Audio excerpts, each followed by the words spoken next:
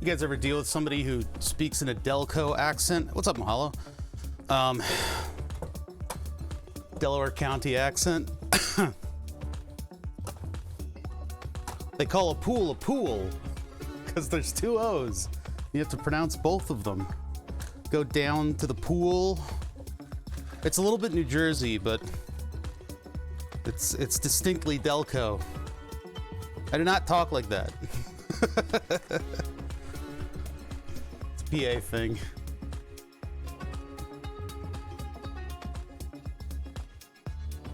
What is this?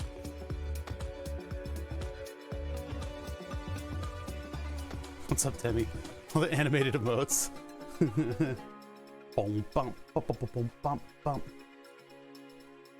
Unplug the big hardware. We gotta repair what I did before. It wasn't at all, actually. The hoagie sucked.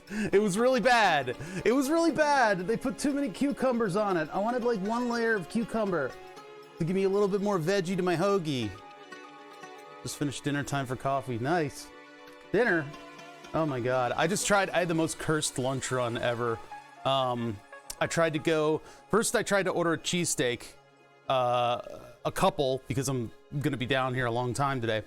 I tried to order a cheesesteak, a couple cheesesteaks. They just canceled the order out of nowhere. All right, fuck it, go get a burger. Get in the car, drive all the way out to the burger place. Stop at the burger place, no line, that's weird. Drive up, person ahead of me, I hear something out of the window. Order something, we're not taking orders. Oh, they're not taking orders? All right, I'm all the way out here. Head back, go to the other burger place. Line's not moving, as usual, because, you know, they won't pay workers.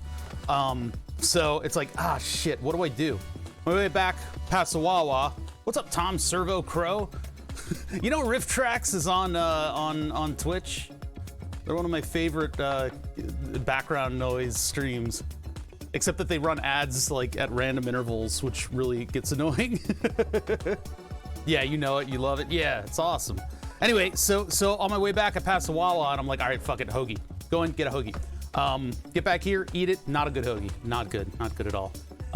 Those Wawa hoagies, everything tastes like kind of the same salt. So it's very salty, and everything's just kind of, I know what it'll taste like, and I'm not a big fan. Oh well. So yeah, that was my lunch adventure.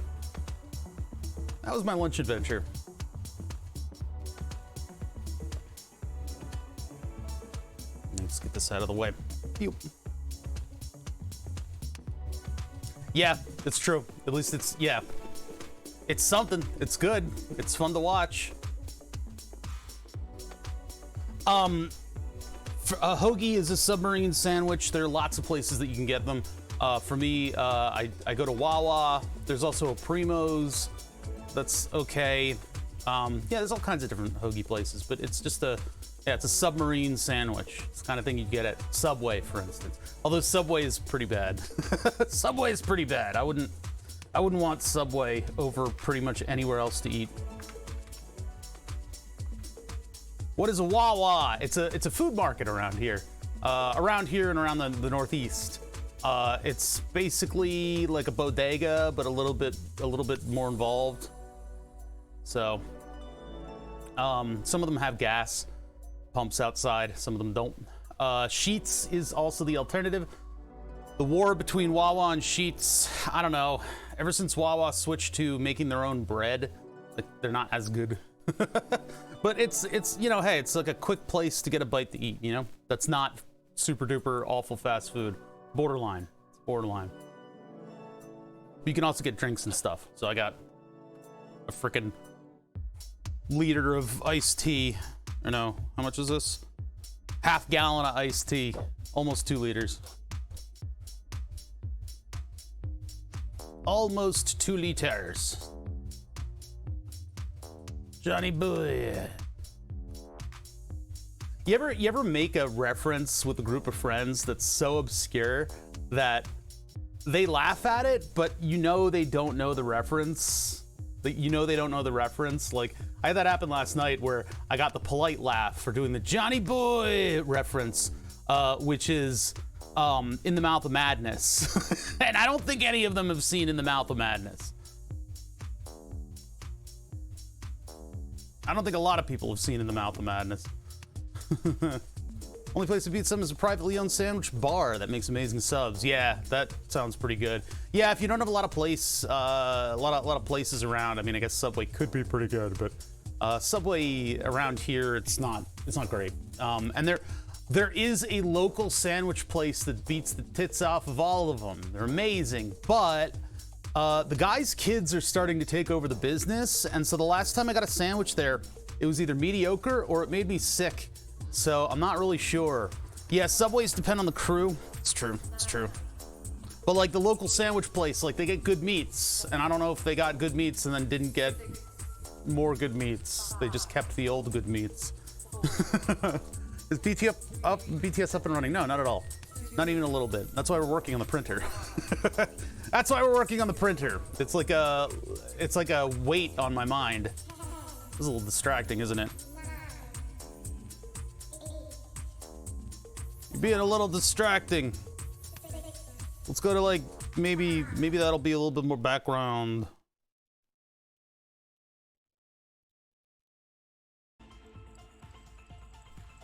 That's more like it. This is, by the way, Metronomic Live. If you guys are interested in music streams, check them out. Check them out, check them out. I like Subway because the veggies are always fresh and crispy. The bread's freshly baked. Meat is good, blah, blah, blah. Yeah. Oh, my check just cleared. Thanks, Subway. I appreciate the check. I don't like Subway. I guess it depends on the Subway if they've got a lot of fresh stuff. But I agree with St. Wiggly, that person who you guys see in chat every now and then that gets the VIP, that a hoagie is supposed to be more of a salad than anything else, because you're already eating an entire like roll, right? That's like a shit ton of carbohydrates. I mean, you got plenty of proteins and salts in the meat, enough to make it unhealthy. So load it up with the veggies. The veggies will fill you up without all the bad stuff. Jippercorm, hey, thank you for the 23 months with a Prime. Those Primes are great because you don't get a reminder. I appreciate it greatly that you would come in here and watch my show, even though I told you specifically not to. Watch my show and then click on that button that I also told you specifically, like in no uncertain terms, that you should not touch that button, but you did, and I appreciate it. Thank you. I put in a new glucose sensor. I have a constant glucose monitor, and I put it here. I've been doing shoulders lately, so when I went to go to the bathroom, I had to take my shirt and both shirts and just pull them over my head so that I could get the giant auto injector over my shoulder. I miss the ones where you have to hit the plunger down, though. But yeah, I've been doing shoulders lately, and my shoulders are a little bit, you guys wouldn't believe it because I'm a big fat ass, but my shoulders are actually kind of muscular. So it's tough I have to make sure that I can reach all the way over there and stuff.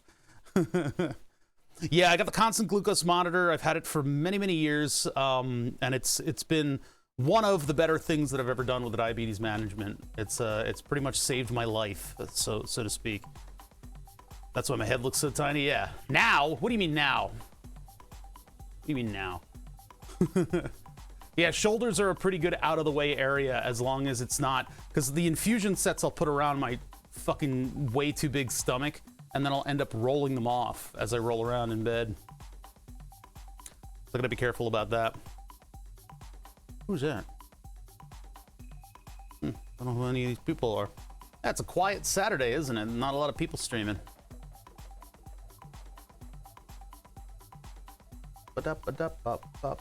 So what we got to do is desolder one of the connectors here, and then I have to repair the two pads that I ripped off. So I got to desolder the connector, repair the pads, and then we'll go from there. And I'm pretty much like what the title says. I'm a sentient hangover. I'm feeling a little lightheaded even though my glucose levels are fine.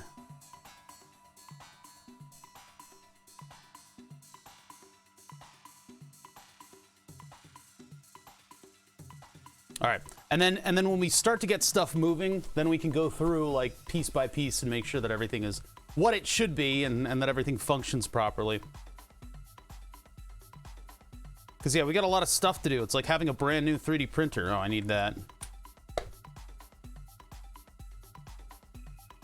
We sort of took a mishmash of sources to get all the settings together. and now we need to figure out what the hell is going on with this screen and why it's not turning on. Hopefully it's not permanently broken, but I thought I had to turn these around, and in doing so, I ripped up a couple of the pads, because those surface mount IDC headers, no bueno. If it was through-hole, I could have gotten away with it. If they were through-hole IDC headers, I could have put enough force into them to take the plastic piece off and flip it around, right? Couldn't do that with surface mount. Surface mount ripped up some pads. So we definitely have to solder that. Yep, that's me. I'm a hangover what has achieved sentience. We had a friend's birthday last night, so it was kind of a crazy night.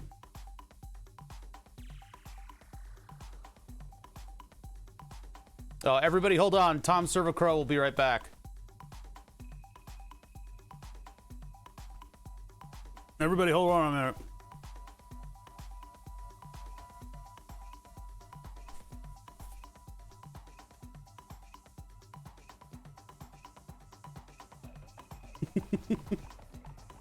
You're waiting on Tom.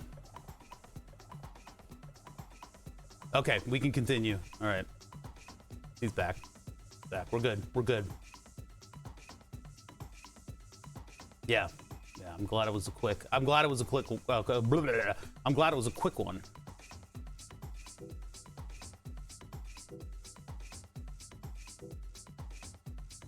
David J. Watts rating with a party of 7. How you guys doing? We're just starting out.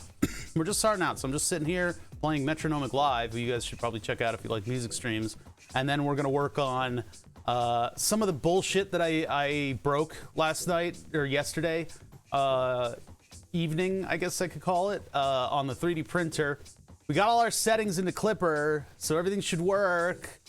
I've got Big Tree Tech for both the screen and the board, so that should work, but nothing worked. So yeah, we're gonna try to figure out what the hell's going on here.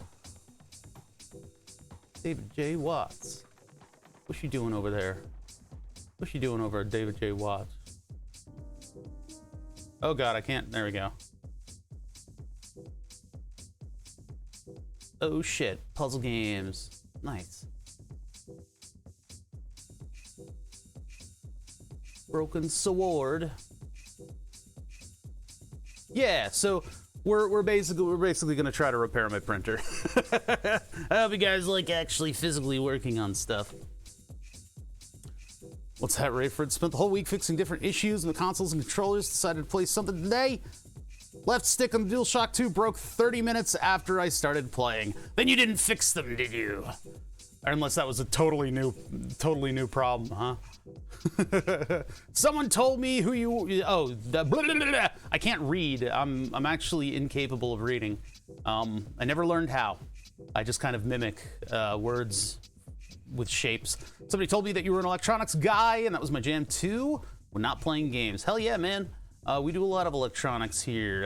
I've got a pile of trash, what I guess is loosely referred to as a shop, and we work on electronics projects. Problem is, a lot of the electronics projects that I've wanted to work on are waiting on my 3D printer. We've had to concentrate on the 3D printer. I've got a steering wheel, what uses real car parts, and a 2 horsepower 3-phase motor, Granite Devices controller.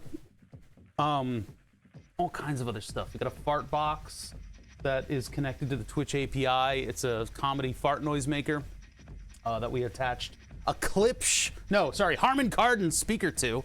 We attached a Harman Kardon speaker to that because we took apart a device that I got in the bargain aisle of Micro Center for cheap.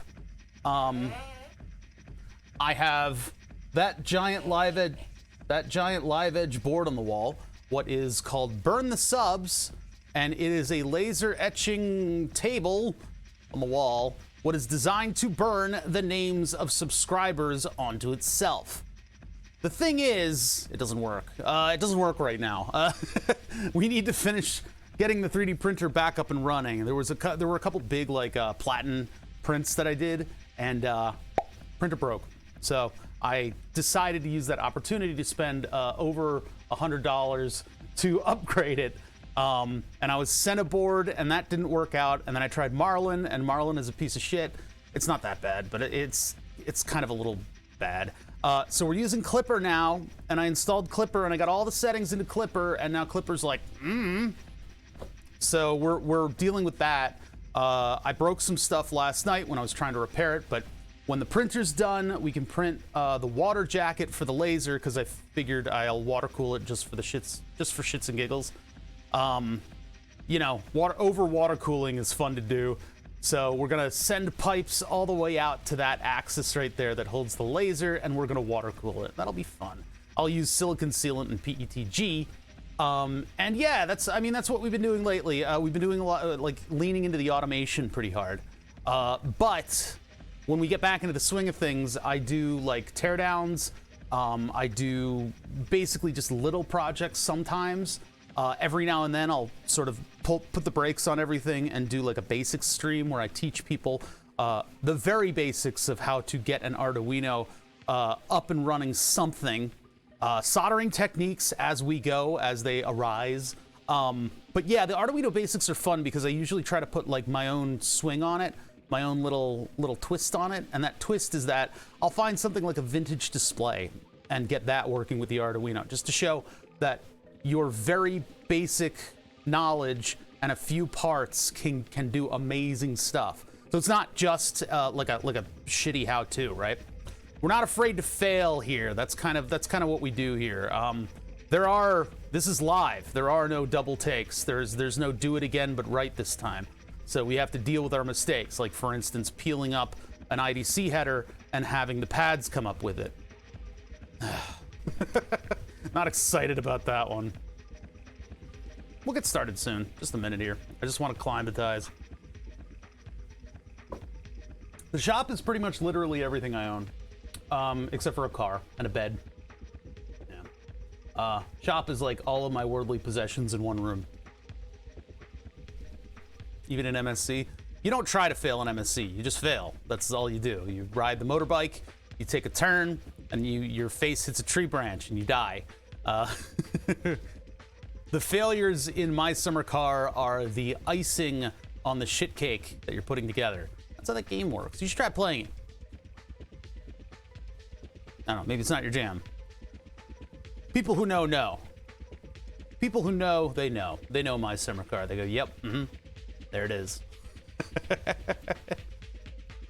They laugh with you and cry with you while also laughing at you and crying at you. Driving's easy. It's just you point the car in a direction. Yeah, thank you for the BTS command, Dewey. I only like to watch someone else suffer in MSC. That was such a cursed run coming back from the race the last time we did that. Now, with the steering wheel pedals, all I have to do now is mount the brake pedal, mount the footrest, and then, mount the gas pedal. Mount the gas pedal, mount the footrest, do some cabling for those. And then I need to figure out how to put the load cell down and decide what kind of fluid squishy thing that I'm attaching it to the load cell with, right? Like I could put 2 RC car struts in the path as long as there's a bump stop, because I can't put all that force to the RC car things. Can you cry at someone? Not nitpicking, legit interested.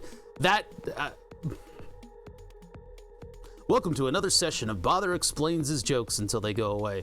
The joke was the absurdity. The absurdity of it all. We should get going soon. We should get going in a minute here. Maybe in a couple seconds. Maybe in a couple milliseconds. Maybe a couple attoseconds. Wait, where did my thing... Oh. Why does it constantly go into edit mode on the... There we go. Weird. Wait, why is my chat now completely unupdated? That was weird. I guess I was in edit mode for the stream stuff.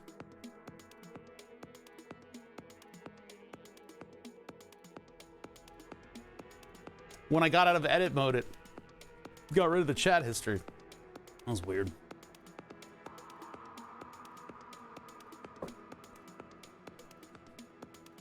Let's get started. So yeah, like I explained before, and I will explain again, it's happened before and it will happen again. I mean, obviously the title is Sentient Hangover, so at some point I'm probably going to have to take a break and use the bathroom, but I should be okay for a little bit. I tried to get lunch. The first place I ordered food from so that I could hang out here and maybe do a little cleanup before stream started, canceled the order with no reason why. So I said, all right, I don't have a lot of time. Let me go get a burger. Go to the burger place. It was closed. On the way back, go to the other burger place. Line wasn't moving. So then I, on the way back, went to what's called Wawa, which is a local food store, got a hoagie, came back here, ate half of it, and went, this is disgusting. And now here we are. So here I am, ready to work on this 3D printer with Clipper. Hopefully I can keep it together today and not just fucking pass out and hit my head on a table. That's not going to happen. But anyway, what we're going to do is we're going to undo the mistakes that I did yesterday. And the mistakes include, but are not limited to, my trying to lift the IDC header with a pair of tweezers by wedging it and lifting it up. Now, the problem with doing that is that there's a lot of force involved in that. It's not meant to do that, right? You're not meant to be able to take the plastic off of the thing, the plastic keyway. So when I was doing that, the surface mount pads, what were not anchored with vias because you're not supposed to be lifting that thing with that much force, pulled directly off of the circuit board. This is a problem because now I don't have a way to get a signal out of that thing. So what we need to do is we need to remove the IDC connector, and then we need to scrape up the traces that come from those pads, and we need to resolder the thing back down because apparently if the screen and the 3D printer motherboard are from the same company, you do not need to flip the IDC connector around. But just in case, we'll do a check of all the pins. We'll check what the pins are in Clipper, and we will reference off of ground. These 3D printer cables, they tried to come up with a standardization of how they go from one thing to the other. And what they did is they went, oh, this is the standard. And then somebody went, I flipped it, sorry. And so now between two different things, we have flipped cables or not flipped cables, or sometimes these are flipped and these aren't flipped, but if you get it from the same manufacturer, you don't have to flip it, but then you flip it and unflip it, but then the flipped one is flipped, but the diagram is flipped and the pinout is flipped, but then you flip this. I can't deal with it.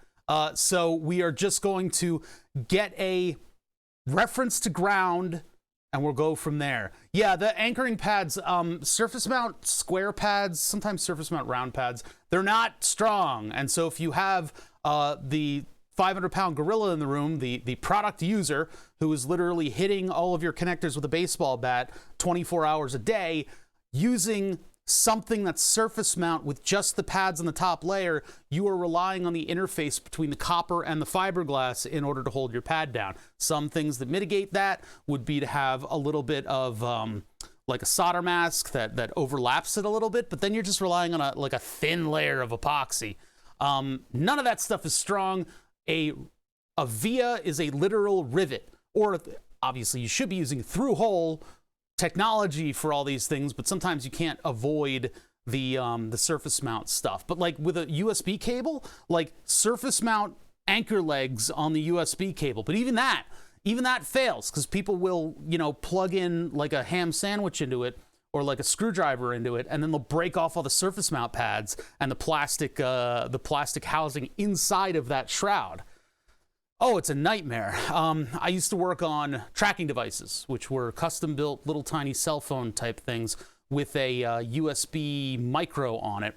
And every now and then, because we'd get these things brand new and have to flash them with all the software and stuff, every now and then you plug one in, and the entire USB would just go and just pop off, just because of bad soldering. And so I'd either have to solder it back on, or we'd send it back to the Brits who made the thing. But yeah, that's just part of it. Part of design is that the interface between the copper and the fiberglass is not as strong as your average gorilla-armed user of your technology.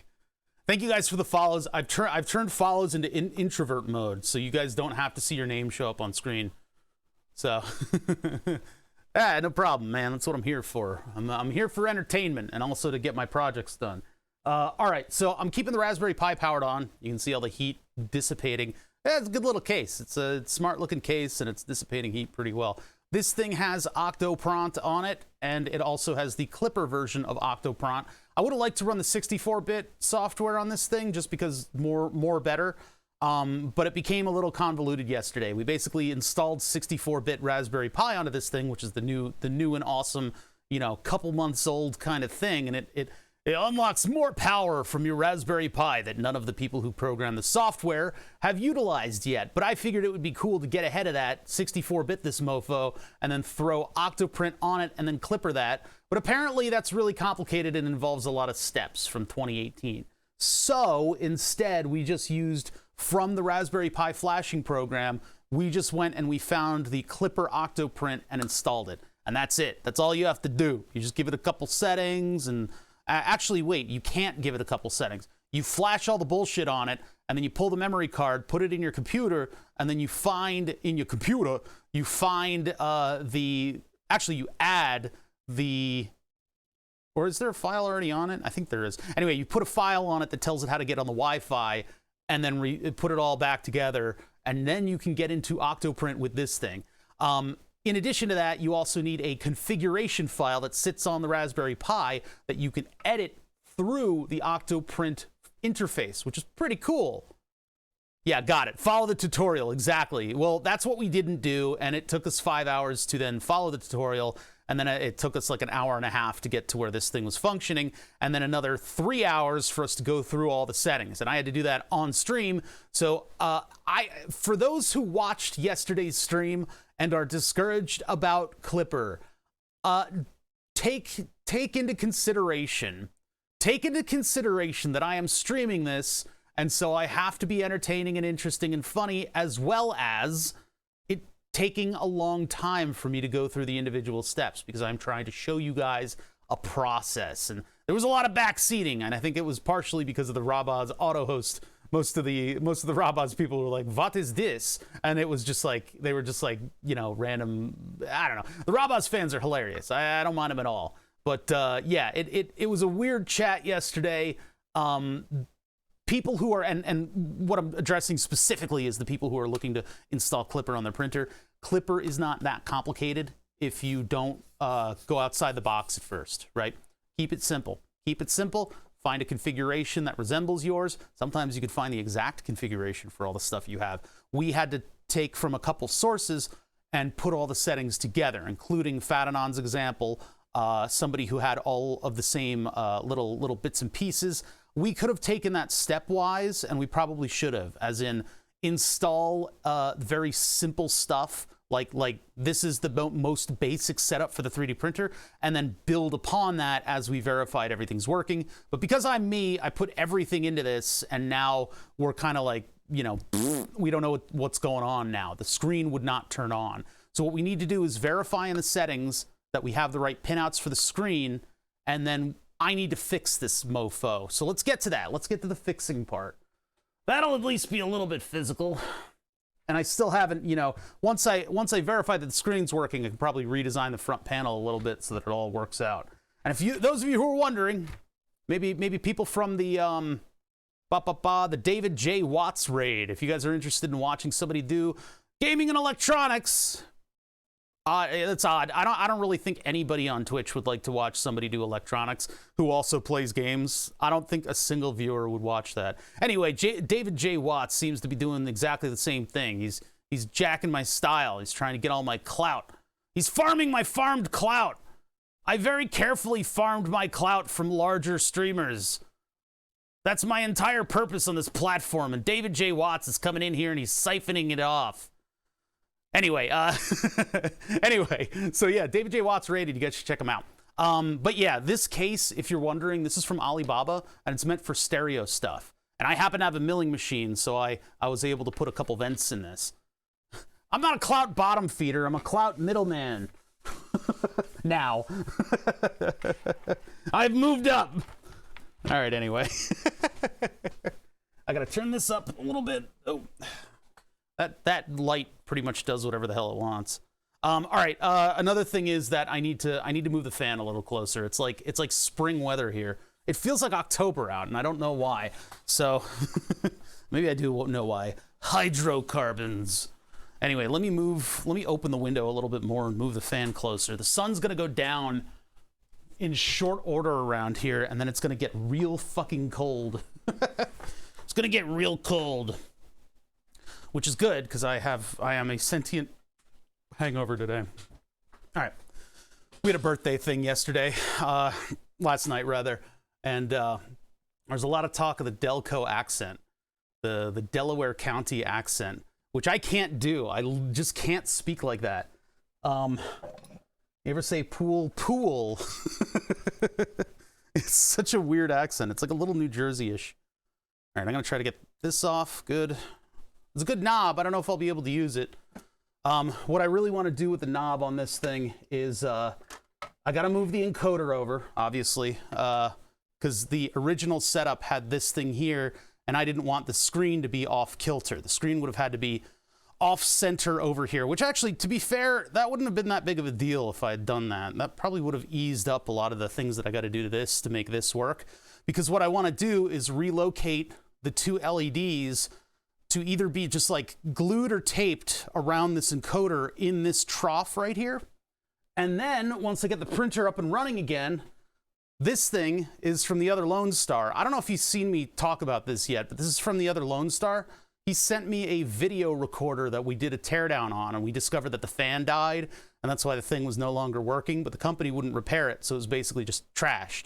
So I have a couple parts. I basically still have all the parts from this thing, but the knob for it is a nice aluminum knob, and actually the encoder is even nicer, but I need the click from this encoder in order to operate it properly. So what I want to do with this is I want to print in either clear or smoked PETG. I want to print like an interface that goes on the back of this thing and offsets this knob just a little bit and mounts it betterlier to the actual encoder so it won't rattle around. Right now, if I use this, it scrapes. It scrapes and makes horrible noises. I think I might be. Am I crackling? Do you guys hear crackles? Because I see I'm going into the red.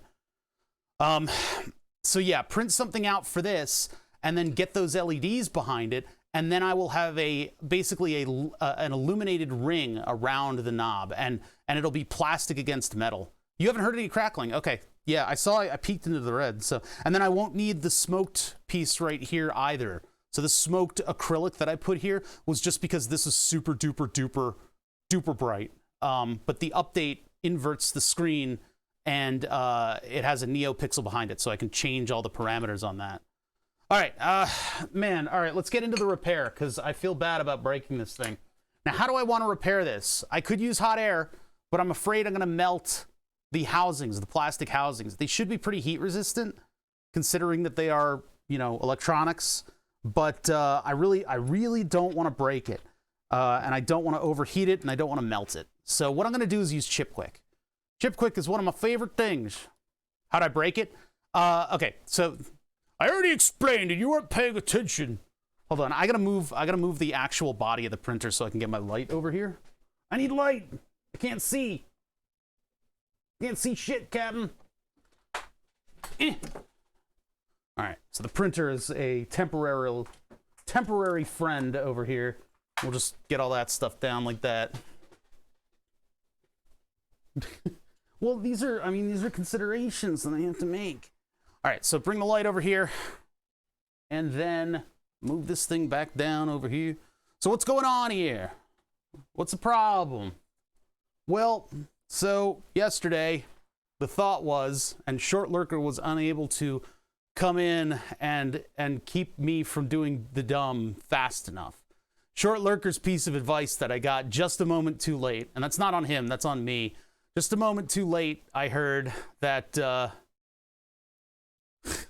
shut up, Demi! I don't need to hear this from you. And nothing's good enough!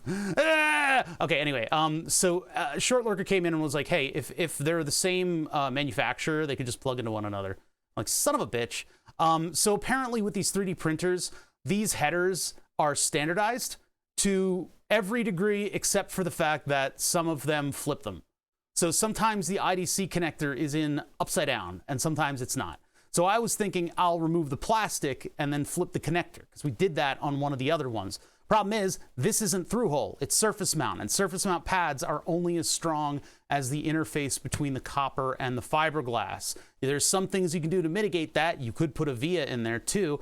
They did not. They did not. There are no vias right there. There's like a blind via nearby, but so what happened was it picked up the entire pad, which is great because it renders this thing completely fucking useless. So what I'm going to do is I am going to desolder that connector.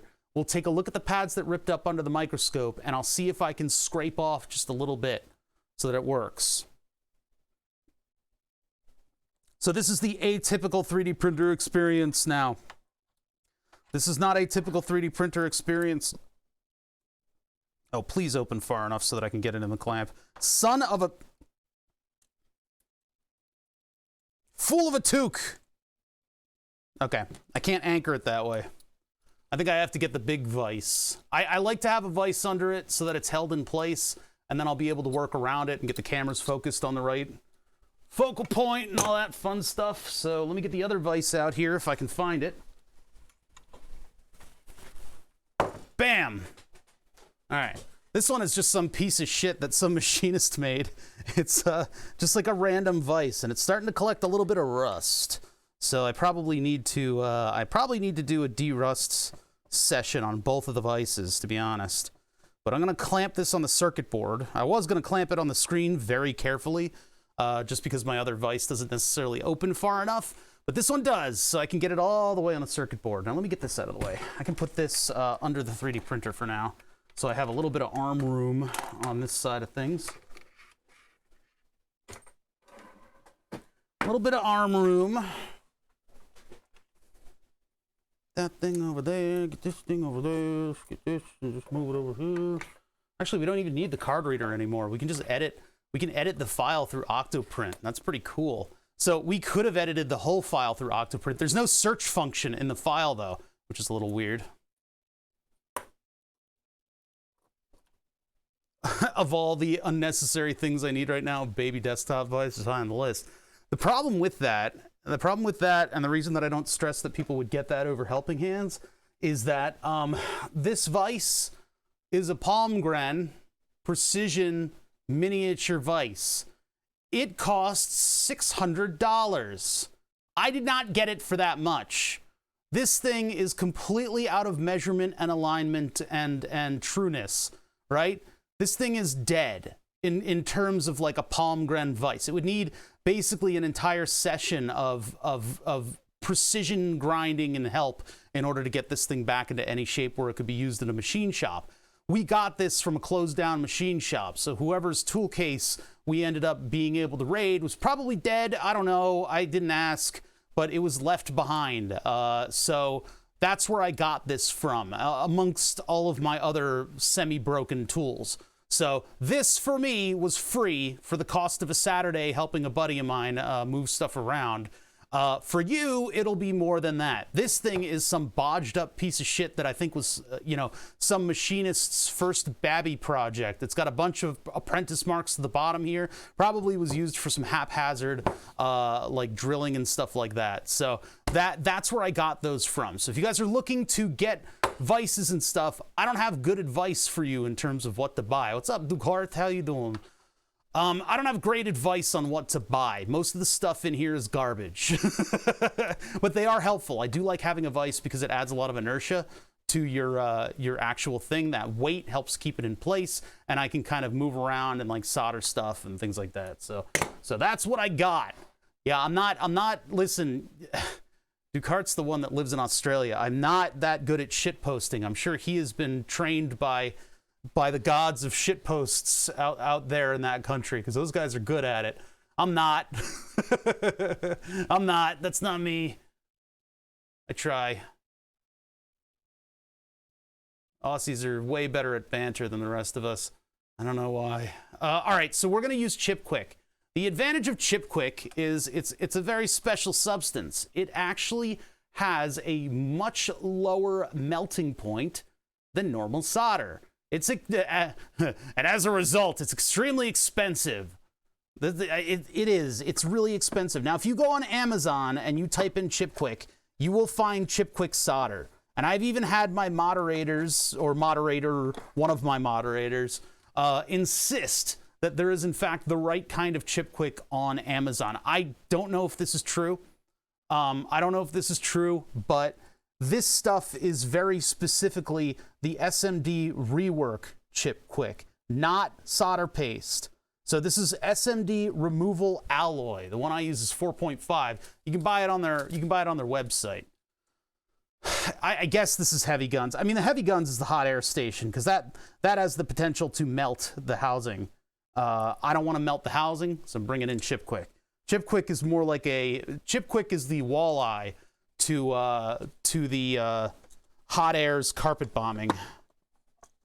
I watched a whole documentary on the walleye, and it's kind of amazing. That would be the TV guided missile, the walleye. Some dude live fact check. There's in fact SMD Chipquik on. God damn it, we're gonna have to do this. Let's do the fact checking. Amazon.com. Chipquik. No, see, look, it's not on there. Oh, god damn it. I even put minus SMD and it's still there. Damn it. You win this time. Yeah, $50 for a tube. I even tried to do the bit where I had it not search the right thing. Yeah, Valentine's Day is in a day or so. Get your ladies some Chipquik. You have no Google power here. Yeah, because Amazon is just like, buy product. Do it. Buy the product. You know you want to. All right. So anyway, that's the stuff. 4.5, I think, for SMD removal. You got to make sure about that, because they do have solder paste and stuff, and that's not the right stuff. I got a tube of this stuff. This is not what you think it is. This is just solder paste. It's not the removal stuff. So yeah. Anyway, man, I was gonna say something, but I totally lost track of it because of the live fact check. All right, let's get some Chipquik in here, and then this thing will fall off of the board, and then we can deal with all of the bullshit that I've subjected this board to. And I don't think we really need the microscope for this part, but we will need it for the next one. So with Chipquik, this is not solder. I mean, it is. It'll fool you, but it's not quite solder. So the way we use it is we add it to the pins using the soldering iron. We add it to all the pins, and then the part sometimes will just fall off after that. But what you're trying to do is add heat to both sides simultaneously so that the part can just easily be removed. You're not supposed to put any pressure into this, because those pads are going to lift off again, right? So you just put Chipquik on all the pins, you allow it to alloy into the solder, and then this, with very, very light persuasion, as in, like, literally just going, it'll just move off of the board, right? After that, we got to come through with solder wick, and we have to remove all the Chipquik so that we're down to just the pads. Then I can do my little scrapey job, and we can put it all back together. And we'll be back to where we started from. How's that sound? All right, let's do this. So I'm going to try to get in there, and being surface mount, they're a little bit difficult to get into. I can come in like this. I don't know if I really need to add flux. I might need to add flux. But yeah, just a little bit of this stuff for each of these. And it's not really all that wieldy. It's pretty unwieldy. So we need to get in there and just make sure that we get into those pads with all the heat. And I need to do that for the other side. It's going to be a little slappy. Be a little sloppy. A little slap happy. Let's see if we can do a little bit more of a precision strike. Oh yeah, I was watching a thing about walleyes, and these guys were such engineering nerds that one of the people on the project basically just had a TV at home that he hooked up to a bunch of circuit boards, and he was able to track like people on TV, because that's how the walleye works. It's got a big TV camera on the front on a gimbal, and then that is guiding the missile basically. The pilot tells it a target, and then it'll go in for that target by using TV tracking methodology. So I'm gonna need flux on this. This is getting to be a big mess. So those guys were like, they were like the anti-Sidewinder team. They basically would go in and steal the budget from other projects in order to get it going. It was a long YouTube video that was really, really dry. They let the engineers actually talk about the project, which is something that's kind of rare. I enjoyed it a lot. Okay, so here's the deal. This is what I'm going to try doing. Just hold it up. And get one side. Get the other. This might not be working. Yeah, all of it's falling away. Well, let me try to get some regular solder in there. Maybe that'll give it the power to get under and into all the pins. Because it's a surface mount device, it's going under there a little bit.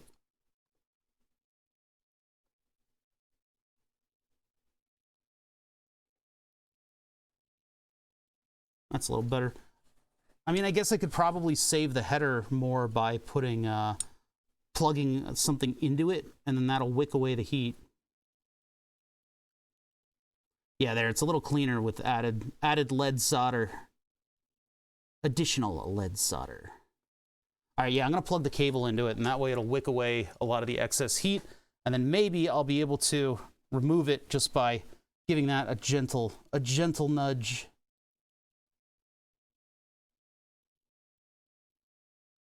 Bring it all the way over there. Let's get some of that stuff in it. Quickly go over to the other side.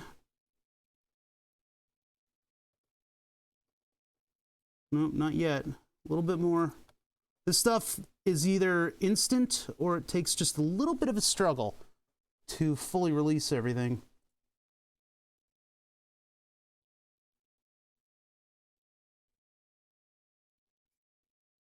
Looks like I lifted some of the devices on there too.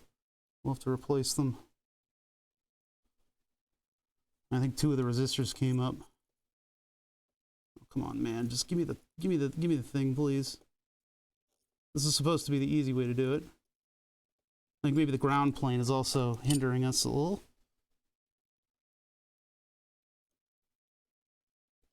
Fuck. God damn it! I don't want to use hot air because I'll destroy the whole thing. Yeah, those 2 resistors we're going to have to replace. I may have to look at pictures of the board in order to figure out what went where.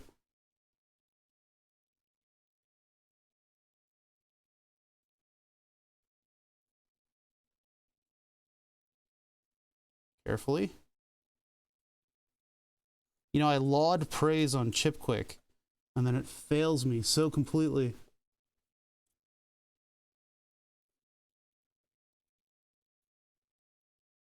All right, let me try adding some to it. I gotta be careful of all these components that I've just fucking uprooted. Hold on, let me clean up and try again.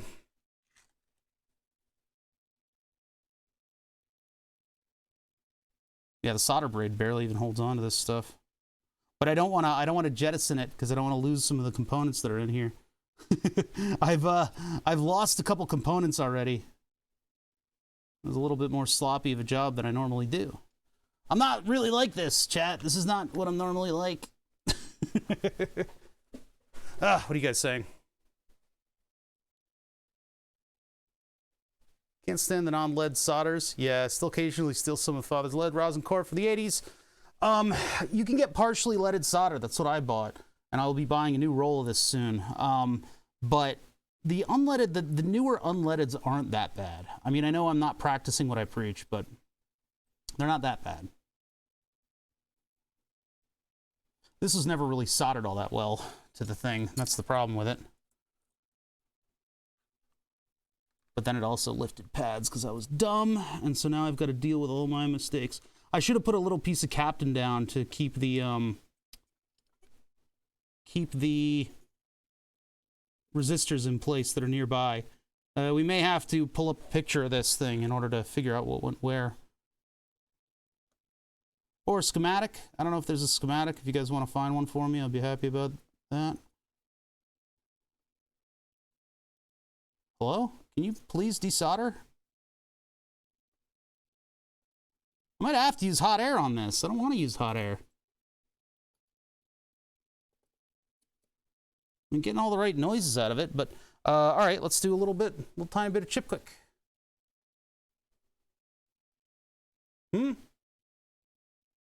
Rosin core of the 80s, goddammit, engineers of my country got their hands on the rosin core stuff in the 2000s. Still remember trying to solder the old-fashioned way.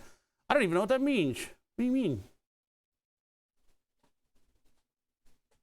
All right, let's see here.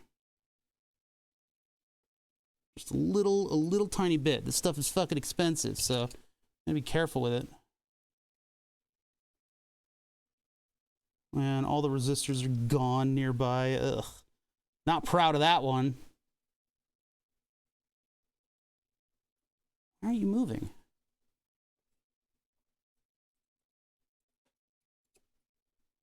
Oh, that started it. There it goes. Yeah, sometimes it takes a bunch of passes in order to get it to actually lift away. But you don't want to put any force into it, because then you can lift pads.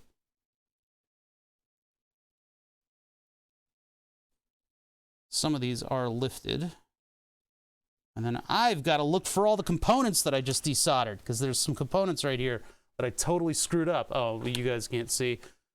Man, all right. This is me dealing with all of the mistakes that I've just made. Welcome to this stream. Gotta look for any components that might be left in there, or we need to furnish new ones. I'd rather not do. So some of the components that are nearby moved all over the place, which is not good. Not good indeed.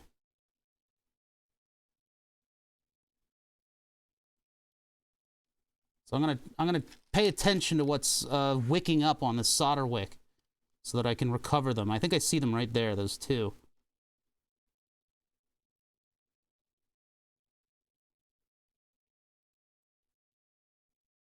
Yeah, that was a little bit more haphazard than I had wanted it to be. Looks like I do have most of the stuff, and all those resistors and stuff are still there. I need to clean up their pads, though, so I guess I need to lift the resistors. Those are now part of the solder braid. They're part of the great collective of the solder braid.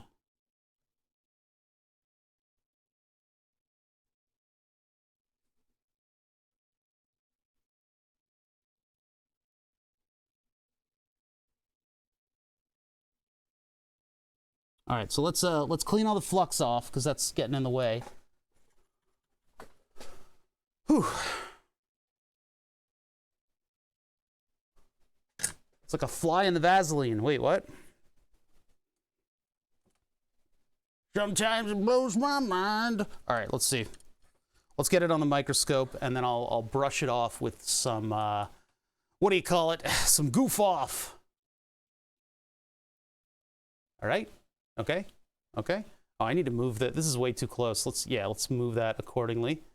Why does that look so streaky? Shouldn't be streaky.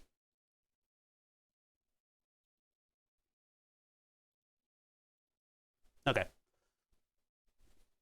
Yeah, not a pretty sight, huh? Not a pretty sight. Let's get some of the flux out of there, and then it'll look a little bit... Excuse me.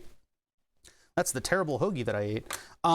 Yeah, let's get some of this stuff out of here, and then it'll look a little nicer. It'll be a little bit more presentable. And then we can work on repairing it, and I can figure out what LED or what resistors R9, R8, and R9? Maybe that's R3 are. But first, I want to correct my camera a little bit. Hold on. Microscope properties, configure video. Yeah, all the stuff is on. What's going on here? It's like it didn't do anything. FPS 30. Okay. Go back to the properties. Configure video. All that stuff is there now. If I do setup and I hit the micro procedure, it does stuff to the camera. Turned it back up to highest FPS. Is it still streaky? Yes. Let's try it again. No, it's actually not doing anything to the camera. Okay. All right, fine. I'll just do it manually.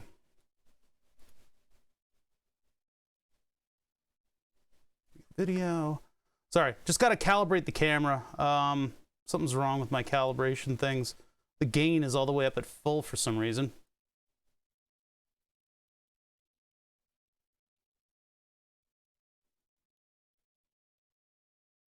that. Do this. Click apply. Yeah, this is the unfortunate reality of using Logitech cameras.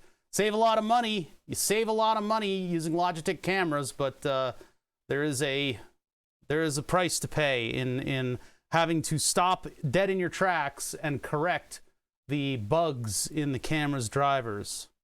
And that is what the procedure is for. The procedure I've tried to automate with the Stream Deck, but I've had mixed results. There we go. Okay. And now everything looks fine. Looks perfectly good. Oops. There we go.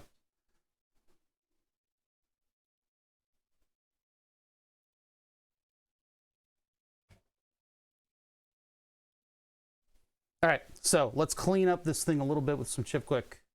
A little bit of Chip Quick. Sorry, goof off. A little bit of goof off. I want Chip Quick. I want goof off. Now, goof off is an acetone base, so you got to be careful where you use it, but it does wonders for circuit boards like this, cleaning off the flux. It appears to be pulling. No, I think that's just the flux from everything that I've subjected this thing to so far.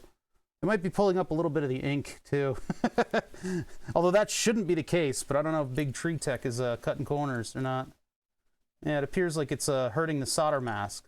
What a nice expensive solder mask they used that can be removed so easily by a Q-tip. Oh my God. I can't wait to lock this thing up into a in the enclosure so I don't have to look at it anymore. Oh no, never mind. Here's the layer below it. I made a film of solder mask, or sorry, a film of flux that's now being removed by the subsequent Q-tipping. Now it's nice and smooth.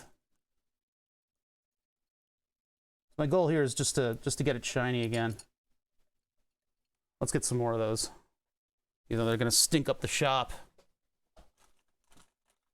Yeah, but acetone shouldn't hurt a solder mask. It's actually, the solder mask is quite resilient to that sort of thing. And especially such a short contact time. You know, I'm not permanently bathing it in this stuff. I'm pretty much just wiping it off immediately. It's just there to unseat the flux.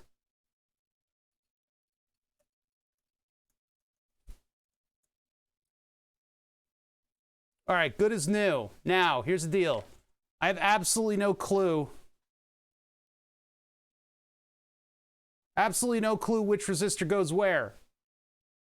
How does changing the aperture change my focus? All right, I don't know what goes where. So I need to look up Big Tree Tech Mini 12864. Let's look up the schematic. Let's see if we can actually get a schematic on this thing, because that'll give us a definitive idea of what's where. And Big Tree Tech is pretty good at telling us what's what, right? That's the interface. What the user manual, size guide. Is that the schematic? That's just the user guide. If we get a big picture of it, that would be nice. Curse you, Big Tree Tech. How dare you not provide me with the schematic? Well, it's not like it's particularly a secret. I mean, come on. Firmware, update the interface. This is just the picture of the interface, right? Oh.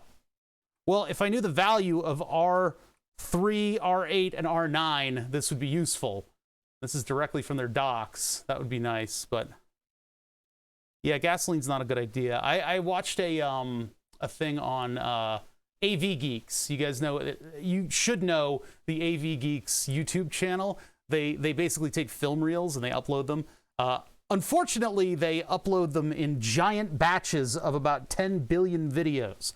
So they will periodically just destroy your YouTube feed for a day. But those film reels are really interesting to watch. And so one of the ones that I saw, it was like, you know, the 1950s like housewife was like cleaning stuff, and she just had a basin of gasoline to wash stuff in the kitchen.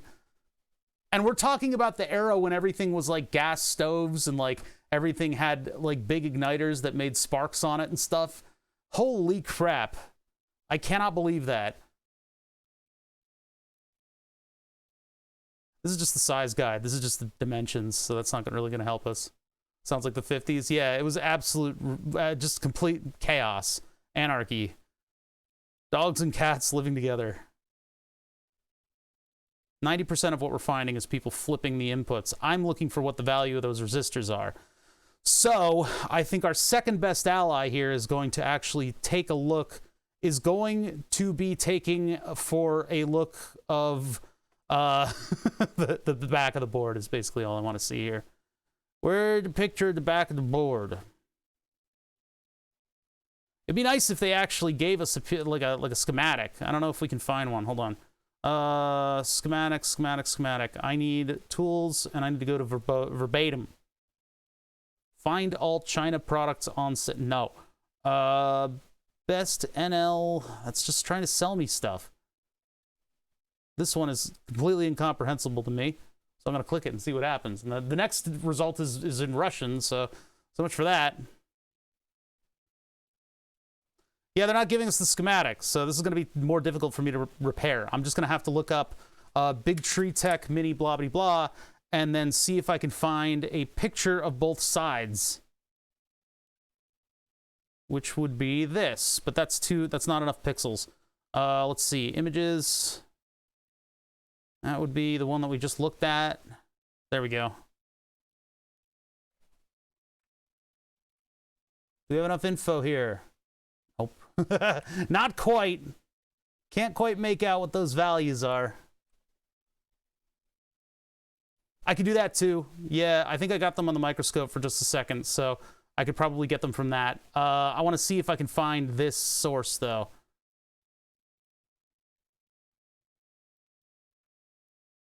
Do we have enough pixels here?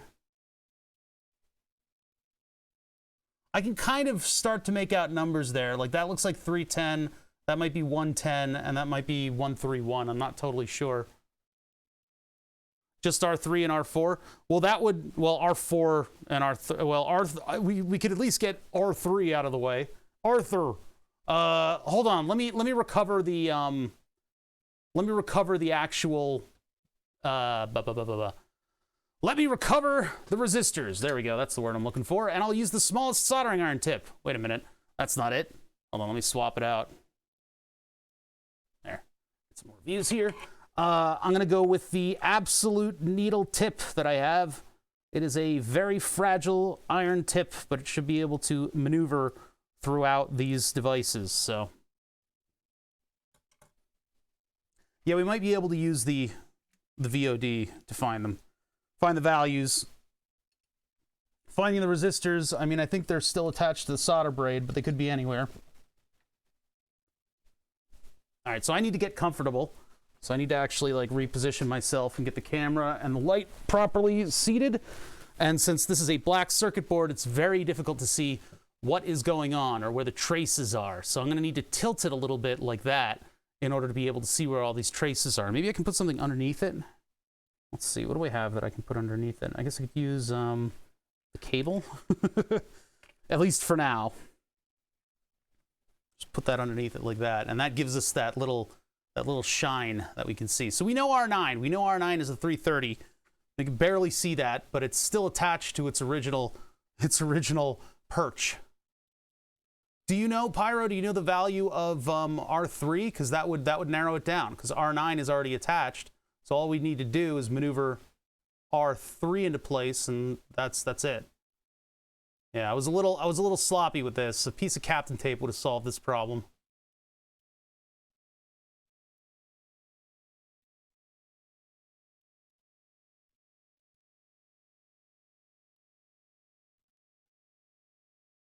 Okay, I'll take a look at that in just a sec. Okay. There's that. That's R9 fixed. I got to be careful with the dry sponge with this thing because the dry sponge wears away at that tip and eventually it breaks. So I got to be real gentle. Usually I just smash the thing in. Scroll down a bit. Okay. Scroll. I don't see it. You lied to me. Why did you lie to me? Wish I had that board.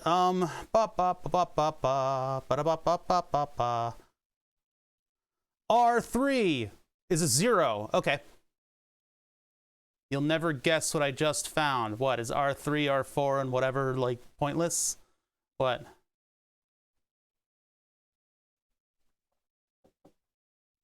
What did you just found? I'm waiting.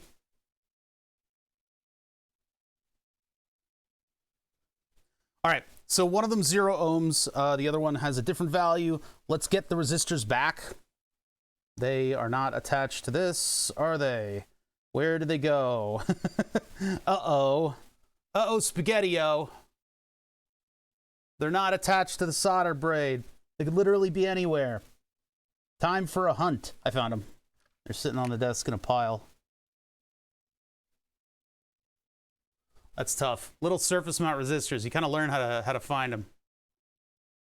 A mini E3 12864 adapter board?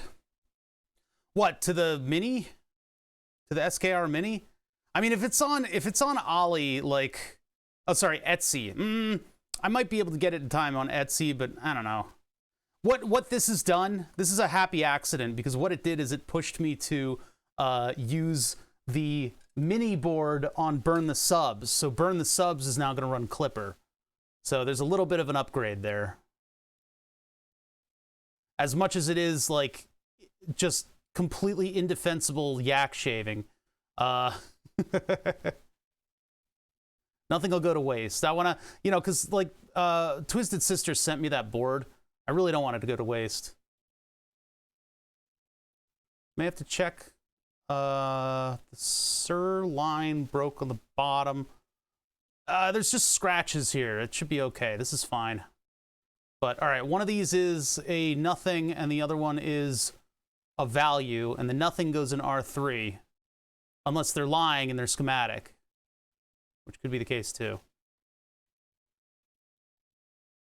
These are out of focus for some reason. Maybe because I moved the thing a little bit. We'll get closer. We'll get closer once I place the... God damn it. Once I place these down. It's like trying to herd cats. Boots and cats. Boots, cats, boots, cats. Okay.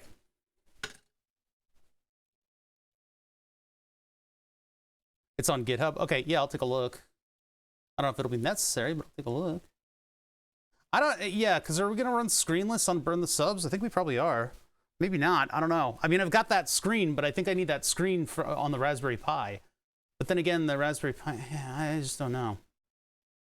So that one's a 330 ohm, so it's probably relegated to an LED or something like that. Right? 330 is what I'm seeing there.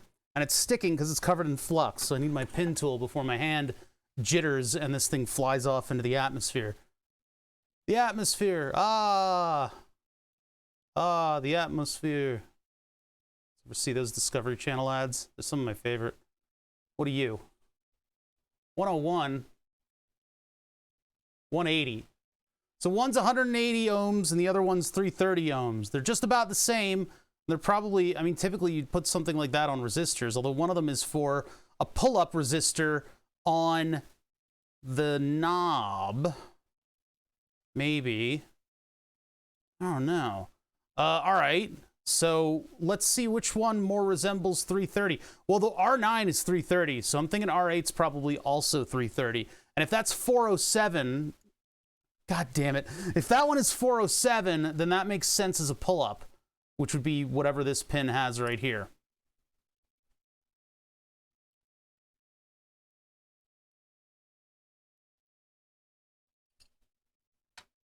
Can't, this is too, okay. Get ready for an earthquake, chat. Earthquake time. If you're having trouble, look at the camera arm, not the microscope.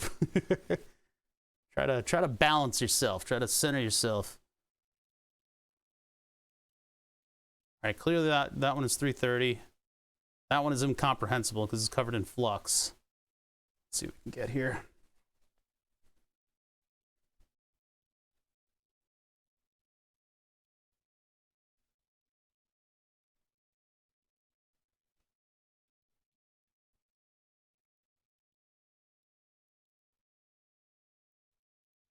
Is that 406? God, it's so disgusting.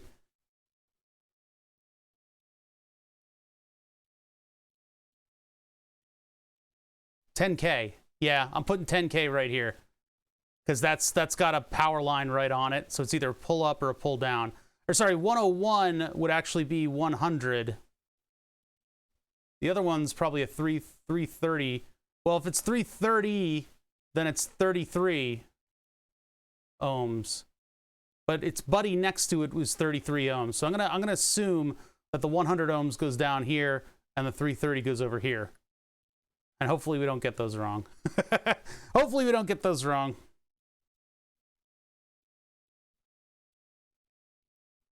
Oh yeah, thank you. Yeah, if you check the VOD, because I didn't get this close on the VOD, you're probably gonna have to do a little bit of manipulation in order to get close enough. But it might. I did put it on the microscope for a split second, so if you get it in full 1080p, you might be able to see it. Ow! I just bopped my hand on the. All right, let me. I'm gonna solder these in where they are, and Pyro will confirm or deny whether or not we have the right spot.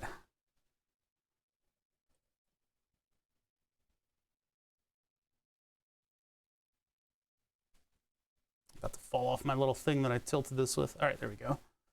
All right, so I'm gonna get just a little bit of fresh solder right there, and I don't have smaller solder than this.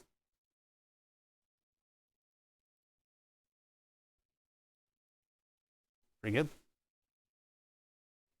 Yeah, the sticky tweezers are very tough, but I'm not gonna go through the trouble of cleaning them yet. Not yet, anyway.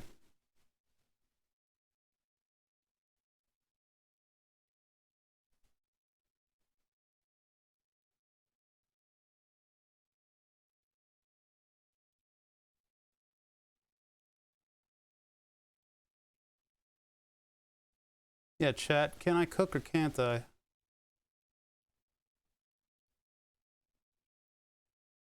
Quote Star Trek 5. No, Star Trek 2. Minutes will seem like hours. Oh God, we got a big JPEG. All right, hold on. I'm not in a position to click things right now.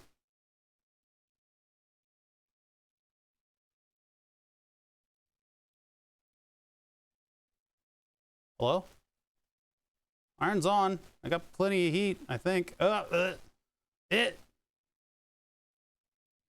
end wasn't tinned properly. All right.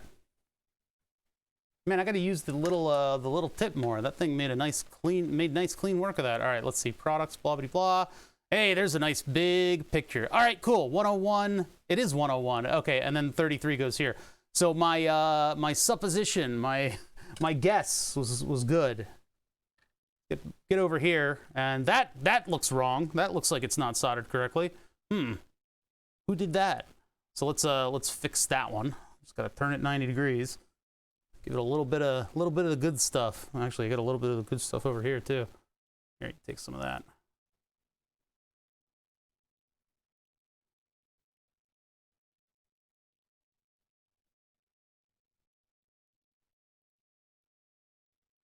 I'd also bring in the tweezers on this.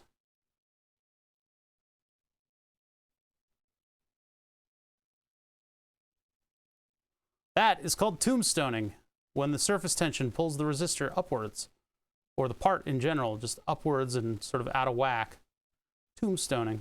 You can actually use tombstoning to your advantage with larger, like 1206 surface mount sizes, and you can make what's called a graveyard adapter, where you actually put a bunch of resistors standing up like tombstones, and then you have wires going to the other sides of them. This isn't really like soldering very well. I think this trace is taking a lot of the heat out of the iron. Okay, got that. All right, so now we're back to the point where I need to clean these pads off. So I need to go for a slightly slightly larger soldering iron. Now I know more than one of these have broken off, I think. This one still appears to be attached, though. What's coming out of this one? Ooh, that's not good. Is that attached to... Is that an NC?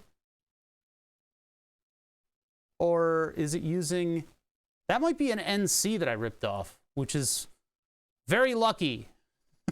Very lucky indeed. Hey, what's up, Lone Star? How you doing? Those are just damaged from me prying with the tweezers.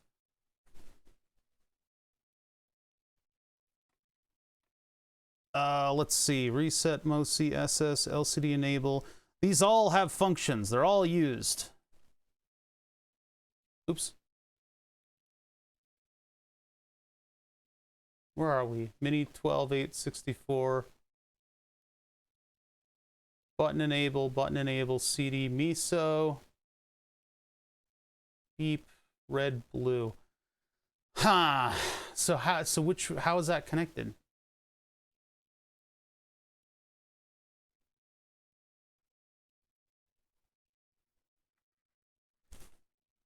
R3 didn't match. I think they just, in their docs, it's called something. You know, they might install different resistors. That doesn't look like it's connected to anything. That's my problem with this here. Like, it doesn't look like it has a trace associated with it. That one comes up nearby. If it's a ground, well, let's find exactly what the definition of this thing is. I'm gonna clean it up with a little bit more solder braid, and we'll see if any of the other pads come up with it, and then we'll take a look and see whether or not, well, we'll see the identity of that specific connection and see whether or not we need to do anything about it.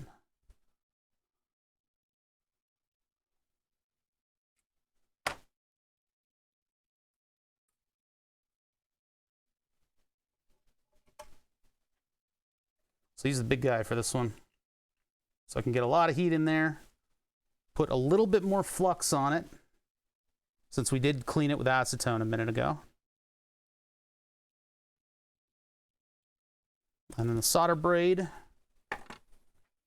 Now that our resistors are back in place, I can be a little bit less careful with this stuff. How am I cutting this? There are my wire cutters. I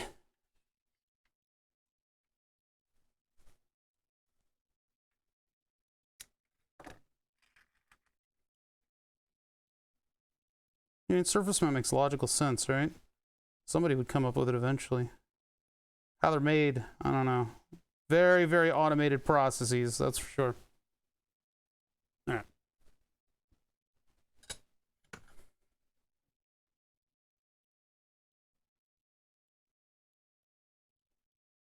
The thing about Chip Quick is that it'll fill up your solder braid immediately, and it doesn't have any wicking properties. So you pretty much just need to like move your wick away immediately. Now that pad is still connected, but it's not attached.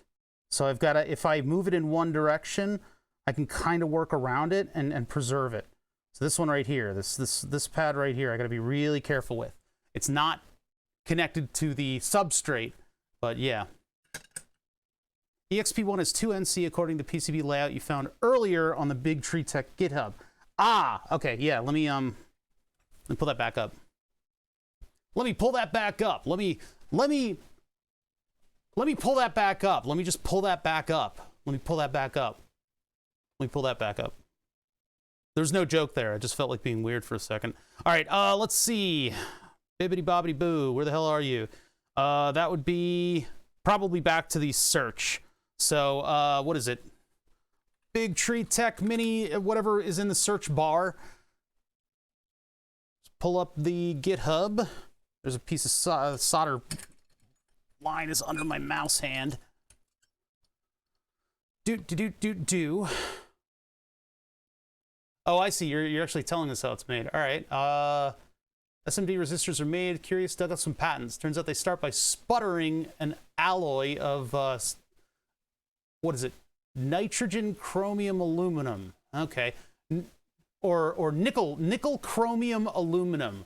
Which makes sense because that's like generally how you get stuff to stick, right? You use a copper chromium aluminum, yeah. Onto silica substrate, the coating is 500 angstroms thick. That's tiny. And then 50 that's 50 nanometers. Jesus. I mean, we're using like hundreds of nanometers for light frequencies. Then they etch a specific pattern with cerium ammonium nitrate and nitric acid using a tiny mask. Or they use a laser. Probably more recently they use a laser because we're really good at etching stuff in manufacturing. Really, really good. Nitric acid using a tiny mask. They wear a little mask. Finally, that's sputtered with NIV alloy, so nickel vanadium. I don't know, I forget. palladium alloy, and then coated in resin to seal it hermetically. Interesting. That's kind of cool. You use DuckDuckGo as a default search engine. You actually do Git for direct search or GitHub. That's cool. I live right by DuckDuckGo. The Wawa that I went to get the hoagie that wasn't very good is right by the DuckDuckGo home office. Hardware. Interface. Hello, interface. How you doing? All right, so now, all right, you know, copy image. I don't know. Oh, no, I don't just want the open image in new tab. Why can't I get to that? Hold on a minute. Why can't I get open image in new tab? Damn you. No, no, we won't do anything weird. Let's just download it. Oh, it's a PDF, that's why. It's a PDF. All right, there we go. So there's our pinout. So now we actually definitively know what the pinout is. Why are these? Oh, just because of the little notch. So that is a no connect. All right, so that actually works out for us. No, I just wanted to open the PDF and something I could zoom in, you know? All right, so let's clean up the connector and then we can just pop it back down there if that's already in NC. And then we'll use this pinout to define the pinouts in Clipper, and then hopefully our screen works after that. I think that might solve the issue here. There might be a little bit of a discrepancy between pinouts. I mean, we should know that by now because everything is fucking cursed. Everything we do is cursed. It's all just so cursed. Borp. Let's see. So this is the pin that's an NC. Well, we could just leave the pin in there. And I'm going to clamp the connector. I'm going to clamp this whole thing in. Here, let's get over this. I'm going to clamp this entire thing in. And that way we'll bleed off some of the heat into this connector and I won't melt anything. Because, I mean, although these things are sometimes pretty resilient to heat, you can overheat things pretty easily, and then you end up melting stuff like cheap headers and stuff like that. And that'll be the repair. I mean, I guess it wasn't too terribly broken, was it? If the one pin was still making a connection. But we need this to be flat, so let's flatten it. That actually might not work out so well. That's gonna, like, hurt the cable, I think. If I do it there, that's a little better. Oh, no, that's not gripping. There we go. All right, give that just a little tiny tweak.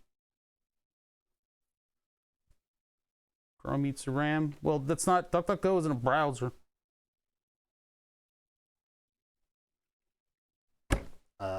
This guy. And then the iron.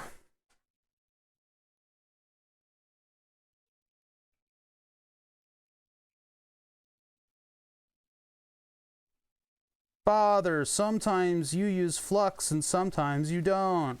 Why isn't there a rule for this? It's more of an art than a science.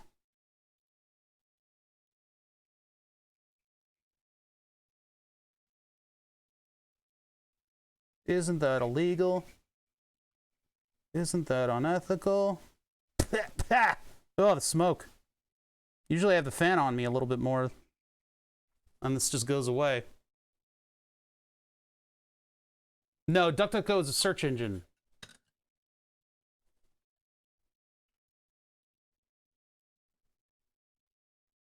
All right, we're gonna leave that all fluxy and gross because the flux will help us. So I'm gonna come back over here. Let's open this thing up so that I can anchor my board, and then we'll solder the header back on.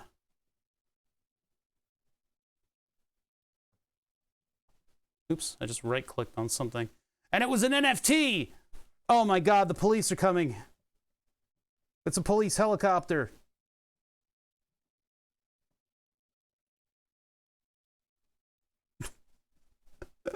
Something one of my friends said yesterday was possibly the dumbest thing I've ever heard in my entire life.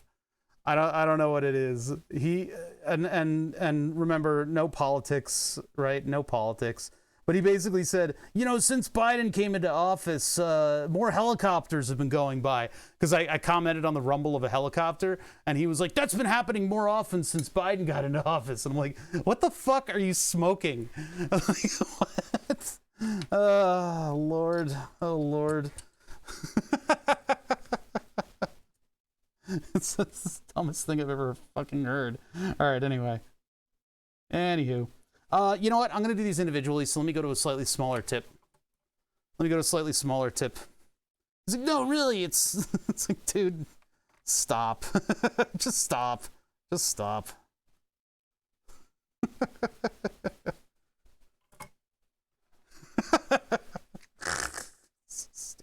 Anyway, all right. God.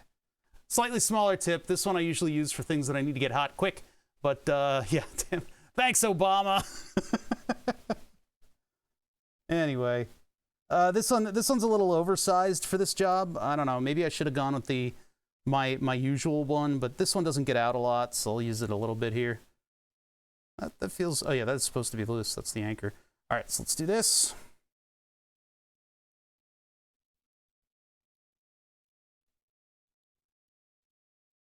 Hello? Like that. Anchor down the opposite side. Oh, it's not even aligned.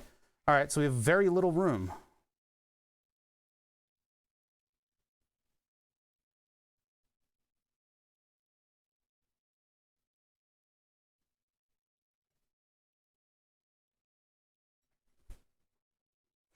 All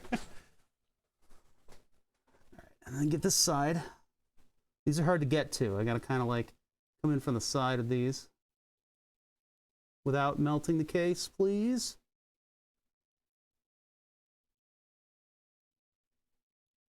Ooh, it's actually a little bit more rough than I wanted it to be. I think that's okay, though. I'm still not going to unplug it, because it's not safe to unplug, because it'll really wrench on those two pads.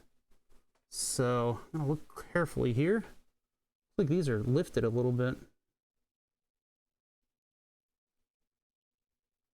I mean, hot air would probably be better for this, but I don't want to desolder anything else that I've already dug myself a deep enough hole for this whole thing, so.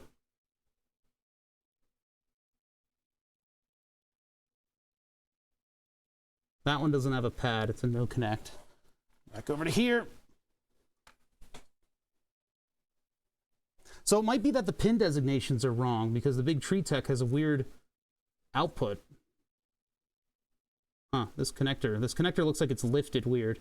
I don't know if maybe some of these are pulled out compared to others, but they're not all sitting flush on the pads. But I can make up for the difference with solder.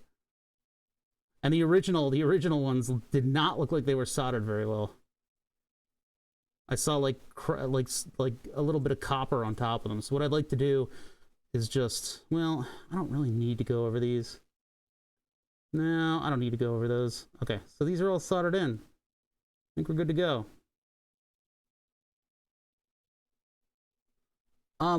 If you guys know of any good, like, beginner soldering kits, I would be interested to know about those. I had a question from a streamer about beginners soldering kits that they could get into to kind of learn the ropes. But that's share that in the stream project section if you find one. I told the person to just look at like stuff they wanted to do, and if there's something that they want to build or that would benefit them in some way, that motivation really helps to kind of learn the ropes of soldering. I don't know of anything that particularly teaches you a specific skill, unless your motivation is to beat the soldering challenge. Which there are some soldering challenge kits out there. I'm hiccuping a lot. Jesus Christ. Hold on. Give me a minute here. Blah. Blah. Brr. Yeah, I mean, I guess it would be like the very basics of soldering, so that they could learn how to... I don't know what their goals are. I tried asking that, but I didn't get... I didn't get anything. Just solder the 40 tiny pins on the Raspberry Pi Pico. Ugh. Yeah, those kinds of jobs are always fun. Yeah, I mean, there's all kinds of stuff out there that you can do. My advice personally was just to find something that you need and find something that's unassembled that you need, or would use, or could make into a fun joke for the background of a stream. But I don't know of the existence of like specific soldering kits because I don't do that, you know? All right, guys. I know that you guys like to share the torture stuff. Like, this is really difficult to do. But they're not at that level. They're not at the soldering challenge level, you know? So it would just be interesting to hear if you guys had any ideas.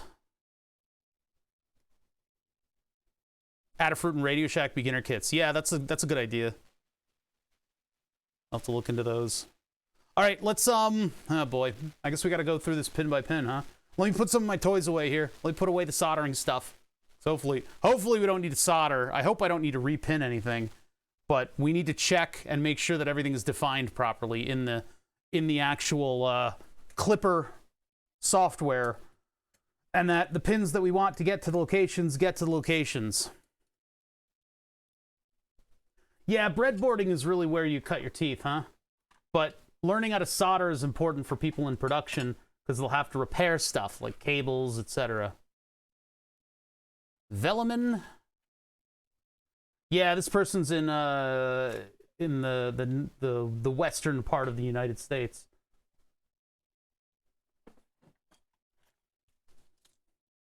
This stuff is expensive, so it goes back in the tube no matter what. Don't want to waste that stuff. $40 for that little tube. $40. Put all this stuff away. Put all this stuff away. Put all that stuff away. Plug something into this. Unplug something from that. Okay, it didn't explode. That's a good sign. All right, so that's good. That's taking plugs. And now we know the ID of all the pins because we looked up the big tree tech stuff. So supposedly that goes to the main board. We'll have to look at the pin out of the main board too. Let's see. We're gonna need the USB. We'll put it over here. I don't need a drill bit. What's that doing over here? Get out of here. This stuff is all garbage. Jojish. Is that garbage? That's garbage. That's a screw, but it's kind of garbage. All you come over here. Man, we've done so many weird things to try to get this 3D printer running, huh? Thank you guys for the follows. I really appreciate it. We've got introverted follow mode going on, so you're not gonna see your name up on screen, and I'm not gonna call you out by name. Hey, Caseable. How you doing? How you doing? Okay, throw this shit out. Get the goo gone away. It's gonna make me lightheaded. Raspberry Pi. We've already got loaded up with all the clipper stuff. These cables I don't need. Let's put them with the board. Let's put the board over here. Okay. Captain tape. Man, I got stuff all over from yesterday. Just trying to catch up with keeping a clean work surface here.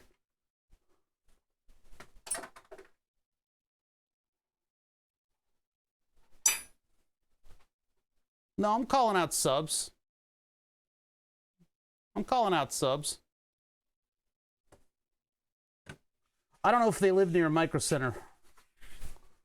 I mean, that's like a requirement for me, but I don't know if they're necessarily close to one. Remember, they're on the opposite coast that I am. I don't know. There's like Fry's Electronics out there. I think there's a couple micro centers out there, but I don't know if they're near him.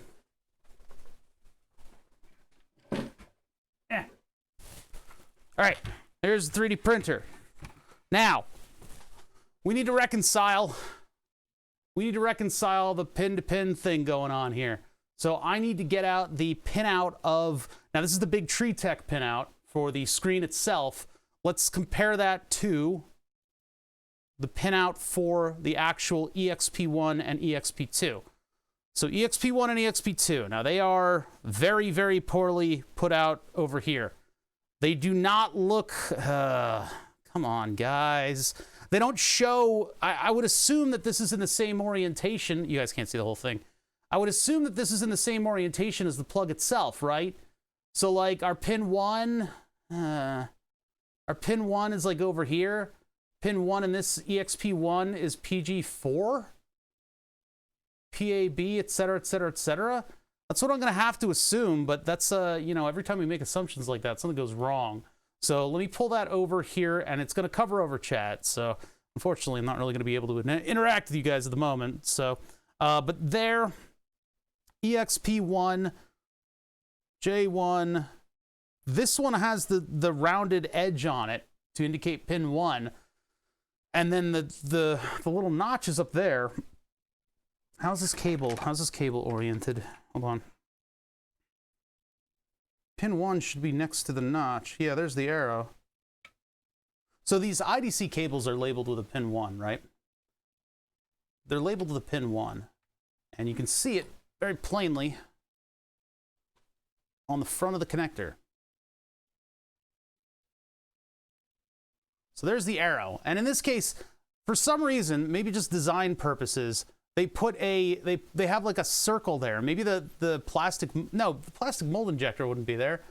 So that maybe just for design purposes, they put like a little circle right in the middle of their arrow, which breaks it up and makes it kind of a little bit harder to figure out. But anyway, there's an arrow right there, and that arrow is pointing to this pin right here. So that's pin 1. And across from it is pin 2. And you go back and forth, pin 3, 4, 5, 6, 7, 8, because it's on the actual cable that gets displaced for the IDC. Pin 1 is the one with the red band. Pin 2 is right next to it, 3, 4, 5, 6, etc. So what happens is you have a little set of interlocking displacement cutouts that when the cable is pressed into it, it will work away the jacket and make a connection with the wire in the middle. So you have them sort of interspersed with one another so that you have a little, like one piece of metal that has just that little offset connector on it. And then when you crush your flat cable into it, it'll make a connection.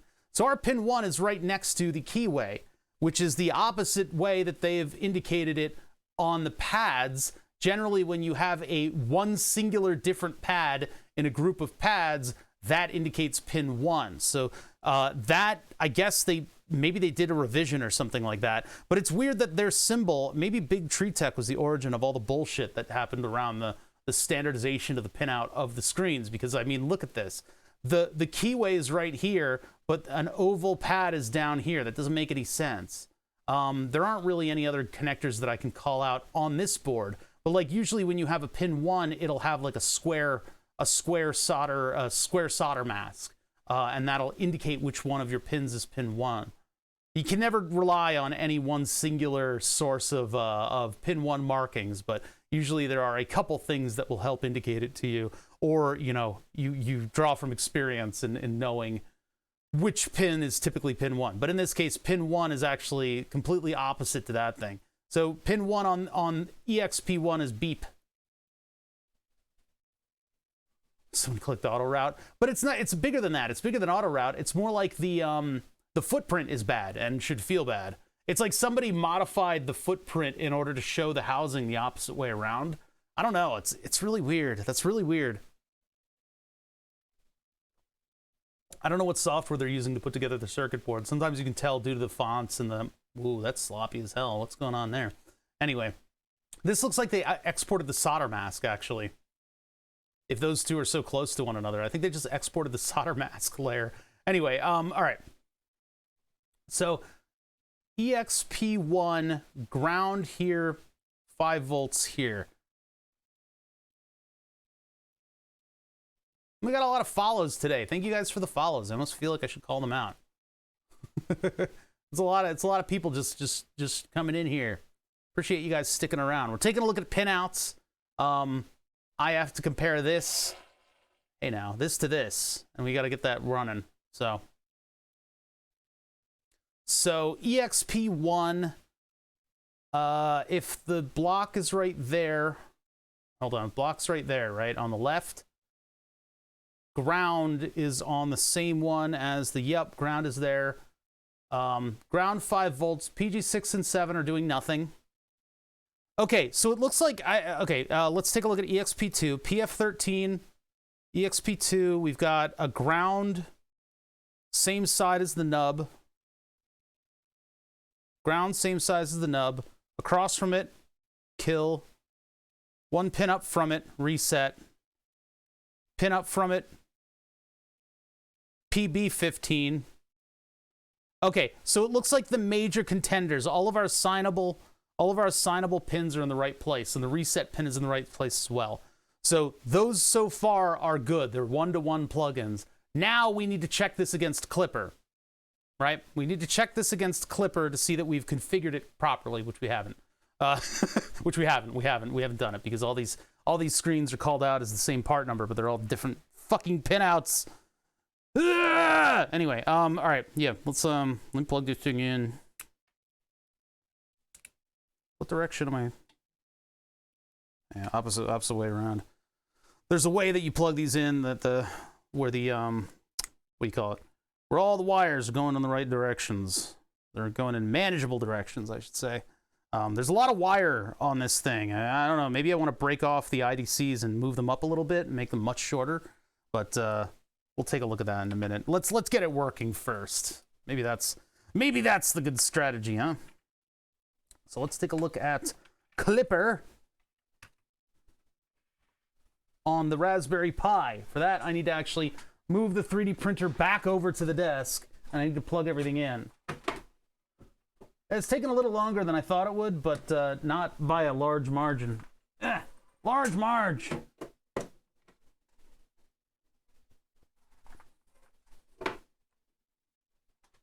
Also, hello to 3 Mayors who I saw in chat.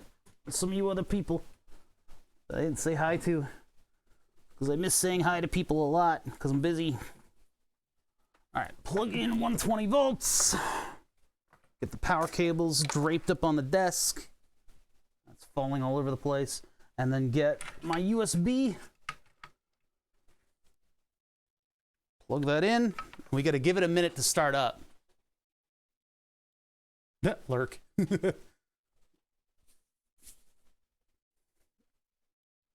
No, they're both correct. From what I can see here, they are correct. Pin 1 goes to pin 1. So 5 volts and ground. Ground is on the same side as the nub, which means 5 volt and ground. And actually, I should probably verify that. Let me check that that is in fact the ground pin. Let's verify that, because there's a little weirdness there, right? Yeah, this oval is not. Don't trust that. Trust the overlaid nub indicator, the keyway indicator. It sucks, right? This sucks. But the keyway indicator is all we can really go off of. So there's the keyway indicator here on the table, which is a weird way to format a table. Ground is on the same side as the keyway right there. And then if we look at the big Tree Tech pinout, EXP1 has a keyway indicator and an arrow for pin 1. EXP1 has absolutely no indicator on the table, but if the keyway is here, ground is here, 5 volts is here. And then the reset button and the ground are also in the right orientation for EXP2. That's the comparison that I did, just going off of whatever information I was able to glean from these two images. Let me verify that ground is in fact ground, though. That's actually a good indicator. So if I go from there to I go from this ground, if that is ground, to this pad right here, which is exposed, that should also be ground. Bop. So if I go from, we're giving the Raspberry Pi a minute to start up too. God, this thing is annoying. This thing is annoying. So if I go from same side as that, and I go to here, and then I go to pretty much anywhere that would be connected to ground, 1.1 ohm. So yeah, that is how they are. That is how they are. They do be like that.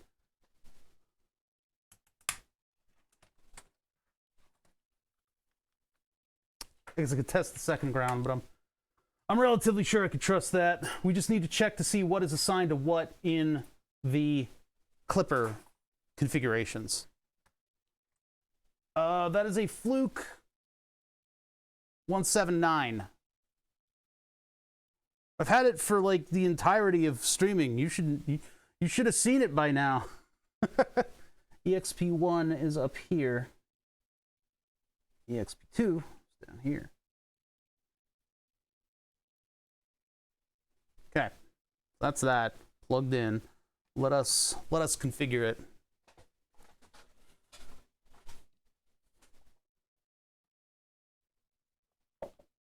I wouldn't suggest getting the Fluke 179. There are probably better multimeters out there now. So we installed the Clipper version of Octoprint, and we installed the firmware for Clipper. We don't need the memory card in. Get that out of there. See if I can get that out of there. Come on. Got him. All right, memory card's out. Apparently you can't print from that memory card with Clipper. So I'm wondering why I even have the memory card slot on the screen. Anyway, so we have Octopi, the Clipper version of Octopi installed directly from the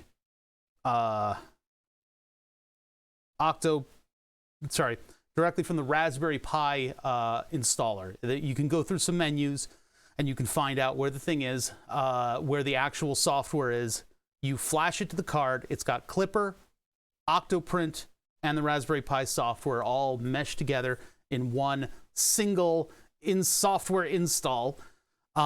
We took the memory card out, put it into the computer, and then we gave it my Wi-Fi information, which takes a particular, like a text file in there, right? So we gave it the Wi-Fi information, and it was able to get on my network, and then we were able to get into it. Then we took a couple different sources of text files, what define all of the pins of Clipper and the features that you want in Clipper and the behavior of Clipper to a degree. So we got all that stuff together using a couple different sources. That was yesterday's stream. And now we're at a point where we need to make sure that things work. So we need to do a pinout comparison for the screen to make sure that the screen works, because that seems to be where the problem is. The mini 12864 whatever screens are not like the TFT screens. They do not have a very good standardization for the pinout. So let's see if we got it right or wrong. Hopefully we got it wrong, actually, because if we got it right, then I don't know what the problem is. That was after I thought I had to spin around the connectors and I broke the thing. It's all repaired now. It should work. And then Adam, thank you for the 10 months. I really appreciate the 10-month streak of subs. Those subscriptions go a long way towards the projects that you see here on this stream, and I appreciate your contribution as such. All right, so we are looking up Octoprint 192.168.2.118. Switch to that tab. How many windows do I have open? Jesus Christ. Hold on a minute. How many is it gonna take? You go away. That one I don't need. That one's the Streamlabs dashboard. Let me get all these guys here. All right, I think we're good. I think that's it. All right, I had too many windows open. All right, so here's a cool part about Clipper and Octopi. The thing is, like, Clipper doesn't really. It's like, oh God, I'm gonna date myself because I love myself. No, I'm gonna date myself here. Arduino used to have something called the Explora, I think. Maybe, I think that's what it was called, where you could have like a processing sketch that would basically just use the pinouts of the Arduino. So the Arduino was like remote piloted by your computer program. That's essentially what Clipper's doing, because what it does is it's running a bunch of Python in the background that's doing some inertial calculations and things like that for you. So in Clipper, basically your configuration file is just telling Clipper what is plugged into the processor on the other board, and then it remote pilots that other board. I have a 32-bit processor on this thing now. That's not really necessary. I don't really think it's lending too much. I mean, maybe the excess code space might help it do something, but I doubt it. I don't really think it's taking much advantage of the brutal calculation speed of a 32-bit ARM processor. So that's kind of a waste. But anyway, I have this Raspberry Pi 3B Plus that is now handling all of that. And so if I want to actually reconfigure something, I can go into Octoprint and I can hit Open Editor. And then I get this. I get a nice color-coordinated settings file with line numbers corresponding to the line of the configuration file. Look at that. We've got all the stuff right there that we coded yesterday in Notepad++. The only problem with this is that if I go Control F, Control F, Control F, Control F, Control F, Control F, Control F. God damn it. There's no way to search. What is that all about? There's not even like, it like disables browser search. That's really annoying. That's really annoying for a file that's this large. All right, so anyway, what I'm looking at is to determine the board pin alias thing. That would be this block right here. Notice how it's all the way at the top of our code. So EXP11, EXP13, EXP15. I think actually, we leave this one alone and we go down to the actual screen definition. So we'll just double check that and see that that's correct, because that is determined by the motherboard what these are. What they're doing is they're calling out the pin number of the header, and they're calling it the pin of the microcontroller, because throughout this document everything is referencing the specific pin of the microcontroller, the pin number on the pin bank. So pin bank F number 13 is the second EXP header, and it's the 10th pin of the EXP header. It's really confusing. A lot of this kind of stuff that we do here with microcontrollers is references, references. And it's funny because that's also my humor, is I do a lot of referential stuff because I'm not creative and I'm not funny. So that it's interesting that it's sort of it's systemic with me. All right, so anyway, those should be okay. Let's just double check them just in case. So bop, and so we are EXP header. Pin number 1 is PG4. Yep. Pin number 2, PA8.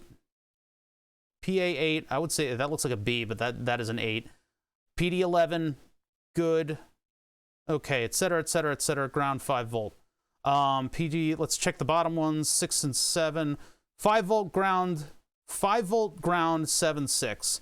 5 volt ground, 7, 6. Okay, that's good. EXP2, pin 1, 14.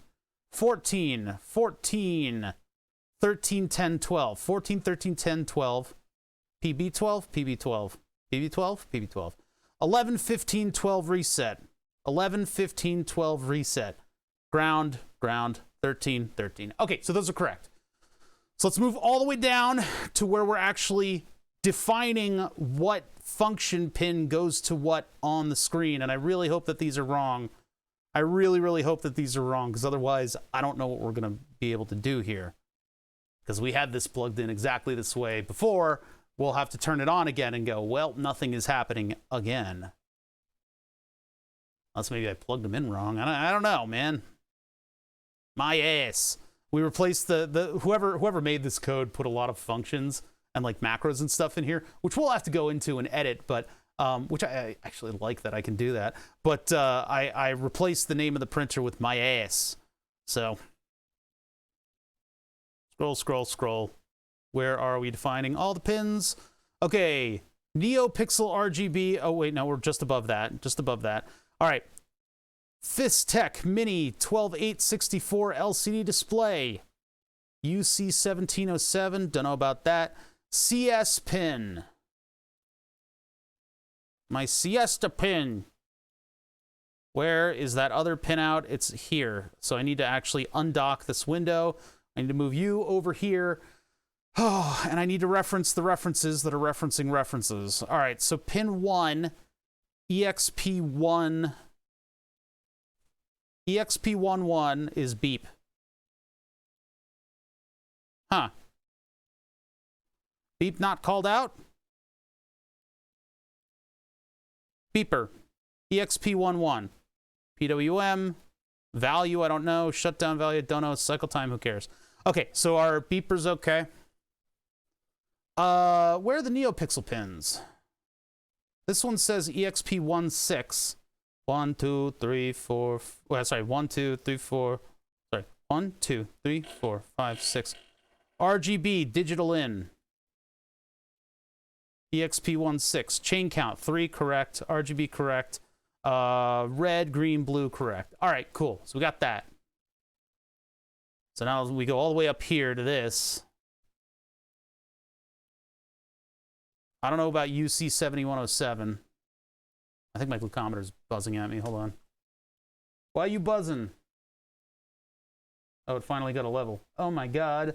Okay, all right, let's check out what Get out of here. Let's check this out. So we got the chip select pin is EXP13. 1, 2, 3. LCD chip select. Damn it. Everything is correct. Oh, no. A0 is EXP14. 1, 2. Wait, 1, 2, 3, 4. LCD RS. A0 RS. I don't know what that means. A0 versus RS. We'll put a note there. I'll put a mark by it, and we'll just check back with it. Reset pin 1, 5. 1, 2, 3, 4, 5. LCD reset, correct. Although that's, yeah, for the LCD, the reset pin. All right. 1, 5, contrast, blah. Encoder pins. 2, 5, 2, 3. Pull-ups. 2, 1, 2, 3, 4, 5. 4 and 5, right? 3 and 5. 1, 2, 3. Sorry, 1, 2, 3. Encoder A. Okay. 2, 5, and 2, 3 are correct. Menu reverse is true, although I think you could probably swap those and then make that false. Click pin, EXP number 1, pin 2. Encoder button, correct. These are correct. SPI software MISO, 2, 1. MISO. Software MOSI, 2, 6. 1, 2, 3, 4, 5, 6. MOSI. S clock, 2, 2. Clock. Menu timeout, display data. It's all there. It's all correct and it's all there. Why didn't it work? Why didn't it work? What did we get wrong? There's a lot that we could have gotten wrong, but we didn't change anything. And A0 is the only one that's left over. And I would assume that LCD RS is A0. The other ones are no connects, and we've pretty much defined all the other ones except for maybe kill/no connection. All right. Even the beepers on there. So we've got all the pinouts, and they're all correct. Why didn't it work? I'm trying turning it on again. That's all I can do right now. Man, that's frustrating. Sometimes, Data, you could do everything correct and still fail. That's not a whatever. That's life. Do I need to launch a high yield Picard speech? Set Picard speech to stun?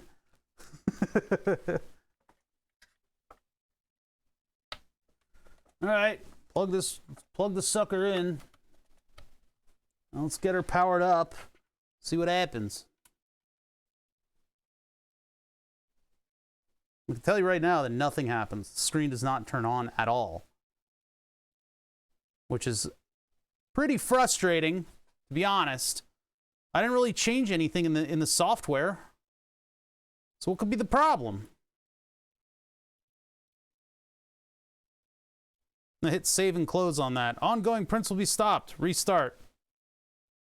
So it's restarting right now.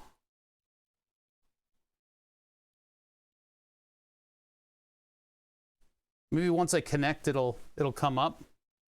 We'll let it restart for a second. I said I'm gonna let it restart for a second. Hello? Hello? Connect. It's connected. There's no lighting. There's no evidence of any kind of a backlight. Is this thing getting unduly warm? It can beep. Is there a G code that I could send to make it do a beep?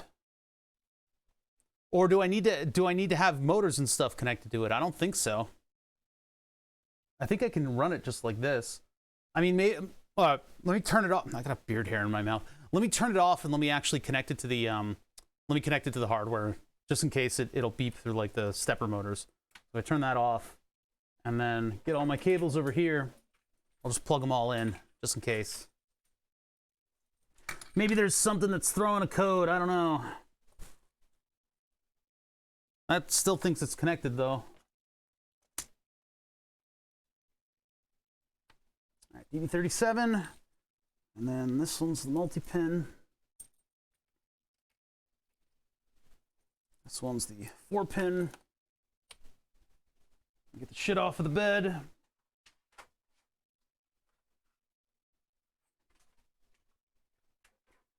Why don't you work?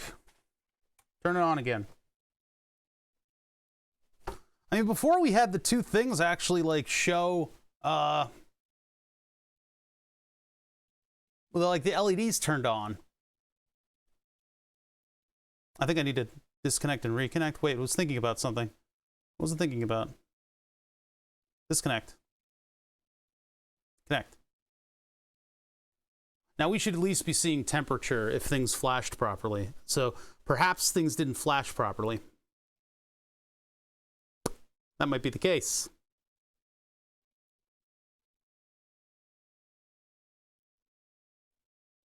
Did we not connect or what?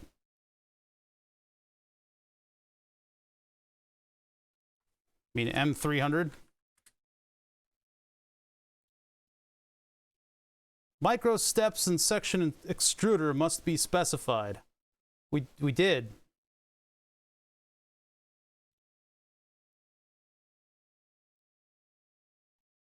Use restart command, reload the config. All right. Open editor. Probe and mesh, fans, bed heater, extruder. Oh. Why is all that stuff disabled? Of course, we don't really know the rotation distance. Oh, that's right, because we did,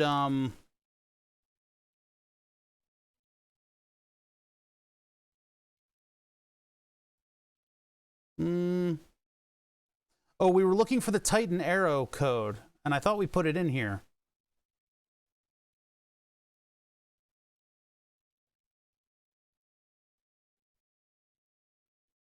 And 50 PID, and then we got our values in there.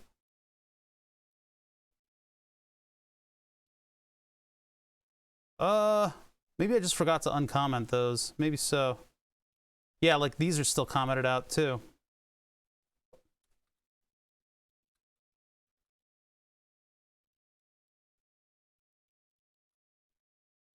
I just don't know about that rotation distance. Because wasn't it? It wasn't. Yeah, no, it was 15 because that was double what the other one was. I must have left it commented out. All right, so let's try updating that. And then, oh yeah, extruder. Oop.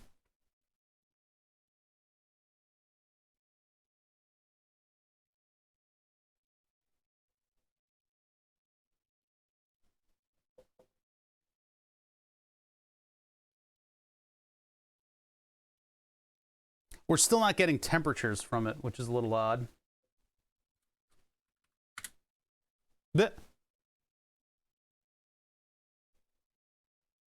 File contains errors.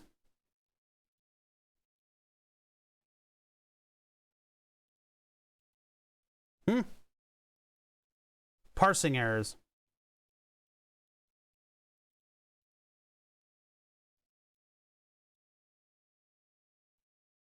What's wrong with parsing that?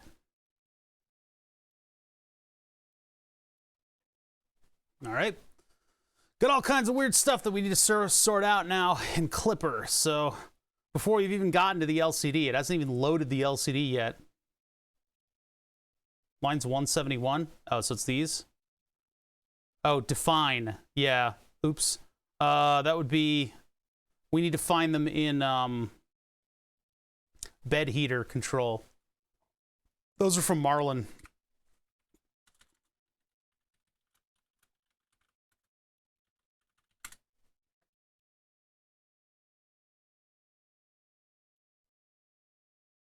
MCU, printer, Control F, bed, heater bed,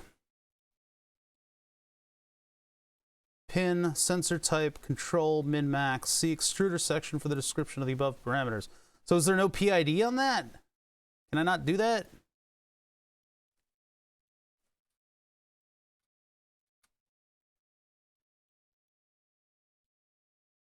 We'll just restart it for now with that and see what happens. It's weird how in order to evaluate this, you have to actually try to like run some code and see what happens.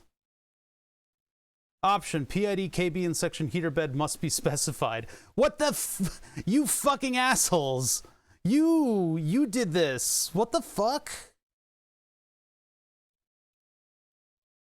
They didn't... Fine. PID, KP.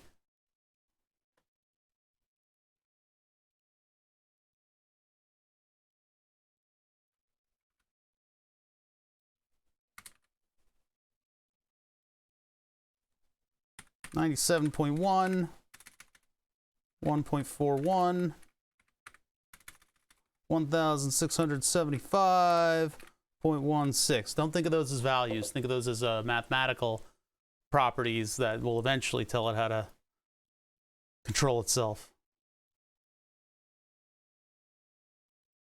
Well, I don't have the control PID under the heater bed. Oh, and there it is. Yeah, there it is. Never mind. So yeah, whatever. Okay. Save and close. It's just they didn't specify what the reason that I'm angry, and the reason I'm angry is because it didn't allude to that at all here in the settings file. So I've got bed heater, and it's just like here's what you want. Just do this. So I was like, all right. maybe there's something that breaks down the control parameter and tells you that you need a PID associated with it. But anyway, restart Clipper. Boop. I'm still not getting data from the temperature sensors, which is a little odd. Maybe I've got them plugged into the wrong things.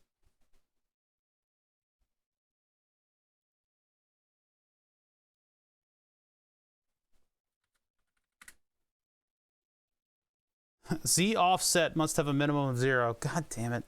Open editor. What line?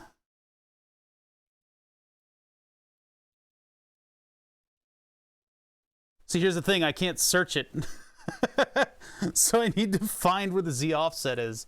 I can't search.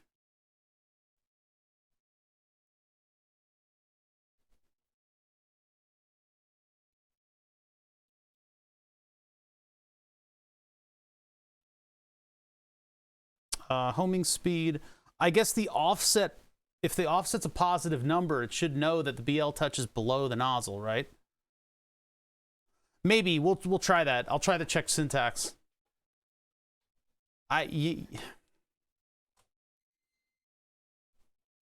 Control F.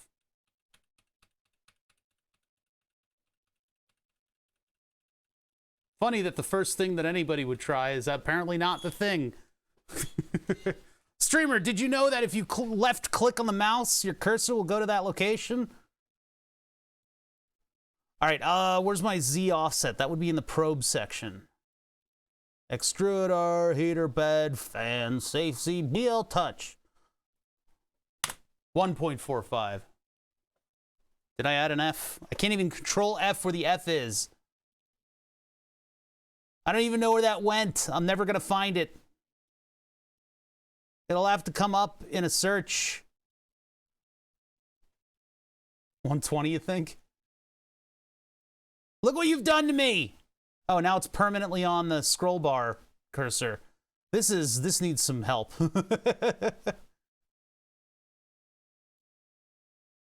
PG8F. There we go. Check syntax. Yeah, the syntax check is okay, so it's not running into any of those problems. Save and close. Restart. And then somehow, can I get my mouse cursor back to normal, please? There we go.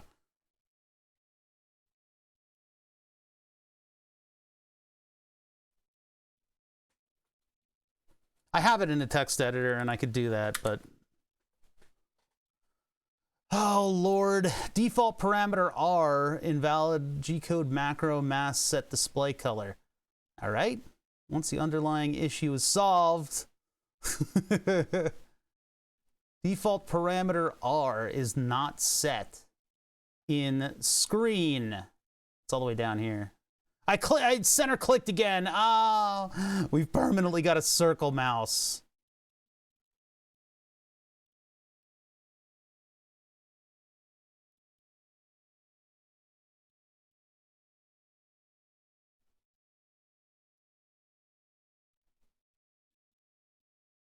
All the way down here. I think it's like way down here, right? Cool down hotbed. Man, blah, blah, blah, blah. Where it at?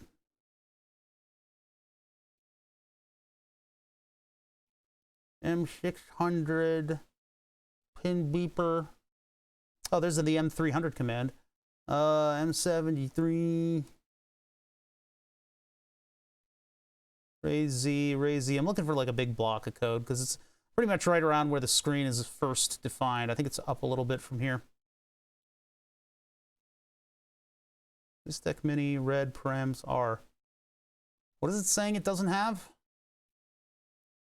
Yeah, we might pull this over to the here. Control A, copy, and then go to Notepad. Let's do that. That'll make it a little easier to work with. Thought we'd be doing small edits, but these are larger edits. Default parameter R. Why are you still like this? All right, there we go.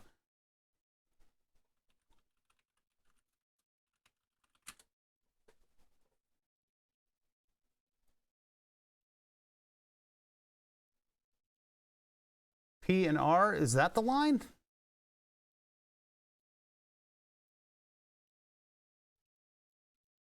It's in lowercase, though.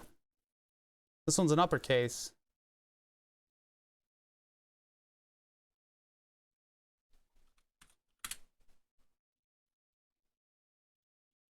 Track length, Z distance, raise, blah, blah, blah, blah, blah. There's capital R again for set display color, but it's 000. Let's just do 111. Let's see if there's any others of these.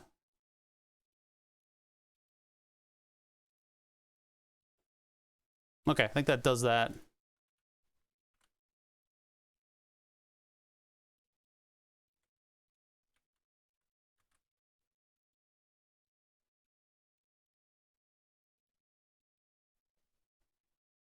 Restarting.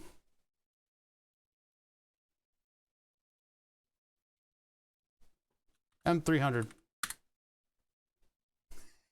Fuck you! Alright. What? Still? G-code macro, my ass set display color.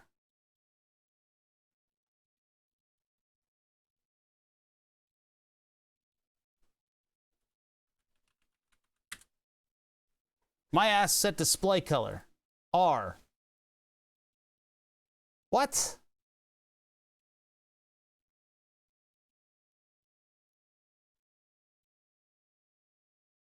That's my ass set display color. R, G and B. Does it need to be the whole parameter? This says green is 1.0, so it should turn on green, and R is set like that. So does that need to be changed around? Bed mesh calibrate. Let me see if there's another instance of this.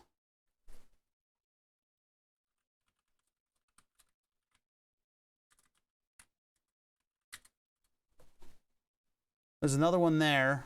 That's 1.0. There's another one there. Why are these colored things all over the place? That's the one that my ass set display color for the macro.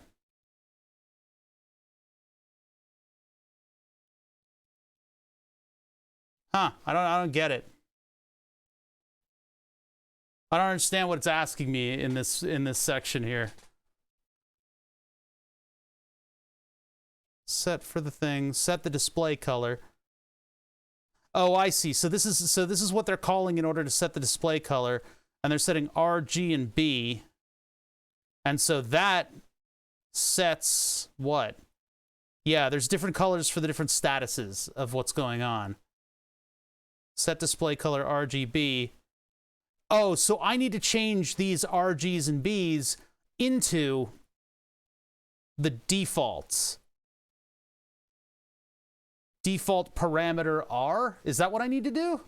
Or is it a default parameter because it just loads it to whatever?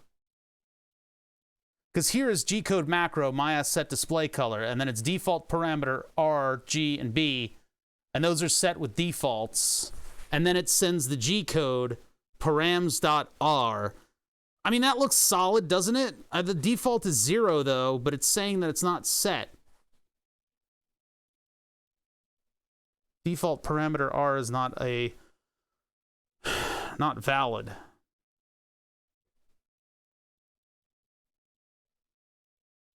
Well, none of them are using defaults. What if I just comment them out? Because none of them are using the default. All of them are calling all three every time. Yeah, we may have just come to the same conclusion. You guys are better at this stuff than I am, for sure.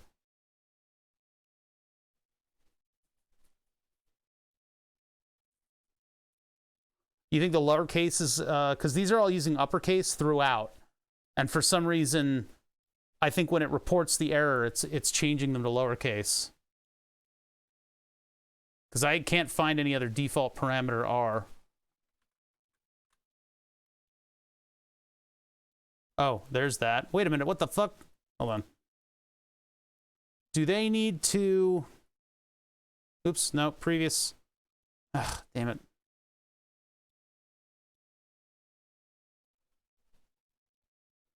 M73 is default parameter P and default parameter R.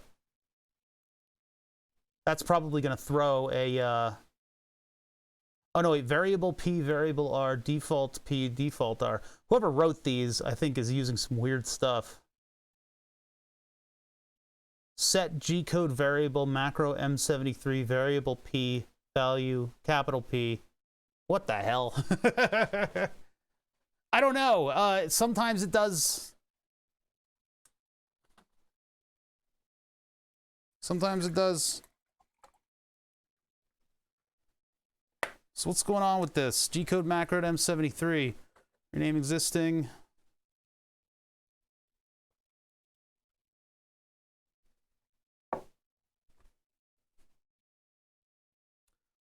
Yeah, it does appear to be pretty badly written, huh? I do not like other people's... I don't know why he's calling out... They are calling out these default parameters, but those are going to bite me in the ass later. I don't know. Let's just see if this... if that did the thing, and now the screen will turn on. This is just from somebody else's setup that has all the same stuff. You think, yeah, maybe I'll just get rid of all of them, and then we'll take a look to see what's going on.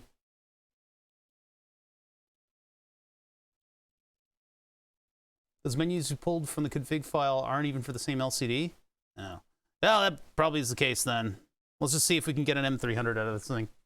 Or if the LCD lights up. Because we did all the pinout checks and stuff. Yeah, it hates it. All right, I'm gonna get rid of all that stuff. It seems like it's written for some other thing. All these macros. I should probably put them to a new file, though, because I might want some of them, but... I haven't tried it at all. My thoughts on it so far... It's not bad. You need to know exactly what setup you have, but... Oh, there's a default for menu? Okay, so this person, like, made all these macros and custom menu... Oh, God, that hiccup was really bad. All his own custom stuff, which I eventually probably will want to do, but, yeah, we'll just cut all of that stuff, because that was fat. That was all just excess.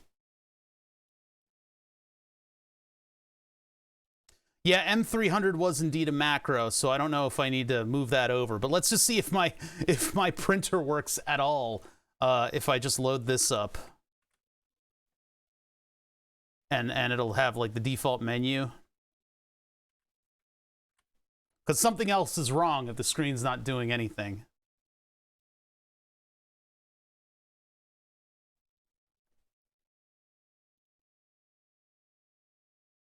Those weren't fats. No, that was somebody else's.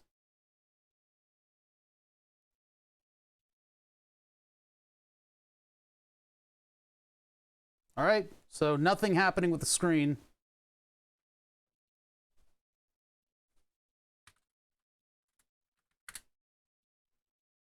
Printer not ready. The Clippy software is attempting to connect. Okay. Interesting. We're running into different problems now. Now that it can get through all of its setup. It's attempting to connect, and it's not connecting. Does that mean that I have my USBs backwards? That might be.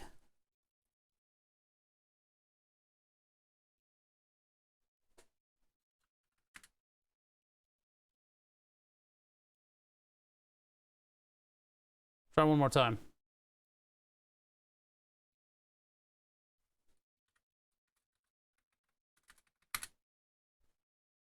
Yeah, can't connect. All right. On to what it, I mean, I'm kind of taking shots in the dark here, but power her off. Power down. Try flipping this little buddy around.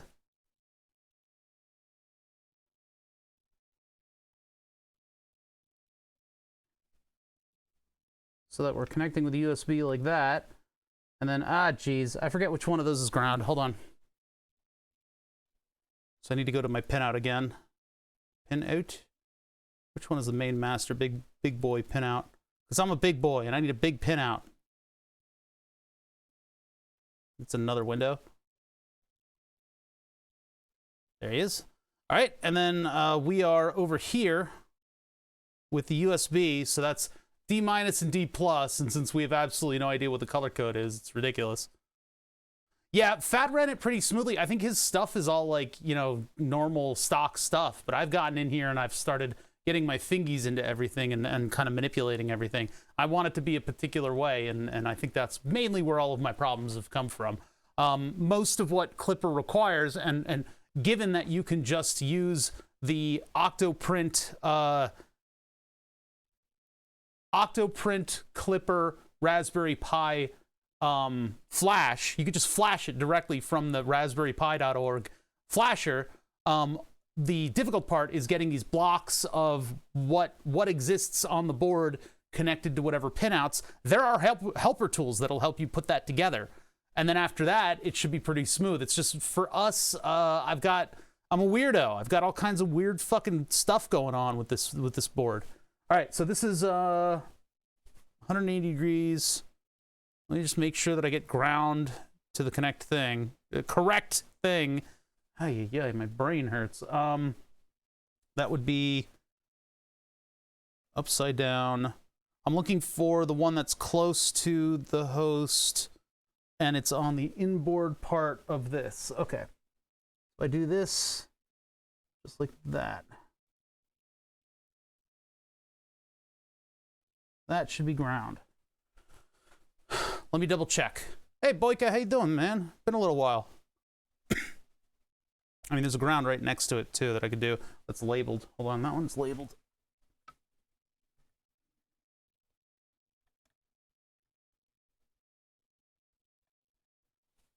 All right, just like that. Oh, one of my USB wires is kind of coming loose here. That might have been the other problem. How am I? Frustrated. But that's normal around here, isn't it?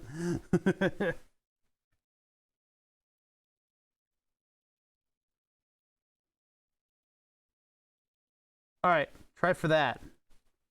Hopefully that works. It might have been one of the JST, or sorry, one of the DuPont connectors kind of coming out, so. Let's see what happens. All right, so let's try to power it up again. Screen does nothing.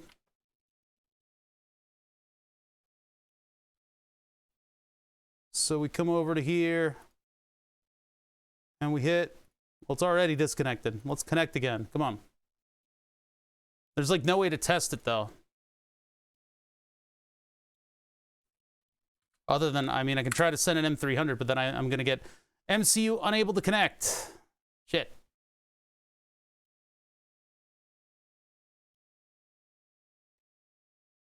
Wait. How do you issue the firmware restart command? Disconnect. I'm going to hit reset on the board over here. Now, is there like a status button going on over here? I don't really see anything.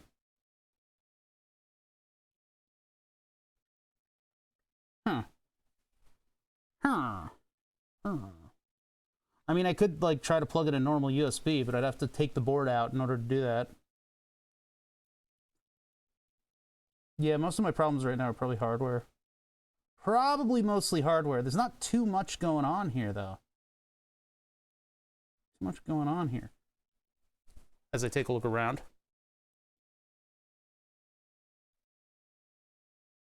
Connect.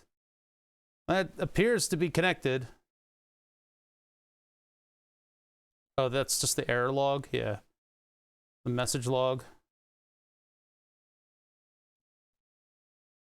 Clear that. Get no temp readings. Terminal. I can send it a command, but then it's going to be like, nothing is connected. Yeah, MCU unable to connect. All right, I'm going to flip the USBs back over.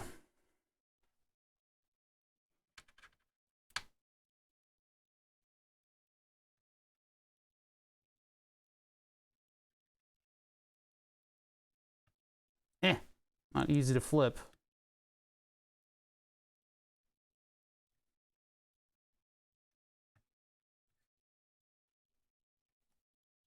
That should connect.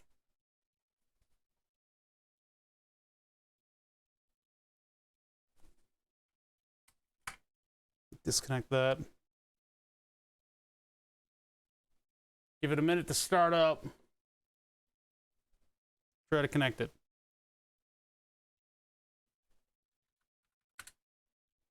MCU unable to connect still. Is it a firmware issue? Are we having a firmware issue here?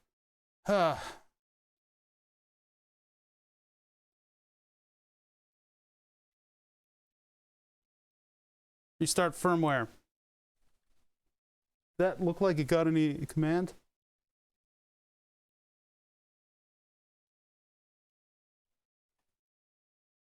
Can I have this thing make a firmware for me, or do I think I need whatever tool does it, right? I don't know what's going on here. That's my problem. Is I think I need to make a firmware maybe again. What problem do we have with it? I mean, we don't have any way to check over the firmware. Before it lit up the whole screen, but the screen just isn't, it's not doing anything now. Hopefully we didn't blow anything up. I really hope we didn't blow anything up. But I don't know. I don't know. What do you guys think? I mean, all the power connections and stuff are there. The USB should be probably pretty well situated and going into the right pins here, unless there's something between these two sockets and the jumpers over there, which I don't think there is. We ohmed it out. From the terminal tab? What do you mean, make firmware? No, I mean, I can send it the command. I can do it from here. I can reset those. There's the editor status. Printer's not ready. All right. At least that status button we can use in the future. All the power lights are going. I don't know where the thinking light is on this thing. Piece of adhesive over there. Where's the status light? Well, there's a light next to the USB socket. Doesn't appear to be doing anything. Maybe because it's not wired. I wonder if our use of the jumpers is what's limiting it. I wonder if our use of the jumpers is what's killing it right now. Let me try plugging directly into the board.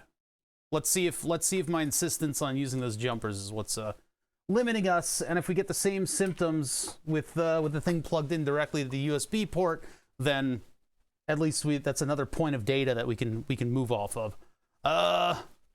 This guy. No, wait, that's the wrong one. I need this one. Because I don't have to unplug anything except for the USB pins to do this, and then I set up the jumpers. Oh my god, I can buy followers and primes. That is amazing. Bop.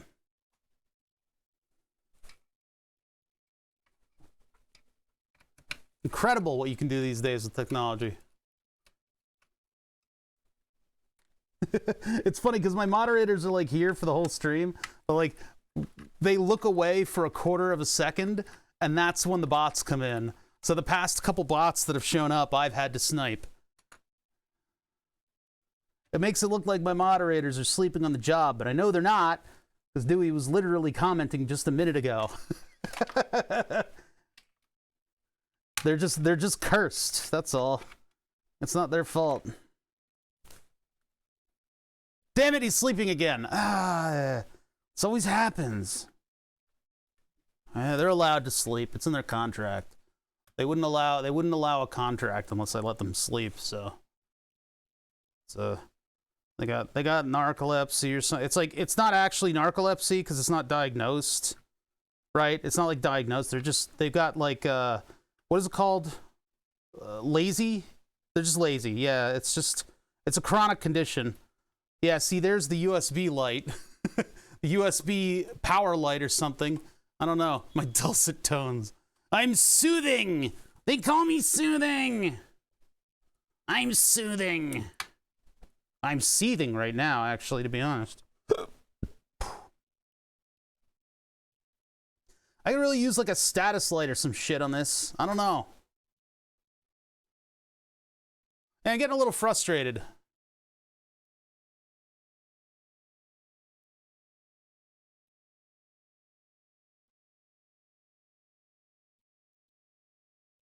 MCU unable to connect. I feel like it's a firmware issue, but I don't know why.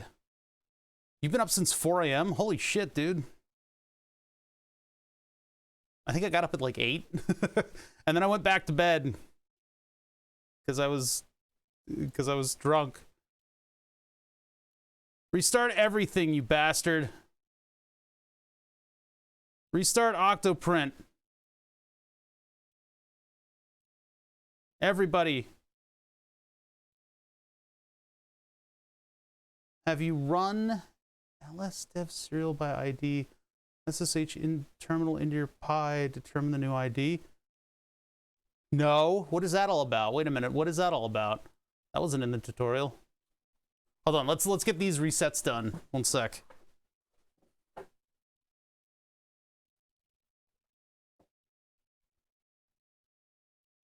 What new ID? Why do I need that ID?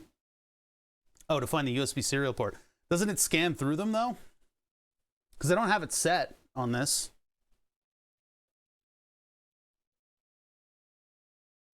But yeah, maybe that's it. Maybe it's just not.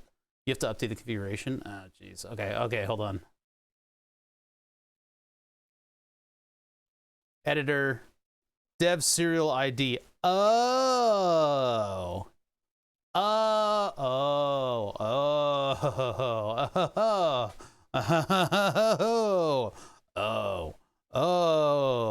Winnicity. That might be it. That might be the problem. That sounds like it's one of those things that kind of sounds like the problem, right?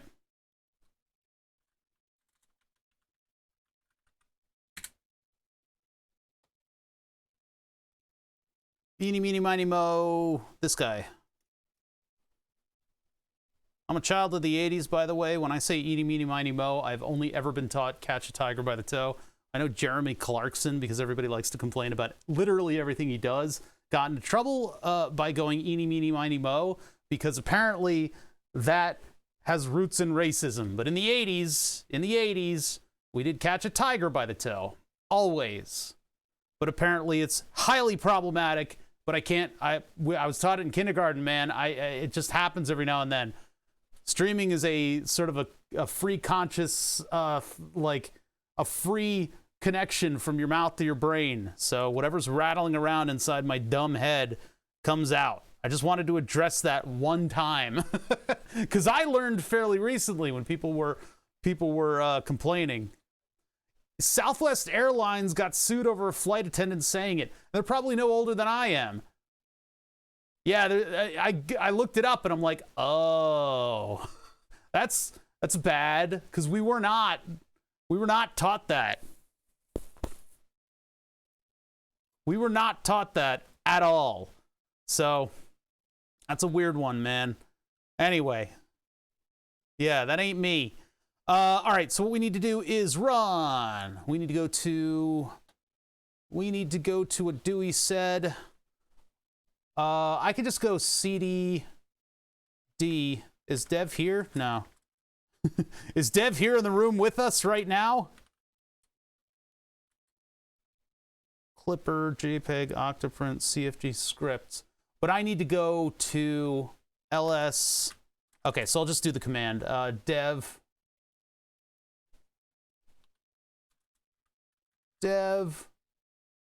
serial by ID. Cool, that worked. That was apparently not the apparently that was not the command properly.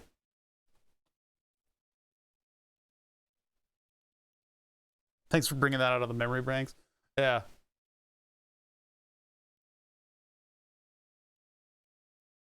Oh, okay. So, oh, it might just be list the. I don't think the dev folder's in here though. I think I need to get back. Never mind. There it is. Never mind. There it is. I have a pimple forming on the inside rim of the front of my nose. The best thing for me to do is to pick at it constantly, and then it'll explode and become a giant red mark. I don't think those changed. Hold on, let's see. They did change. All right, cool. Yeah, but if I use a needle, it's gonna get worse. Like I don't even know where it is. I can just feel it. It didn't show. Which one is this? Upper right USB port. Okay. Save and close. I didn't know it was so specific about the USB port. Let's see if we connect. Doot doot doot, ba doop boop boop, derp derp derp. Click.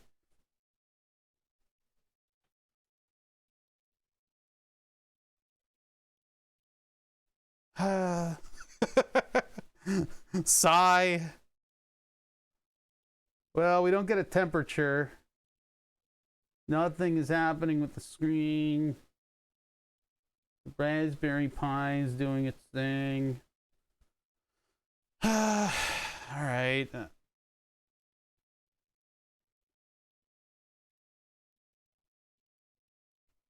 Yeah, I mean, it's giving me a firmware version.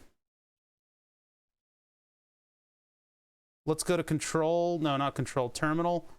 I mean, if I try to give it a terminal, it's just going to say it's disconnected. Hold on. If I go to, what was it going to? This one. And then I get the status.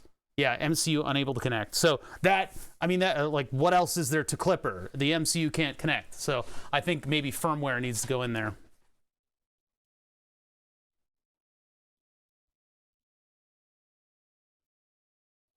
Well, hold on. I think what we need to do is create another firmware.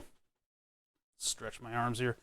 So how did we create the firmware the first time? We had to use some shady program, right? Was that how we did it? We used some shady 1990s looking program? That's my desktop. I don't need that. I don't need downloads. No, that wasn't the one.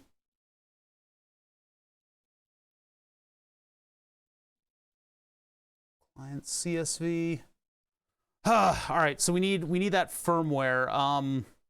Let's go back to the tutorial for Clipper.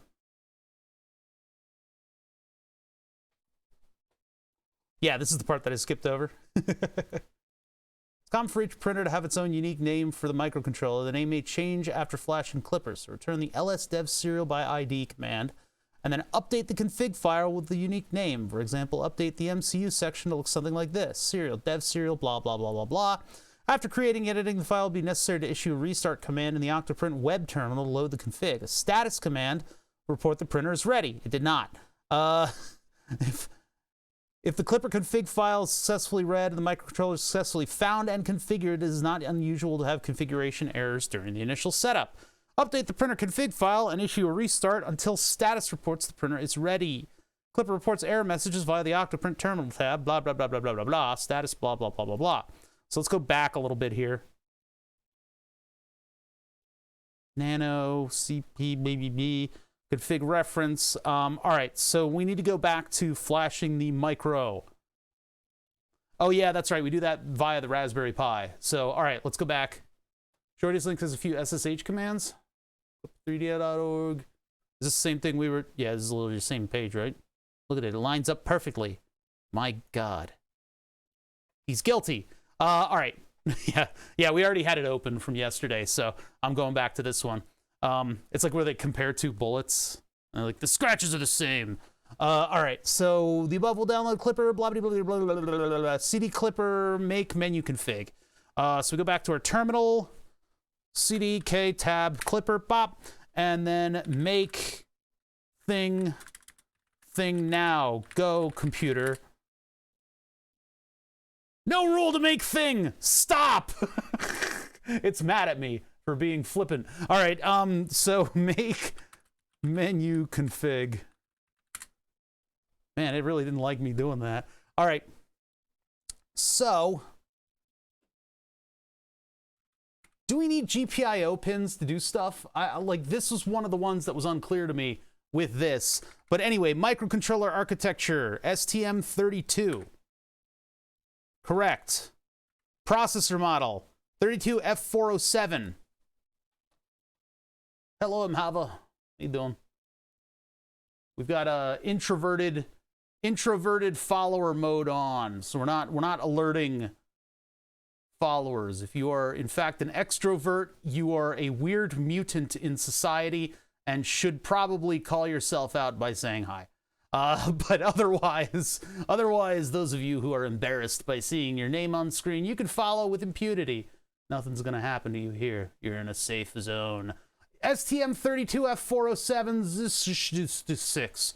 All right, so it is a 32407, and there's no really other options for us to choose that would fit this any tighter than that, right? That is it. That is our processor. Bootloader offset. I don't know. We looked it up, and 32 kilobytes was apparently what we should use, so that's what I'll use. Bop. Clock reference, 8 megahertz crystal. Now, I am under the impression that if the crystal indeed has 8.000 written on the motherfucker, that it is an 8 megahertz crystal. Let me try to get my hand over here so we can see. 8.000 MHz is written right on top of the silver top of this thing. So 8 megahertz. I don't think there's any beating around the bush on that one. Communication. What?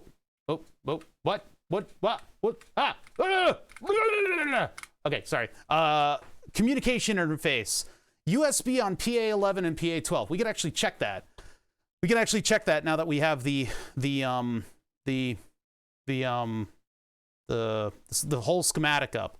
So USB connection. Well, somewhere around here there's a little jumpy majig that lets us choose. There we go. MCU dual double penetration? What the fuck? Wait a minute. DM minus and DP plus. USB D plus, USB D minus. What the fuck? All right, so D plus and D minus are coming from one of the slots, and this one, D plus and DM, DP, MCU, DP plus, and DM minus, or whatever. Well, let's find out what pins those are. Hold on, let me try to remember that. DP plus and DM minus. DP plus, DM minus. We just got to look for it. DP plus, DM minus. DP plus, DM minus. PA12 and PA11. So they are PA12 and PA11. We got those correct. Actually, this could tell us which one's plus and minus, but then again, we don't know. The wire colors are like 50% one way, 50% the other. So we actually were okay to plug into that header. Do you know that the clock bits for the MCU are set to external crystal? I mean, that's part of the firmware. The firmware tells it to do that. That's why we specified. I think we're definitely telling it here. Because if I wanted it to use the internal crystal, I could tell it right here, and it would set the flag bits. That's part of the firmware uploading, I believe. But if the crystal's on the board, I have no reason to believe that anything would have been set ahead of time. And then USB IDs.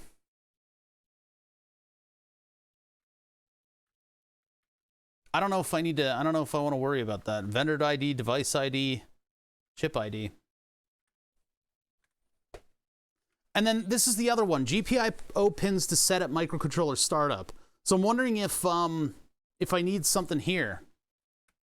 And that lets me specify. Let's check. So this is an STM32. Well, actually, we'll do it by motherboard. So we are SKR Pro Clipper GPIO pins to set at startup. You would think somebody would specify those.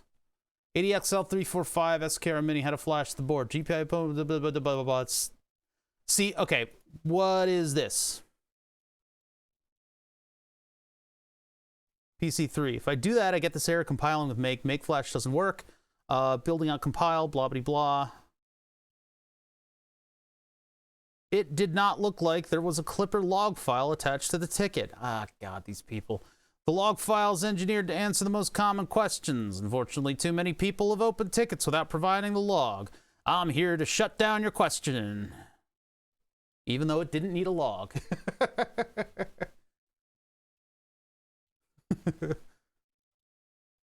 Board freshly flashed, SKR Mini. Restart. Well, SKR Mini, that's not what I'm using. 3 Mini, thank you for your help. GitHub. Did that on December 15th. CD Clipper, make menu config, sudo service Clipper stop, make. This is getting out into the weeds. I don't know. I don't know what's going on here. PA2. May be necessary to manually enter the bootloader. This can be done by setting boot 0 low and boot 1 high on the SKR Mini E3. Boot 1 is not available. May be done by setting PA2 low. That's a different controller, though. What are we looking for? We're looking for STM32F407, 401, 40, whatever. Yeah, 405, 407. There we go. Microcontrollers come equipped with the built-in system bootloader USB via DUFU in 3.3 volt serial and various other messages. See STM document blah, blah, blah, blah, for information. Some STM32F4 boards, such as the SKR Pro 1.1, are not able to enter the DFU bootloader. The HID bootloader is available for STF 405, 407 based boards and should the user prefer flashing over USB over the SD card. Note that you may need to configure and build a version specific to reward of the board build sets are available here. Okay. That's 1.1 though, not 1.2. Unless your board is DFU capable, the most accessible flashing method is likely via 3.3 volt serial, which follows the same procedure as flashing the STM32FM103. For example, something or other bin, ST bootloader. But we got the file that said that it uploaded, so I don't know if this is necessary. This bootloader requires 16 kilobytes flash space, blah, blah, blah, blah, blah. As the STM32F4 HID flash tool to upload the binaries to the MCU. The instruction above for details. I don't know about this. Manually enter the bootloader. Boot 0 to low, boot 1 to high. Plugging in the device after programming is completed. Plug in the device, set boot 1 back to low so the application will load it. I don't know about this because we plugged it in and it was fine. I mean, I don't think those boot pins. Let's look for the boot pins in the schematic. Let's look for the boot pins in the schematic and see if there's any trickery to them. Boot 0 and boot 1. Those are all the way down here. Boot 0, boot 1. And those go to boot 0 and boot 1, which go to... where do they go? Boot. Boot 0 and boot 1. So perhaps that jumper needs to be set. Where even is you? Boot. Boot. Boot. Boot. Boot. Boot. Boot. Boot. Boot. Where is it? Looking for a nice square header that says boot next to it. Where are you?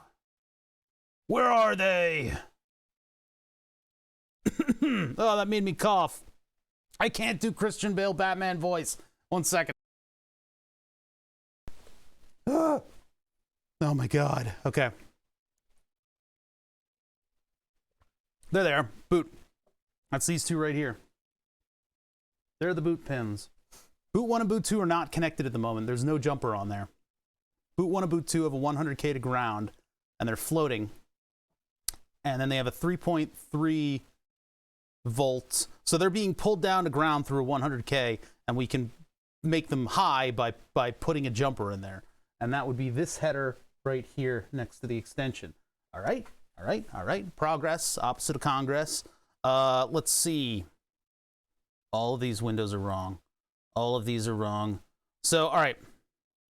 I get rid of that. Antifa gifted a sub to 1030JH. Hey, thank you for the gift sub. I appreciate the gift subs. Does that even, did that show up? It should have shown up. I didn't see it. Did that not come up? What's going on? It should. It should have alerts on. All right, let me see here. So I am looking to see what I need to do with these boot statuses.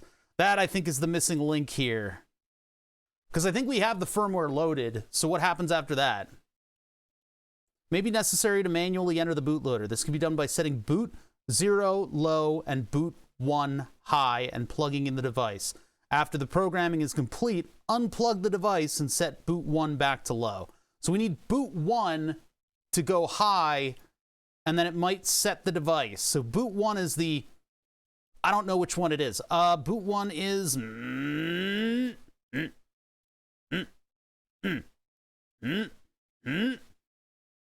where is it? Where you go? Where did it go?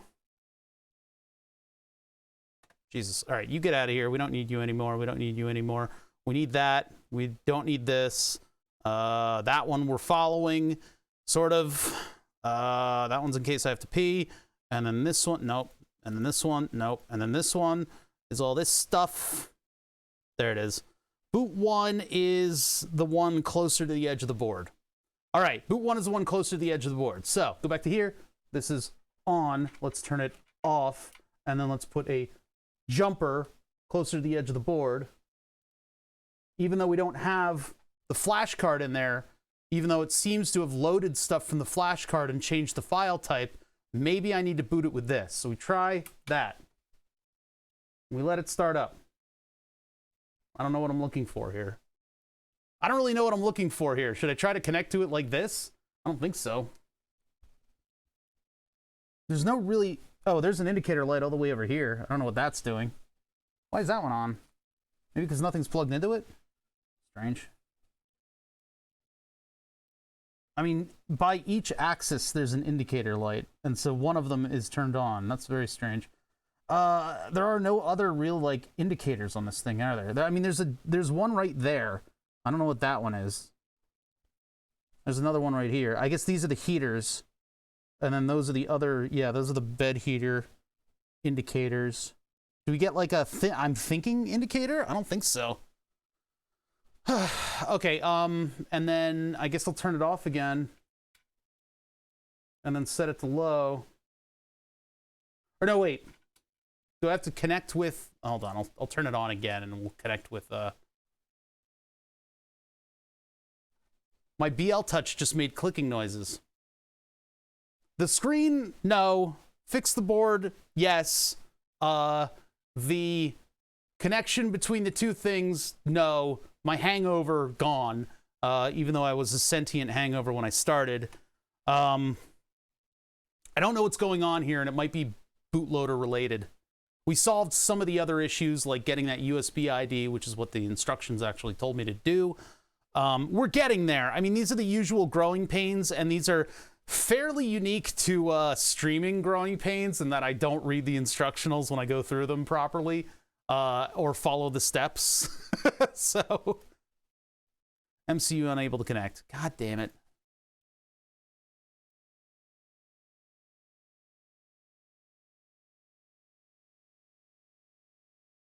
I don't know how quickly you're supposed to get a status from the thing. We're working towards it, though. We're getting there, I think. I think maybe I need to pull it through the procedure again, even though it seems to have flashed the firmware just fine before. So let me make this thing create a firmware for us. I still don't know if I need to do anything with the GPIO pins at startup, but let's just make that. So we're going to... What are we going to do? Do I hit enter? Or do I hit escape? I don't think that's what I wanted. All the same settings. Nope. Damn it. The note about flashing for the first time. Which one? Yeah, what you do if you don't follow it. How to pick up the pieces of your skipped tutorial.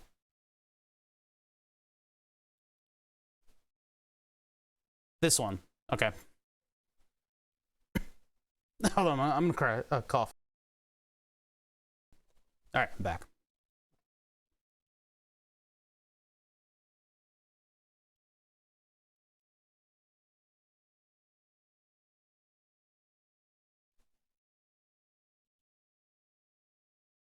Okay. Okay. So GPIO pins at startup would be to like disable a up one sentence. Wait. Sorry. There's a delay. I'm sorry.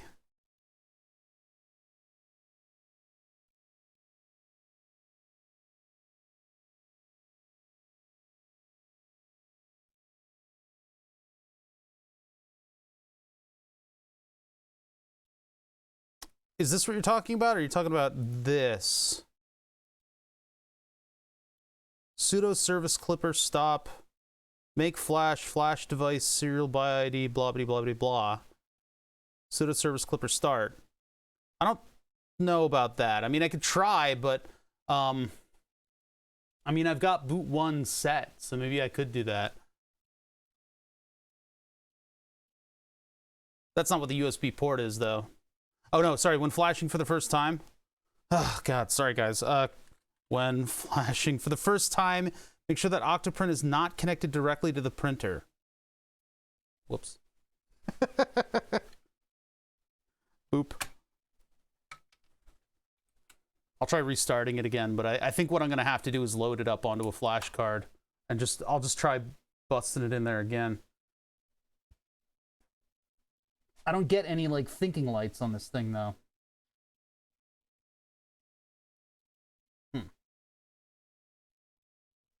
Yeah, I don't know what to do about that. Let's put software on a card and let's put it in again. So let's just do it again. Now I'm not really understanding how do I actually create the firmware?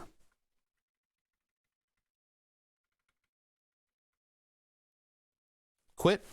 Prompts to save. It didn't even prompt me to save. No changes to save for bobbity bobbity blah. Home Pi Clipper config.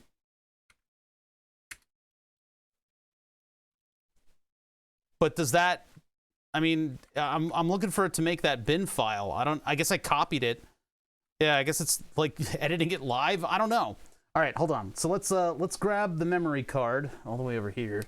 Let me plug back in my card reader to the computer. Let me just try again. Just try again. Yeah, I mean, it seemed to load properly too, but there's something about these boot pins. So maybe I didn't set the boot pins properly, but why would it overwrite the file with the file that tells you that it's been uploaded? You know?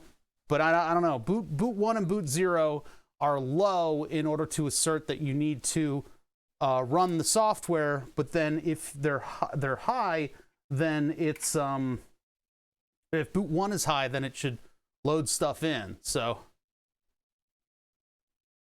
yeah, it told me to stop when I did that. Bleh. See, it's like stop. Stop. All right, so anyway, let me go to WinSCP. What was the Clipper config?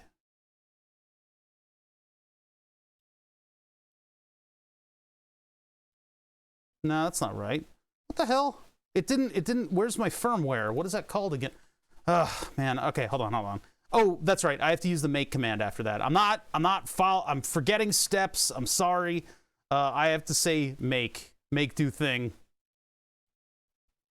So now I need to go into the Raspberry Pi and I need to go make. Nothing to be done for all. What are you talking about? The hell?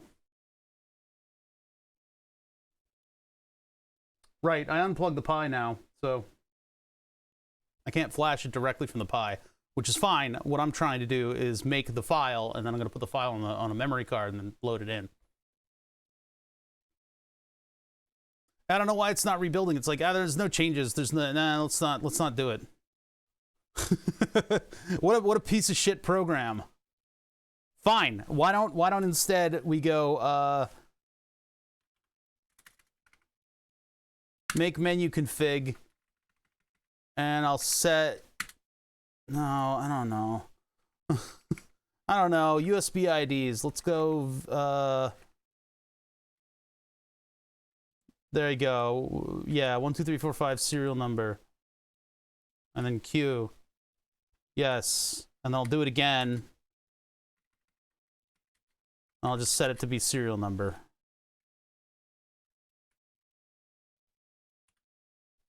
And then make. There we go. Then it did it. I'm smarter than you, program. Autoconf.h has been created. My God. So now I'm going to put my thing into here.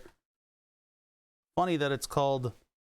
Wait, why is it called autoconf.h? I thought it was supposed to be a like a CFG. Shouldn't it have said CFG?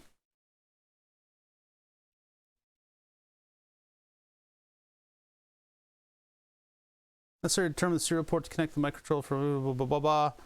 Report something to the following. Port 0. It's common for each printer to have its own unique thing. Service clipper stop. Is this USB instructions? Prepping an OS image.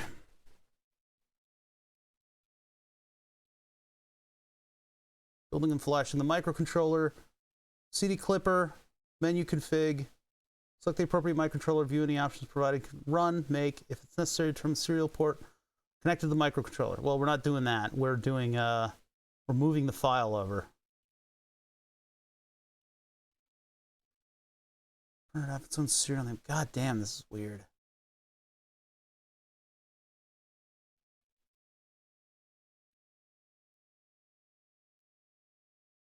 Oh, make clean and make all. Well, I want to understand what I'm doing and what's wrong. That's you know, I know the auto configure exists, but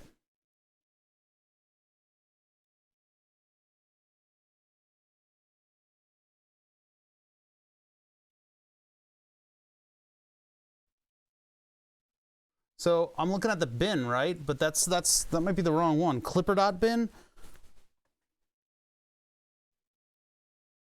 I think that's the one. Pull clipper.bin over here. No, please don't open it. No.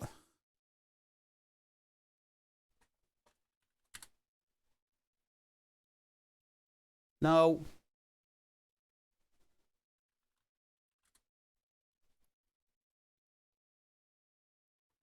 And then the card in there should show up. USB drive. Paste that right there. Firmware.bin. And so now I can disconnect that. I'm not going to do it the justice of stopping USB, but I'm going to plug it back into the microcontroller board and power it back up. This time with boot 1 set to high. So with boot 1 set to 1, it should be in an update mode, even though it seemed to work perfectly fine before. But I'll try it again. So power this up. We've got the blue light on, and we have our little status guy doing its little work over there. Now it has fully stopped. Maybe that's all that it requires. That was it. Was that it? Was that the boot? Okay. All right. All right. All right. Power you down. Down you power. And then I move the jumper to an innocuous location right there. And then we pop this sucker out. Put it aside. And now, I guess I power it up again. Only this time, I'm going to plug it into Clipper. Although we still need to determine what the USB address is and update Clipper. But I think this is the proper procedure. So power it up. You should see it thinking. It's not thinking. It's not doing anything. All right. We could check on the memory card, but I'm going to tell you right now that it probably has a thing that indicates that it loaded. I don't know what to do now. Let's take a look back at the thing.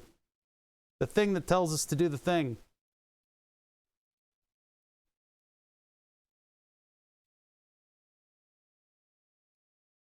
DFU capable most access flashing method is likely the 3.3 volt serial. Well, same procedures flashing the blah blah blah. Well, we don't have serial connected. Maybe that only does it in serial mode. I don't know. I mean, we're doing it from the memory card. I thought that was how we were supposed to do it. So let's take a look at Clipper. Thinks it's connected. It thinks it's people. All right, so we need to do the dev dfu blah blah blah. And take this ID, which I don't know if that changed or not. It might be the same ID. We'll check.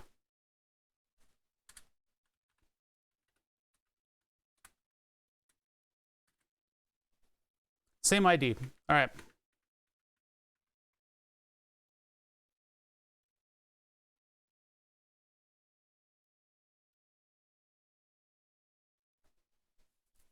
Oh, we might have to check the USB settings too.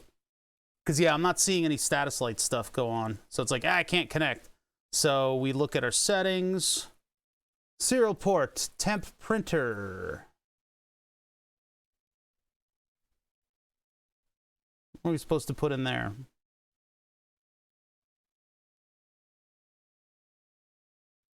That's not the right one.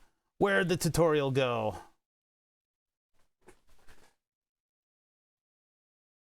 Make config. Should report something similar to that. It doesn't. It's common to have its own unique blah blah blah. For common microcontrollers, code can be flashed. Something similar to that. I don't think we need that. That's using USB. Yeah. Be sure to update flash device to the printer's unique serial port name.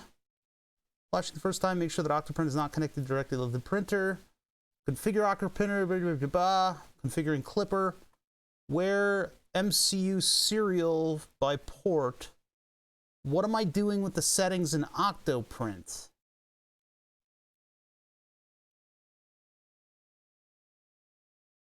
On the main page under the connection section, make sure the serial port is set to temp printer and click connect. Oops. Temp printer and click connect. Temp printer.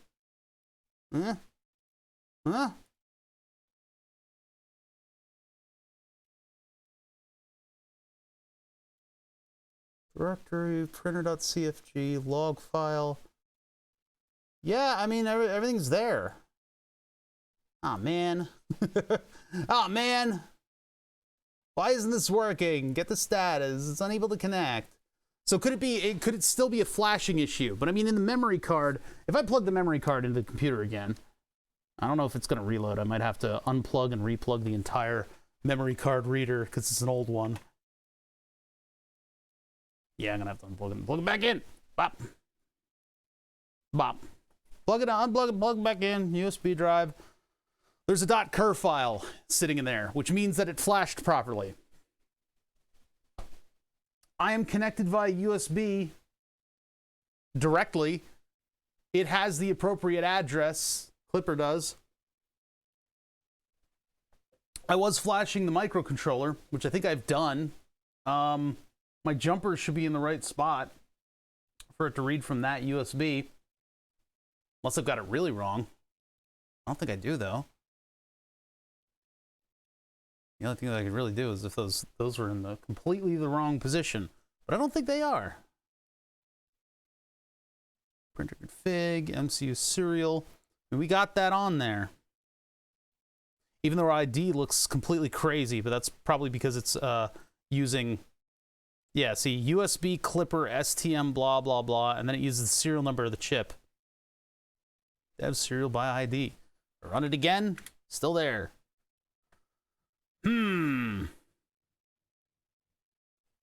By all means, let me restart Octoprint.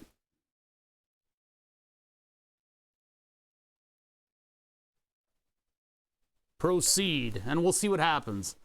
Yeah, this is getting a little frustrating. I don't know what the deal is with this. Because it by all means, it seems like we're doing everything correct. We've got a good configuration file. We've got everything is configured properly.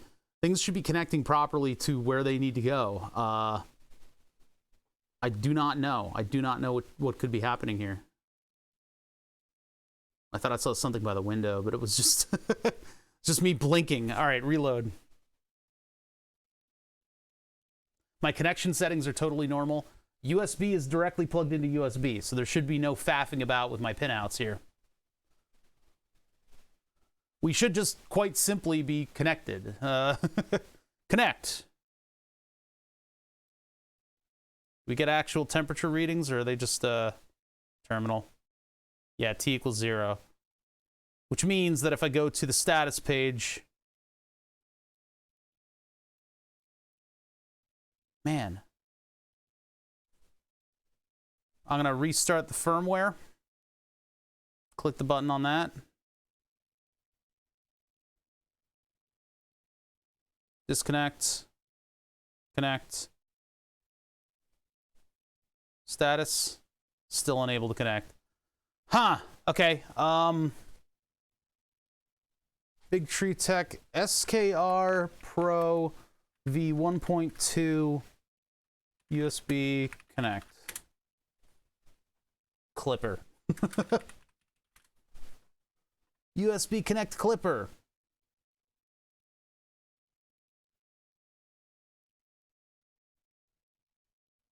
Any advices? Oh, no.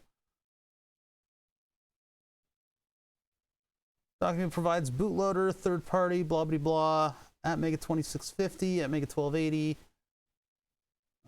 This would be, I mean, I think we've already been to this page. So this would be an SK, or sorry, at, damn it. I forget what it is. Hold on. Micro. STM32 F407. STM32F40. Oh, it's literally right in front of me. God, I'm dumb. All right, SKR Pro version 1.1. Equipped with the built-in system bootloader capable of flashing over USB via DUFU. Bootloader HID bootloaders available for STM3245 base 4. Users prefer flashing over USB over the SD card. I mean, we use the SD card. Not that you need to configure any build version specific to your board. A build for the SKR 1.1 is there. Unless your board is DFU capable, the most accessible flashing method is likely 3.3 volt serial. It's what? Why? No. Like, I mean, the USB and the memory card are more accessible than serial. What is that? 16 kilobyte flash space. HID flash tool to upload to the MCU. That's not literally just not what we're doing. But like it appears to have done it perfectly fine. Like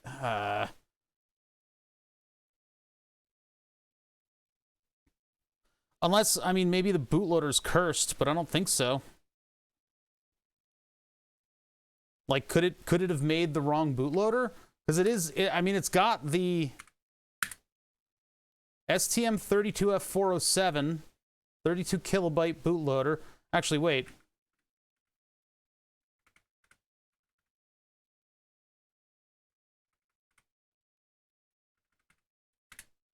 Should it be the 16?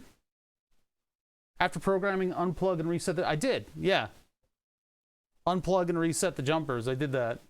So I put boot 1 over to 1, and then I flashed it, and then I turned it off, moved the jumper, and turned it back on, and that's where we are. Should that be 16 instead of 32?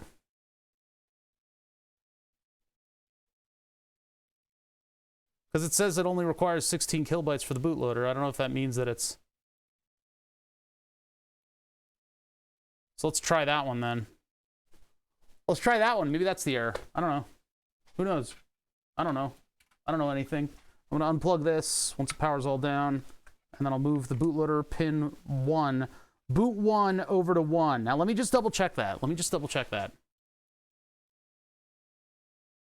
Application must be compiled with a start address of 16. Did I miss that? Yeah, that's the parenthesis part. Why do I miss the most important part of every fucking sentence that I read? This is like what held me back in grade school. All right. Let's see. I need ish thing. Oh no, I want to check over the pinout. That would be one of the 75 windows that I have open right now. Boot 1 and boot 0, right? And so this is 3.3 volts, and that's boot 1, and then there's a pull down nearby. So boot 1 is the one that's closer to the edge of the board, and that's what I have plugged in over here.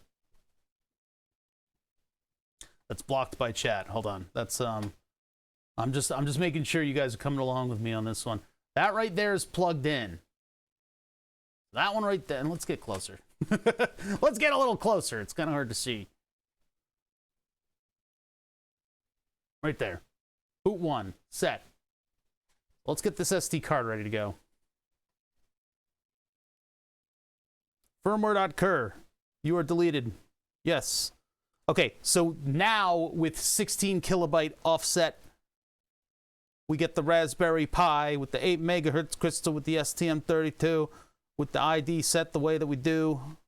So we hit Q, we hit yes, and then we make menu config, make beautiful. No wait, no. We just make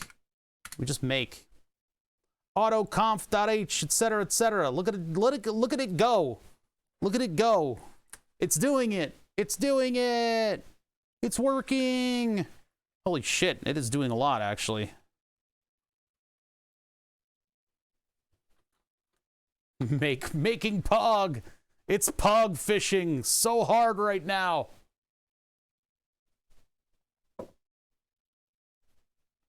Clipper.elf.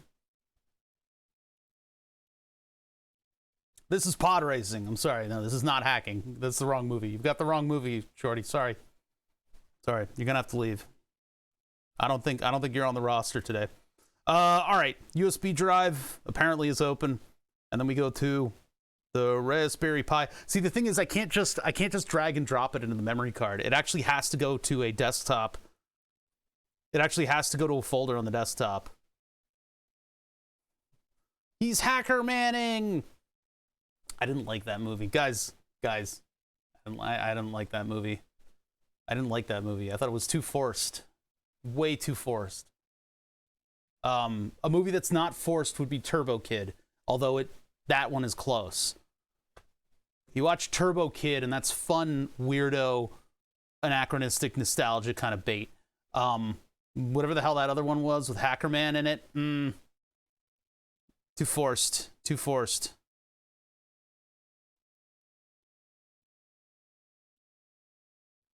Clipper, firmware, old and busted. Yeah, I know. It's pretty much like moved off and now it's its own kind of like thing, right? It's like an internet reference. It's not actually related to that movie so much anymore. So I'm looking for which one in here. I'm gonna refresh. It is just clipper.bin, right? I think it is. All right, so we take clipper bin again.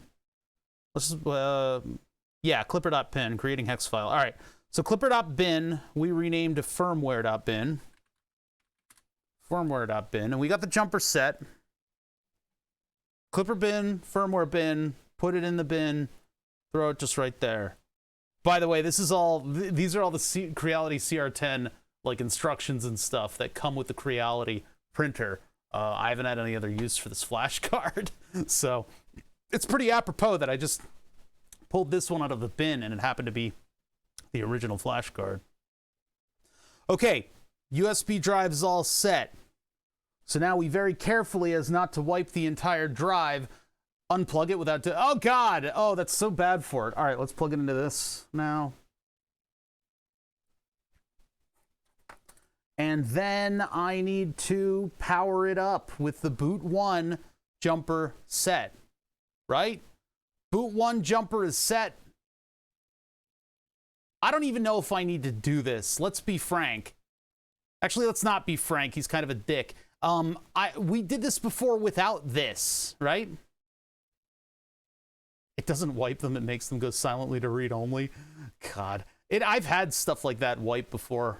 Like flash drives and stuff, but that was many years ago. I think it was a FAT32 file system. Anyway, I don't even know if we need to do this, but we're gonna do that. I'm gonna power it up, and we're gonna see a little blinkety blink from the LED over there. So let's go. Go time.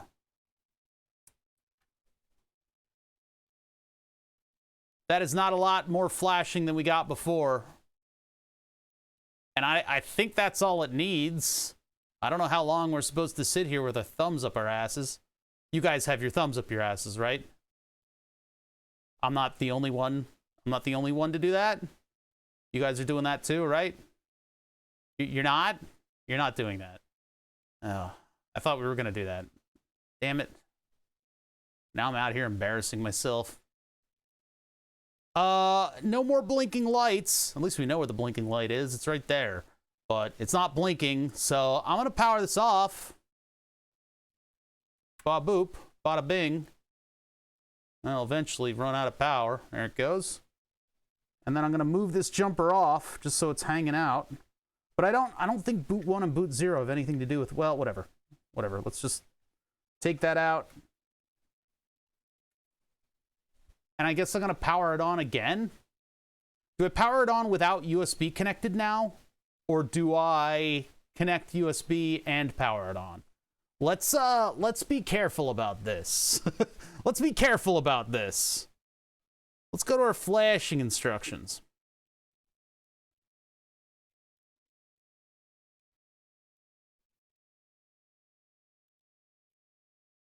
Unique name for the microcontroller. Now we know that the USB is the same, right? Serial dev blah blah blah. After creating and editing the file, it'll be necessary to issue a restart command in the Octoprint web terminal. Load the config. No, we're not there yet. Make sure to review and update the status appropriate to the hardware. It's common for each printer to have its own unique name for the microcontroller. The name may change after flashing Clipper. So rerun the lsdev serial by ID command. So I guess we turn it back on with all the stuff connected. I don't know. I don't know if I need to be putting USB in this thing or not, but I will. But I will. For some reason, my AT&T MyCell went out, and so every 5 minutes I'm getting a fucking little signal that I don't have voice service. All right. No flashing from the microcontroller. I would expect this to be doing some stuff, but let's take a look at what Octopi has to say. What do you want? You don't got nothing for me. And then I just want to check up on what the serial ID is. Uh-huh. Uh-huh. Uh-huh. That doesn't make sense.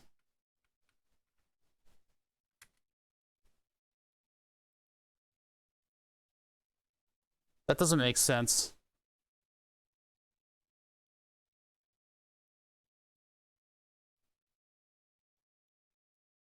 There's a quote in there? No, there's not. There's just a star.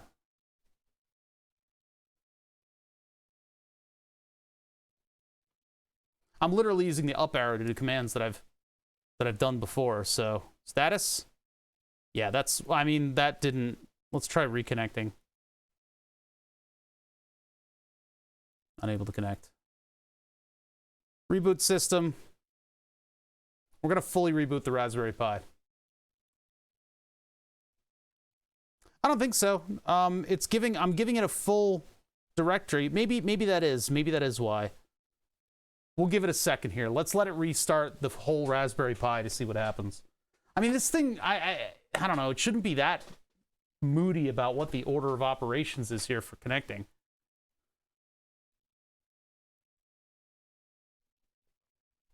Yeah, I've actually got all the text sizes blown up so that you guys can see what's going on. And then chat insisted that they would be smaller on screen. So, unfortunately, you've been outvoted in terms of the size of text by the people who have big screens.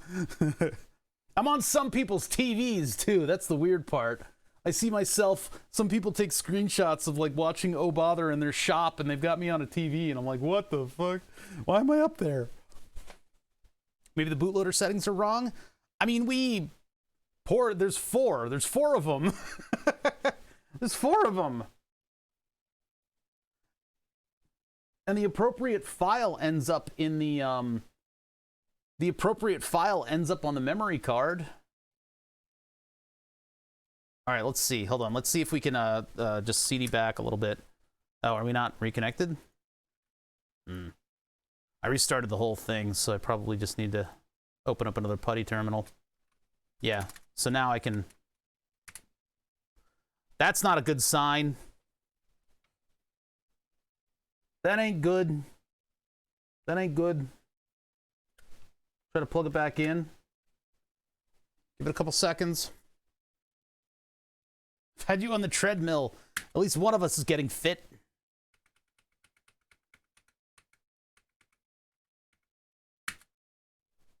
We were getting a serial ID before. Now we're not? Oh, man. Did I do something in the... Let's check the...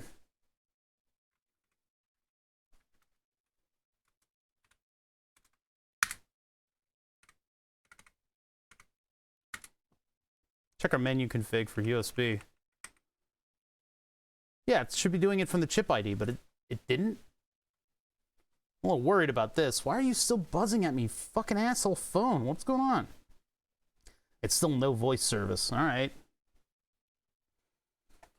I don't know.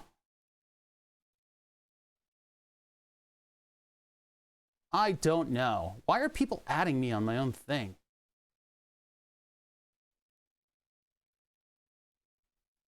It's like unrelated stuff. Do people not know I'm streaming? It does work, the Mario thing? Oh, man. All right, those are the updates. That's all I needed to see. That's just the updates from Discord. Those were bugging me because my thing was still registering as a... All right, back to here.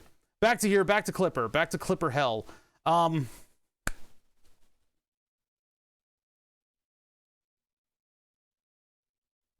Does Dev even have a serial folder? We were getting IDs before with that command. We got the exact ID with that command. I don't know. That's just what it told me to do.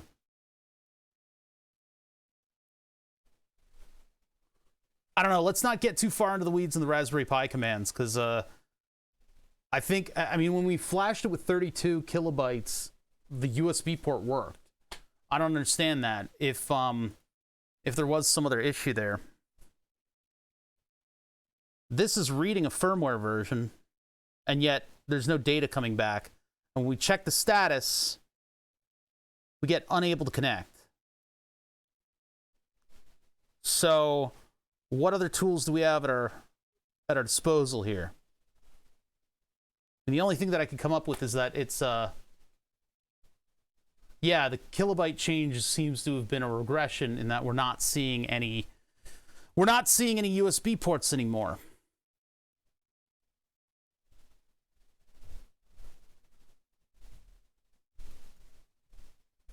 Dev serial by ID, and then it comes in like that. So, and we got that. We got that based on the serial number of the MCU.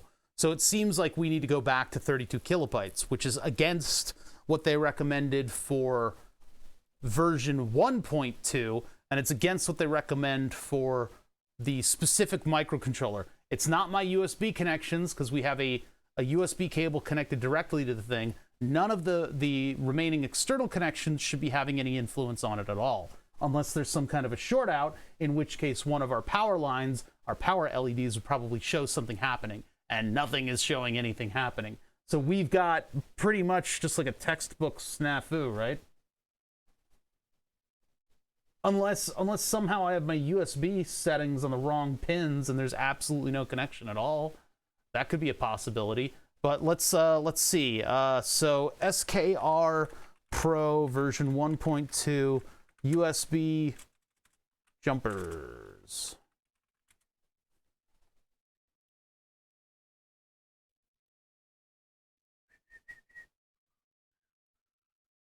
That's a very small image. Snafu, situation normal, all fucked up.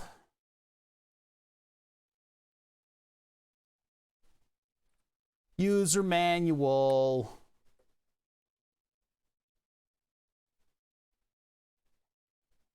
Scroll, scroll, scroll, scroll. USB power supply, 12 to 24. We got it in 12 to 24. Jumper's closer to the capacitor. That's powered on. Keep scrolling. Keep scrolling. Nothing to see here, citizen. Communication with motherboard and computer, blah, blah, blah. We don't need to worry about that. I'm looking for the USB. Yeah. The fuck card. That is towards the big header, which is how it is configured right now. Although it doesn't really seem to be detailing that jumper configuration, does it? There we go. USB online printer functioning, U-disk function. What does that even mean? As shown in the picture, when the jumper cap is connected to the left, the USB function is turned on while the USB flash drive function is turned off. When the jumper cap is connected to the right, the USB flash drive function is turned on and the USB function is turned off. Note, at present, the firmware does not support the USB disk function for the time being. What? Okay. Yeah, anyway, so this is how it's connected right now. So we do actually have the right connection here. I don't know, the purpose of this is like beyond science. I don't know what the hell it's doing here. It's so weird. I guess it's their own firmware. I don't think it's like, that's so weird. SPI expansion, Wi-Fi interface. I feel like we have it connected properly, right?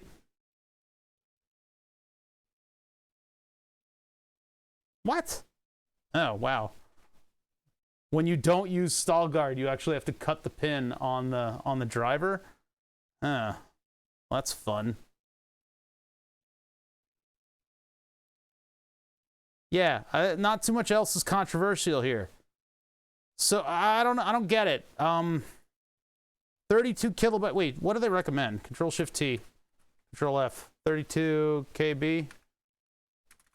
16K. No, nothing. They don't say nothing about it. Okay, this is one of those things where like if we try something, it'll randomly just like get something working. I don't know what the hell 90 people are doing watching me do this, because this sucks. If anybody has any good ideas, you know, again, I'm willing to be to field backseaters at this point, because I feel like we've run dry on our options. We've tried several different things so far. So we don't know if the screen works, but we do know that it is connected properly. We have tried several different versions of the firmware using those boot pins to initiate firmware uploading mode, which I don't think necessarily does it. I think the firmware updates, what's that? On some forums, some report problems to flash when the gray TFT cables are connected, or problems booting when plugged in incorrectly. Interesting. Yeah, no, Prolo, you don't need the parenthetical note. I literally just begged for help, so. So the gray TFT cables, are we talking about these? Those might share pins, but I don't think so. But hey, let's give it a shot. I mean, did I have them plugged in when I did the original flash? I think I did. See, the thing is, like, the indicators that tell me that we've properly flashed the disk are all there, as in the file that is created upon flashing the firmware. So let's just try it. Let's try it. Let's try it. This is like one of those procedural things, right? Like there's just one thing that we're not doing properly. I'm going to delete, well, actually old and busted are probably not all that old and busted, but I'll keep firmware old.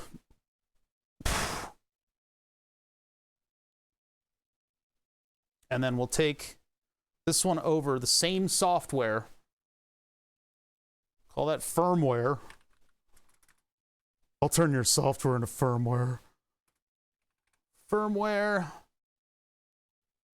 And then we go to, and then we go to the USB drive. See, there's the firmware.cur. Be nice if there was like a little log file or something that told us whether or not something's screwed up. But maybe nothing's screwed up. I don't know. So all right, let's try to pull that into our thing and see what the thing does to the thing, and et cetera, et cetera. Turn this off. I'm not going to set the jumper this time. I'll do it without the jumper, because it seems to load without the jumper regardless. And I'll disconnect for the upload. I'll disconnect Clipper. I'll try that again. Blink and you'll miss it. I think we missed it. I think I missed it. I definitely missed it. I definitely missed it. Damn it. It seems too quick, right? It just boop, boop, boop, and then that's it. All right, so power it off.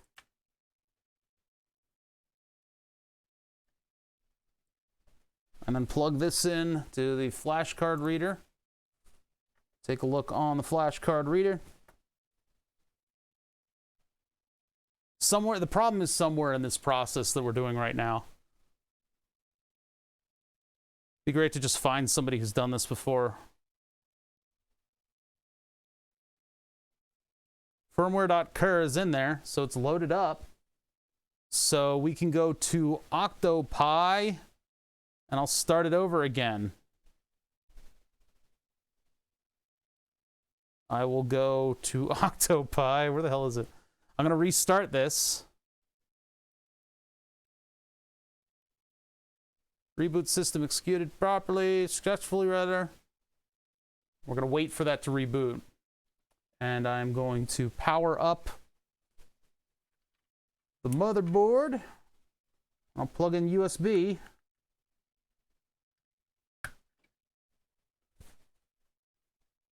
I'm going to wait for this to be fully up there, and then we will be disappointed in the results again. I guess we need to scan the USB to see if it's connected too, so that would be more of a Pi thing. Okay, so we're back. Let's check that. And then we go to dev tty USB by ID, and we don't get anything. So let's go back to the 32-bit one.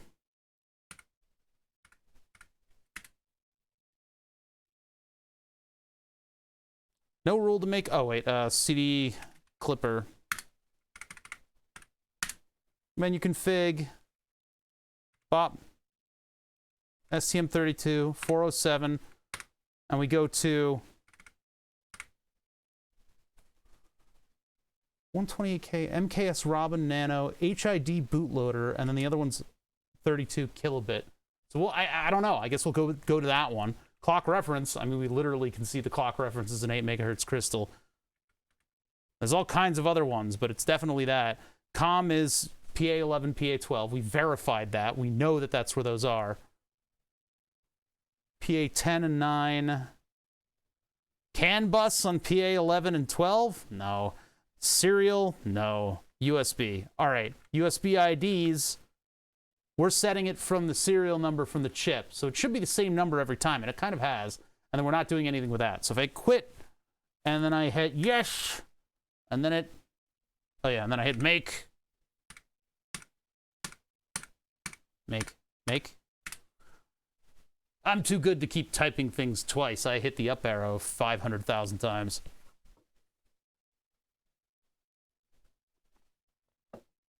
So that's going to throw all this stuff into the clipper.bin file, and we'll move it over to the folder and rename it. Hunting it down instead of 4 keystrokes. Yes, it's the peak performance. You may not like it, but that's what it looks like. You know, I'm not here to make you happy. I'm here to go peak performance and hit the up arrow 75 times. All right, there's that. Let me go from one folder to the other. USB drive. And get rid of firmware cur. Get rid of Sammy cur. Delete. Yes. And then we've got, that's not the right thing yet. I'm just going to delete that because I'm mad at it. And then I go over to the Raspberry Pi in WinSCP, and I get Clipper bin. Actually, before I do that, I'm going to refresh. Boop. Okay, Clipper bin, over to here. Boop. I rename to firmware. Firmware.bin. Yeah, you can link. Go ahead and link. Yeah, when the cur file appears, it's loaded it. Here's a very potent board. It is blah, blah, blah. Clipper log file attached to the ticket. Log's been engineered to answer common questions. This seems like the one that I was looking at. I think it's fair to say single best board ever released as of to date. Shill! Click the link found to link the user manual. Here's the info. User something or other. Hey. Hi? Oh boy. Wait a minute.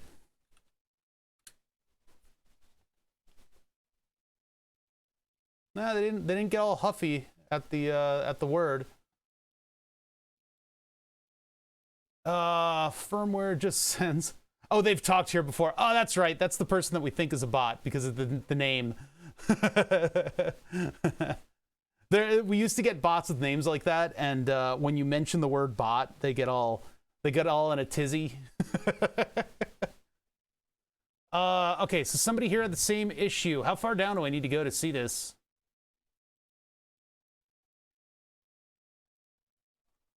How do I make you this is only for testing. First, I changed the definition to STM32F103. Change B to 6. That's not the processor that we have, though. We have the F407. Well, let me try the 32-bit. USB stack. Oh boy, wow. This gets really into it, doesn't it? It's funny. Everybody's like USB location is different from mine. All right, hold on. Let's get back on track. Hold on. So I want this firmware in here, and then I'm going to remove that. I'm being really unkind to my my SD cards today. Turn that off. Come on. Plug this in. Start it up. And the LED does this little dance, and then it's done. Turn that off. Pull that. Start it up again. My only issue is that I don't see the STM's like LED showing any like reading or anything like that. It's not doing anything. And the LED should be indicating that it's doing stuff. Makes me wonder about the bootloader that's being loaded onto here.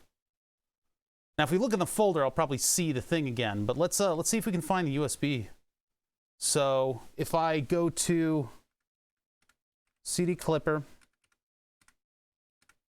and then I ls, there it is. All right. So that was with the 32-bit. It's suddenly able to function properly. And it's got it by STM32F407 and then the serial number for the thing. So it's not a 16 kilobyte loader, I guess. That's weird, right? They said use the 16 kilobyte. That seems like it didn't really work, huh? You want to see LSub? You got to go to Frozen on Ice. Oops. Bash LSub, not You could tell me the exact command. Yeah, the 1.1 was for 16. El Susba. Oh. I'm not really that into Amogus.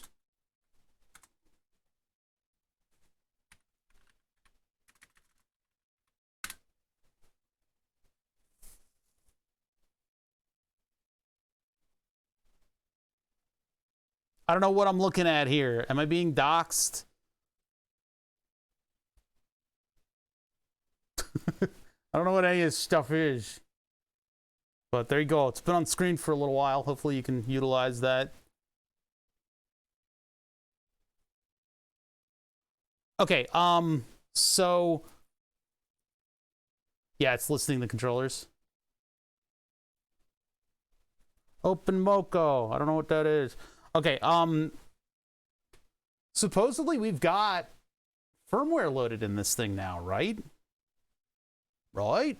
So, I should be able to go... where are my windows? Everything is buried under 50 windows today. Reload. So we still don't have the screen plugged in. We're just trying to see if the screen's maybe doing something weird with its ability to be... wait, what is the clipper? Oh, that's what that is. Connect. Wait just a minute. Connected to host. Connected 20... oh, wait a minute. 25 billion BPS. Is that supposed to be set there? Is that okay? MCU unable to connect. Once underlying issue has been corrected, issue the command. What is this? I mean, that's just like the default. That should be 115200, right?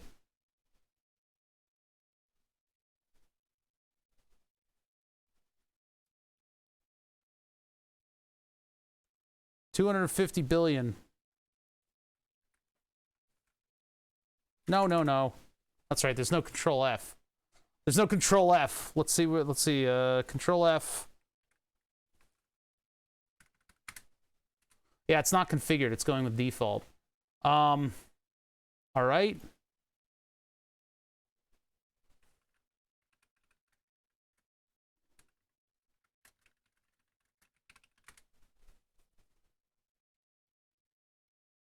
It's got the throughput, maybe.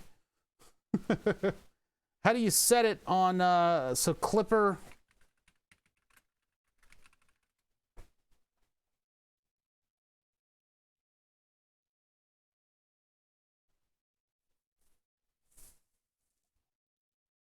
This is not helpful at all. General way to find... I mean, nobody said anything about changing the USB rate, right? And I don't know if I can... oh, wait, was that... kinematics, blah, blah, blah, blah, blah. That's the USB setting. Then it goes right into steppers, so... what in the world? Okay, all right. And then I'm back to this fucking... why does it do that? All right, settings. Where are the USB... oh, baud rate. I don't know. What if we lower the baud rate to 115200?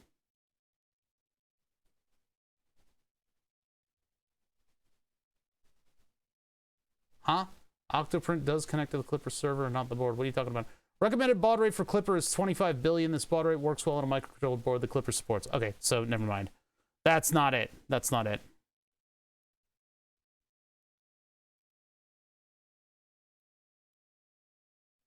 Close. Without saving. So that is fine. That baud rate is fine. And we don't have anything else to set here. I mean, we just have like our basic printer information, and the serial port is given by the MCU. So I don't know what's going on here then. I do not know. There's some disconnect, and I don't know what it is. I just don't know. Getting kind of annoying, huh?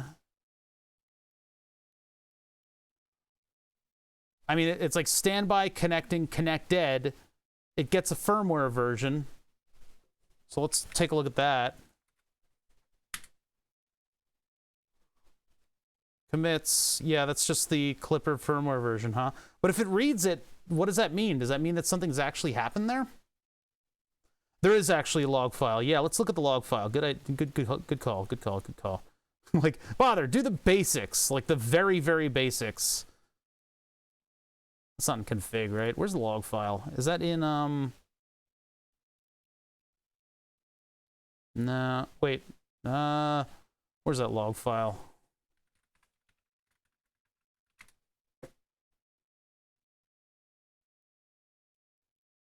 Temp clippy log.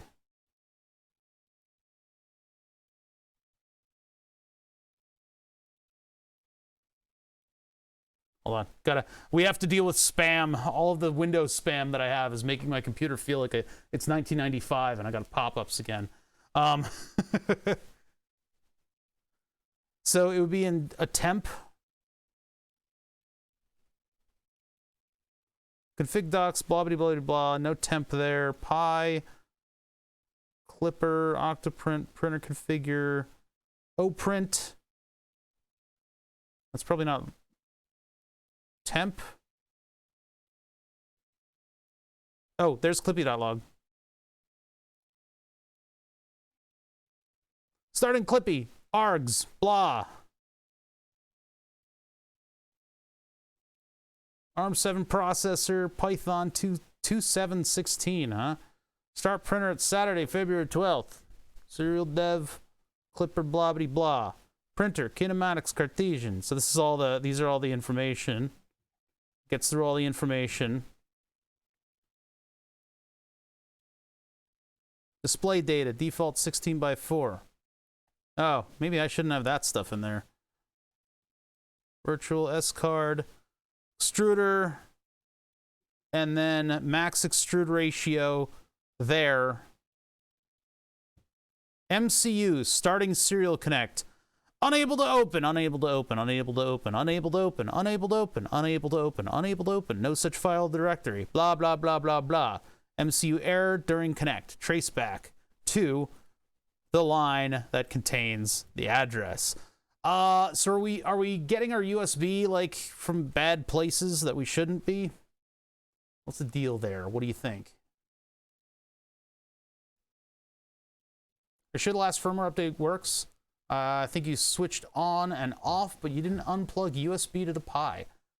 I don't know. The USB port address does look weird, but we set it up to be the MCU serial number, so I have no reason to believe that that's not the latest log. I mean, it's the bottom of the file.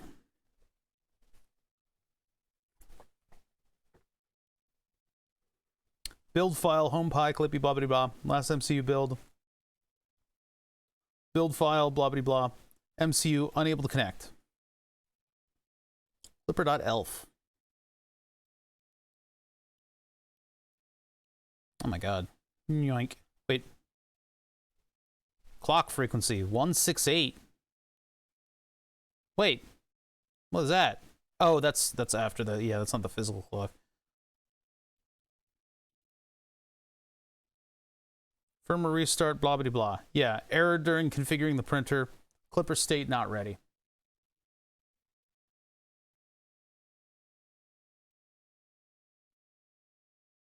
Initial pins, GPIO, blah, blah, blah, blah, blah. Inline stepper hack. Build file. Version. SPID, end of IDs. So if,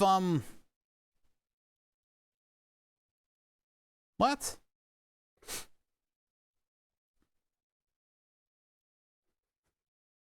Configure STM clock, ref 8MY. 12/16/25 not set. CAN bus, blah, blah, blah, blah, blah. I don't know, guys. I don't really know. I mean, we're at least able to get a USB serial port. It doesn't look like the examples because I didn't set it quite right, you know? Copy the path to the serial device mentioned on the log and do that.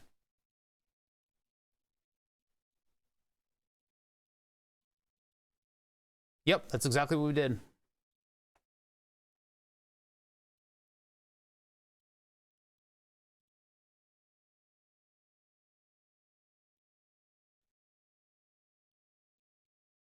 STM32F407 XX, etc. I mean, if we do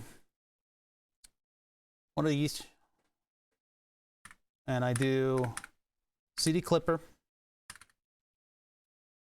and I do ls by ID, I could change this ID, by the way. If the problem is the size of the text there, I could change that ID.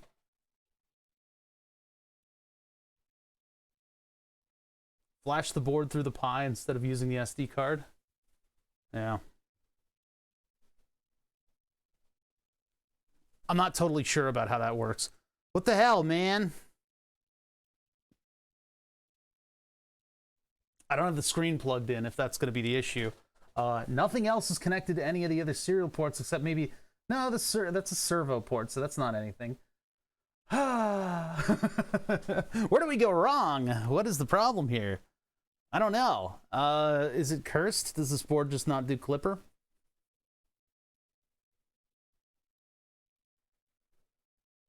The user running Clipper is in the doc. This is literally the build, the Clipper Octopi build from Raspberry Pi. I wonder,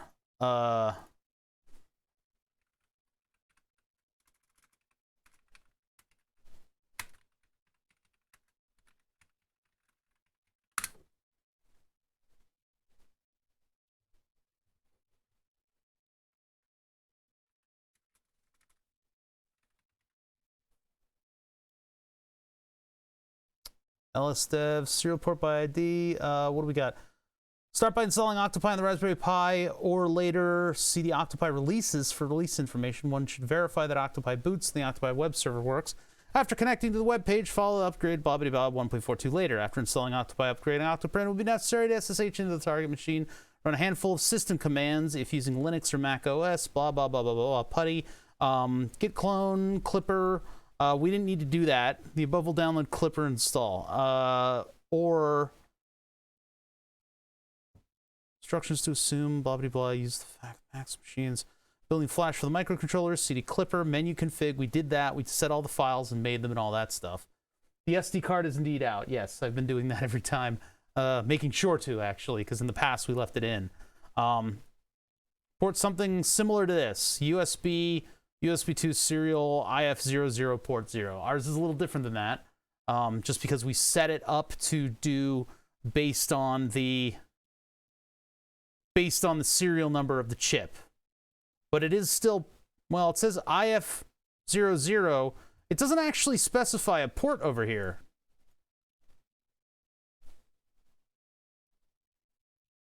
Hang on a minute. Hang on a minute. Let's make a different firmware. Let's make a different firmware and let's futz with the USB ID and let's not use the serial number of the whatever, right? I think I need to be back a directory.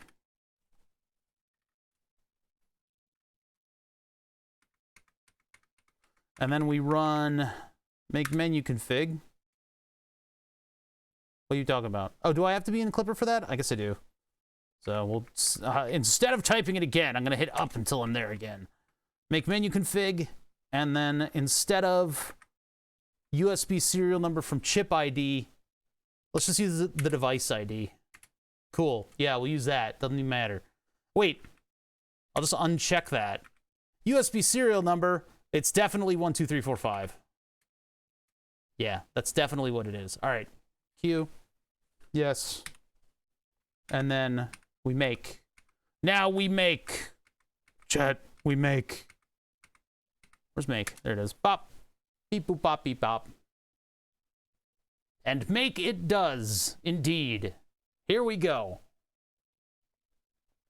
I mean, at least we've narrowed down the problem to this, right? Unless this isn't the problem. There's always a possibility that it might be something a little bit larger than this.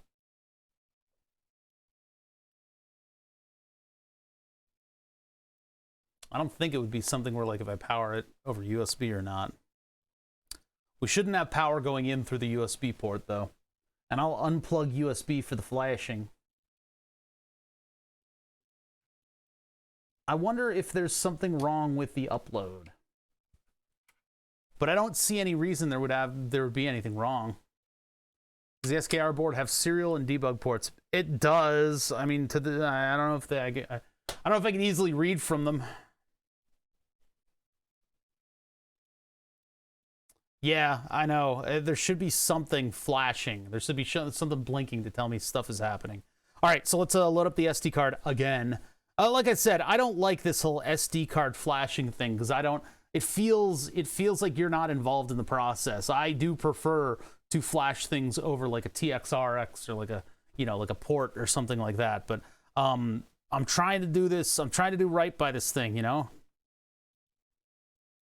We'll just delete this. It's not like there's too many options to choose. All right, so I will get from the Pi, and I will go from there, and I will not view the log at the moment. Instead, I'm going to go to Clipper, out, Clipper bin,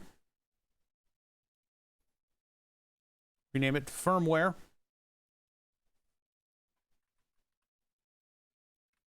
Man, there's a lot of people here on a Saturday. What are you guys doing? It's good to see everybody.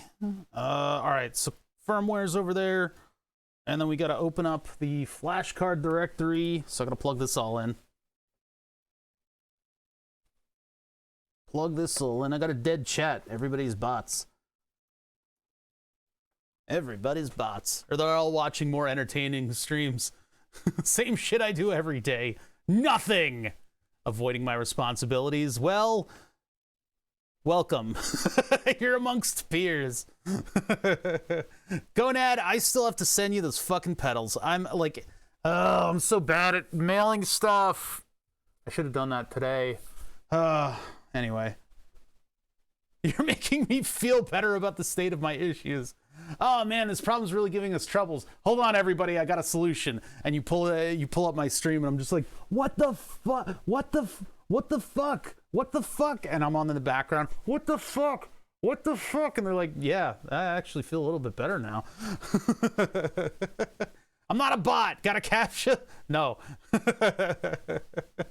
Yeah, it sounds like something a bot would say. I'm brushing my teeth. Demi, it's like Thursday for you. You're okay. I've been working on my scanner for like 4 months, and every step has been like this. Yeah. Narrowing down this problem without a full suite of diagnostic tools is tough. I mean, we've got the oscilloscope and stuff, but I mean, that's not really going to do it. We need like I need like a live output from this thing in order to figure out that the firmware is doing what it should be doing. It's pretty frustrating, actually. This is one of those things that, like, if it works, I wouldn't have spared a singular second thought to the whole thing. I really wouldn't have, but here we are. Anyway, I'm trying to flash firmware. I need to open up the folder here, and I need to go to the USB drive. What does the cur file have in it?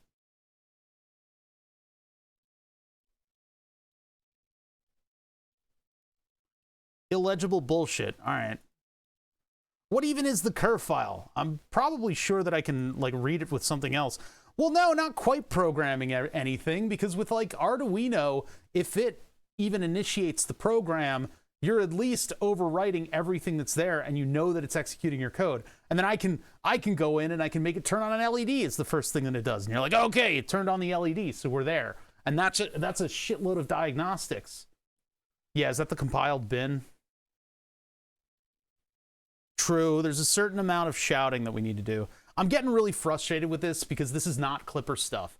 I mean, it is Clipper stuff, but this is more like I'm missing a detail kind of stuff.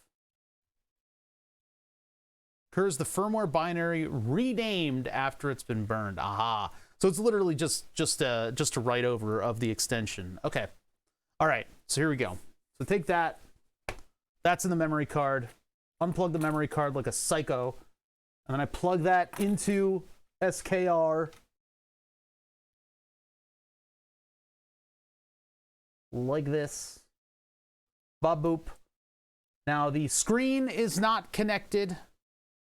The screen is not connected. And USB is not connected. I'm not connecting anything to it. I'm letting it upload on its own. yeah, things are not working in pretty much predictable fashion, if not classical fashion.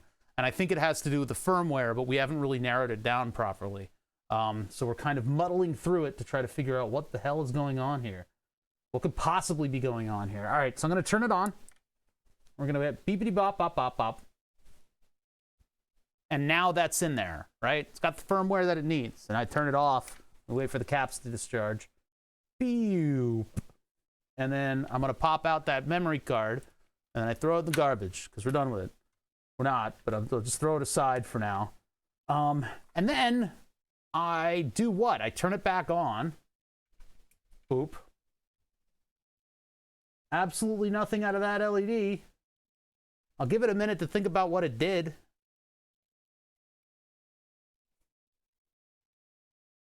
Murphy's currently in your place, so I'm safe. I have bad news for you, my friend. All right, plug in USB. We're directly plugging in USB. We've eliminated the possibility that maybe it's, you know, the D- to the D+ thing. We've eliminated the possibility by plugging it in directly.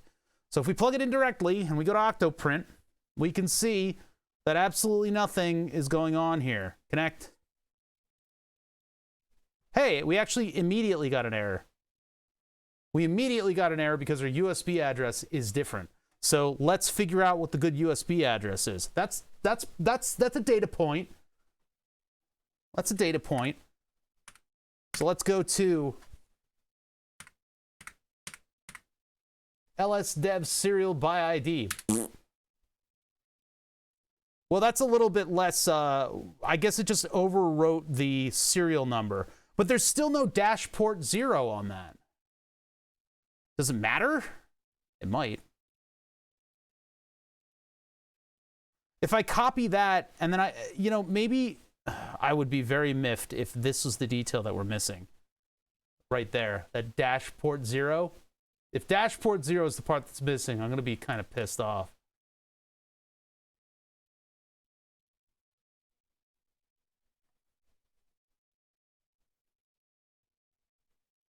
Although we didn't do pseudo service, wait. Oh, no, that's for flashing. Yeah, that's different. I don't think we need to add the port 0. Let's put the right port in the settings now that it's changed.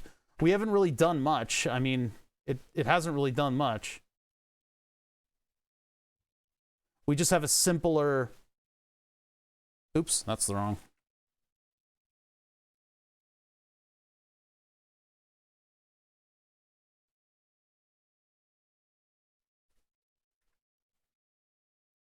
So that's our port. It should be copied exactly as you see in the terminal. Yeah. Save and close. Ongoing prints will stop. That's fine. Command restart.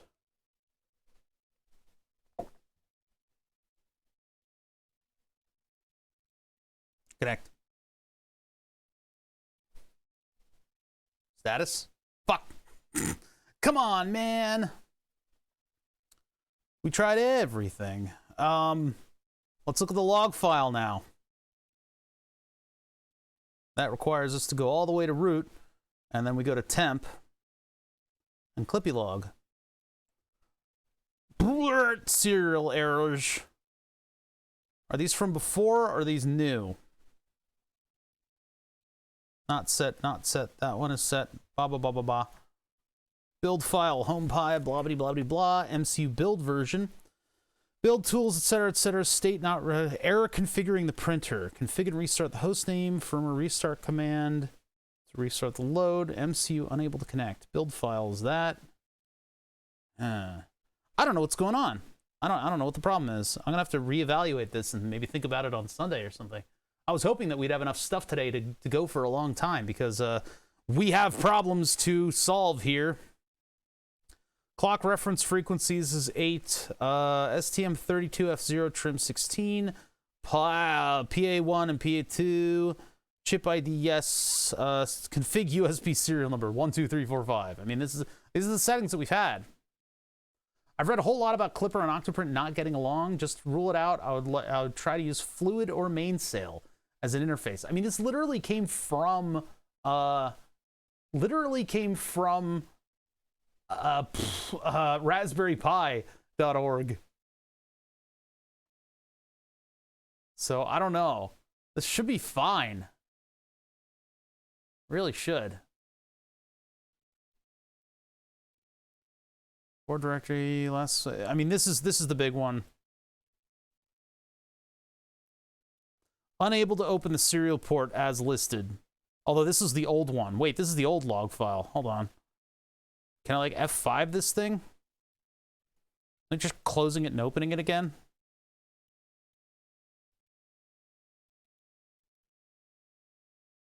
Blah, blah, blah. Load, load, load. All of the settings. Then it gets to the end of that, and then it fucks it all up. But this is the old ID. Why is it loading that? Did it not update? I'm gonna restart everything. Everybody gets restarted. Maybe it didn't load. Yeah, or maybe there's no log file at the moment. But it definitely is, you know, still unable to connect. So I will manually restart, and then this I'm going to reboot, restart Octoprint. Hit the restart button over there too. I don't think the jumper makes any difference. We did try that before, and it didn't make any conceivable difference to what we were doing. Analyze Clipper log in the menu. Oh, I should look at that then. Yeah, that's an easier way to do it. Helped me a lot to get Clipper on the Ender 3. GitHub, is this the tool? Yeah, I've had that window open on my main PC. Fadanon linked me to it. So he used that to great effect. So if you guys are looking like there's a tool that'll help you configure this easily, I personally have a goal of going beyond I am beyond strength.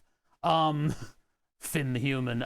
No, I'm looking to go beyond this because what I'd like to do is use Clipper on Burn the Subs as a laser etcher. I would like to do that because then we can use an API to transfer the G code over, and I think it'll work with Python 3 a little bit more easily. So my goal here with what we're doing right now is actually to learn how to configure and use this software properly. We have shaved the yak down to dust. There's no yak anymore. It's all individual component molecules that make up the yak. Why use apt-get when you can make? So yeah, this is apparently like a much easier way to get it on there and running and all that stuff. But I'm trying to learn the process, and we ran into a little bit of a stumbling issue.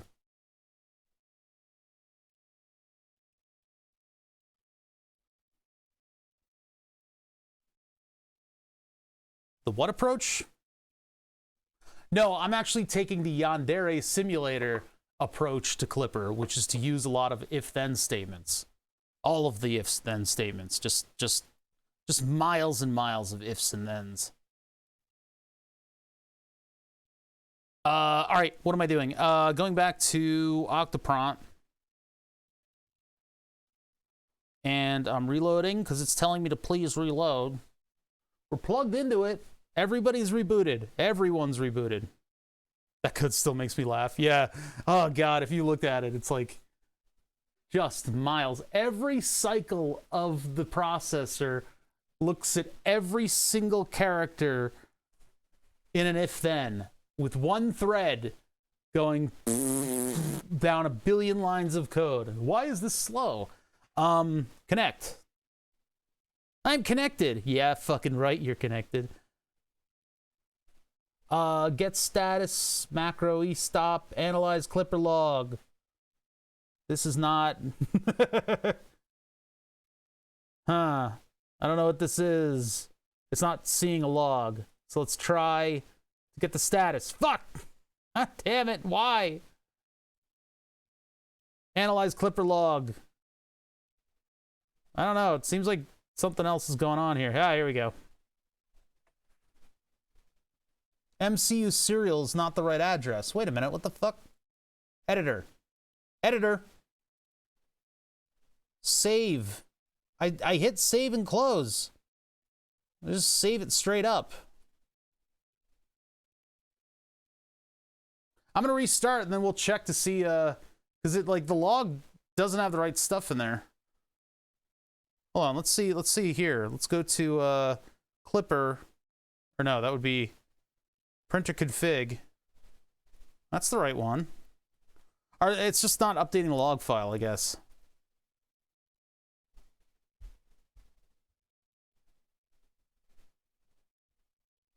Uh-oh. Well, now get status doesn't do anything. Wait, Clipper state ready.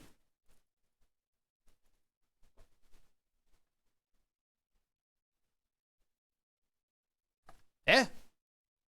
Huh? What happened? What the? Wait a minute.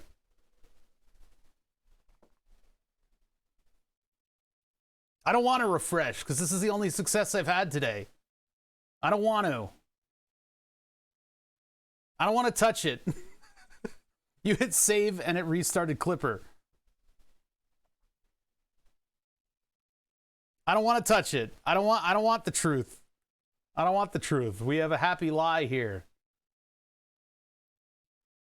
No, I tried to reload the log like 16 times. I'm scared of what's happening here. All right.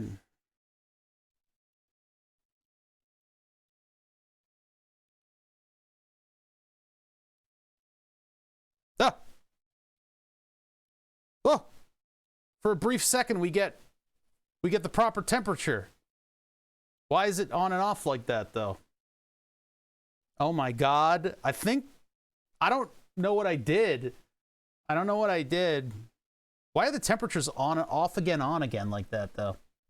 Oh, there they go. Nope, nope, nope. They're on and off again. I don't know what that is. Oh, I see. Yeah. It's the mouse. Sorry. I'm smart. Come on. 21 degrees Celsius is the temperature in here. I'm getting goosebumps. I don't know what we did. Chat. I don't know what we did. I don't know what the fuck happened here. I don't understand what happened and I hate it. I don't know if maybe our configuration finally saved. Nothing is different. We loaded it up without doing anything with the jumpers. Yeah, we're going to jump onto the forums and we're going to say fixed it, and then we are going to delete our account. I don't know, maybe the shorter device ID did it. Yeah, maybe the shorter device ID. I said save and close. Maybe save was the way to do it instead of closing, but then it just suddenly snapped into action. So here's the deal. I'm going to turn it off and I'm going to plug in the screen, and then we're going to see if the screen comes up. That's what we're going to do. Oh, and look, there's a little bit of heat being generated by the motor controllers now. What the fuck? All right. We're not going to question it, all right? Somebody at Clipper HQ was like, all right, have mercy on them. And they flipped a little switch on a console, and a little light turned off. And then Clipper suddenly started to work. It's not going to work after a restart. Don't you put that into my head. Don't you put that evil on me. I'm keeping it plugged in like this for now because it's known good. Now let's see what happens with this when I power it back up. The power of percolate. Yeah, the number of swears reached a theoretical maximum, and then we clicked over into it working. Disconnect. Connect. But we still got problems.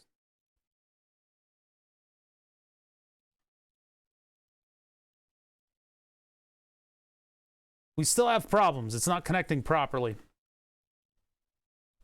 So if I turn off Clipper, well, let's go over to the,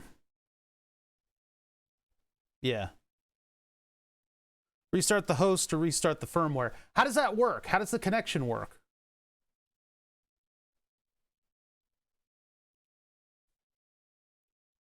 Because, like, if I turn off the 3D printer and leave the Raspberry Pi running, that's the usual way that I do things, is I will turn off the 3D printer and leave the Raspberry Pi running. So how do I get around that? Because that's something that's gonna be needed. And if I get the status, it'll say it's not connected. Yeah. So if I restart the firmware, what happens there? It seems like it doesn't... Ah! Hey! That was bright. Hey! Hey! Hey! Hey! Hey! Hey! Hey! Yeah! It works! Hey! Look at that. God damn, that took a while. So if I turn off and turn on the printer, I have to restart the firmware, apparently. Look at the size of that screen text. Jesus Christ. Control. Oh no. Oh no. I'm gonna push the button. I'm gonna push the button, chat. Chat, I'm gonna push the button. I'm gonna push the button and everything's gonna explode. I'm gonna do it. Ready? Here we go. Oh my God. I think that worked, but some stuff went in the wrong direction. I'm gonna click it again. Home all. Yeah, something's not there. Okay, so we got to work through all the stuff going wrong. Oh my God, you guys are all redeeming farts now. You irredeemable farts. Home all. I mean, that seems to be colliding properly, but the Z-axis isn't moving at all. Keep pressing until it crashes. Home Z.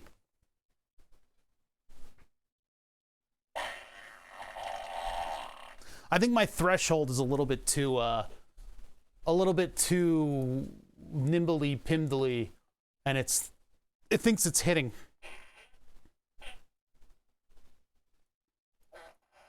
Must home X and Y. No trigger on X after full movement. X is going in the wrong direction. That's one thing. All right, so we're gonna have to take this axis by axis to get it through some of these tests, but we fucking goddamn it, you assholes. Twitch, shut the fuck up. What are you people doing?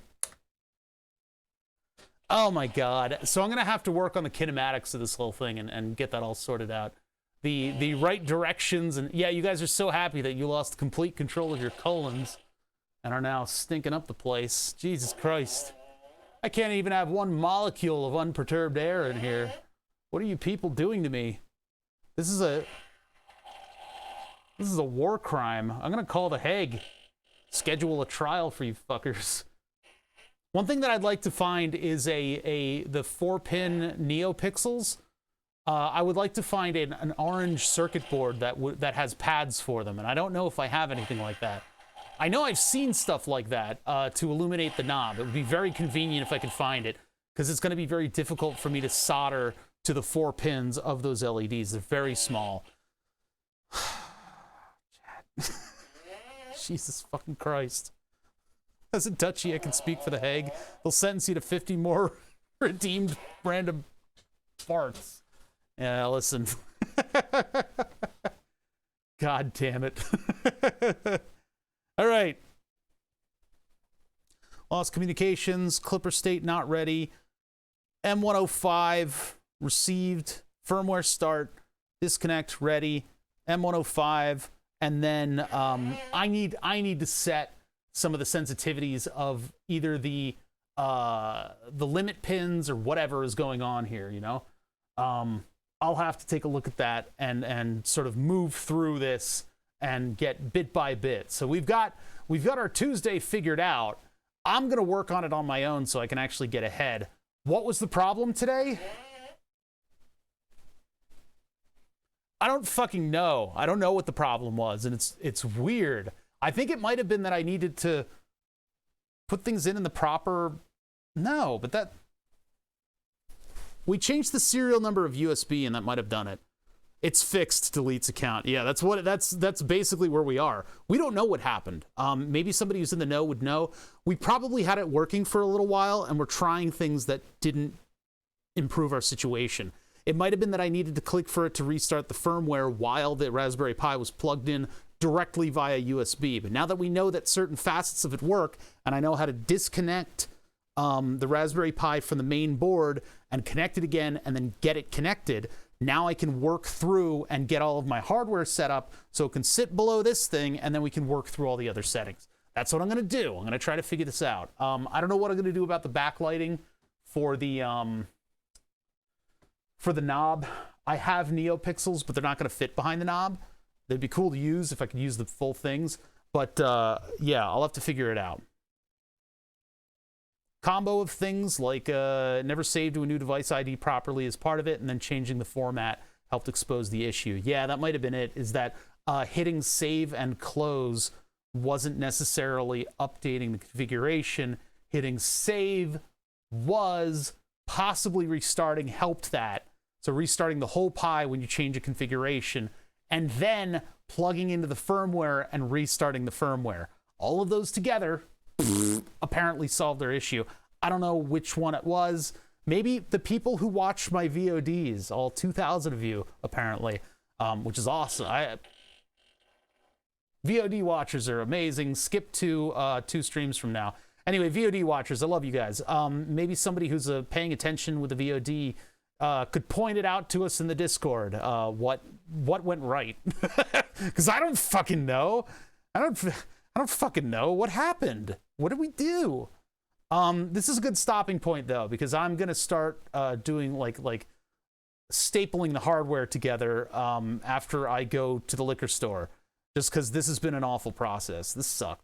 But I think most of the sucky part of this was mainly on this guy right here.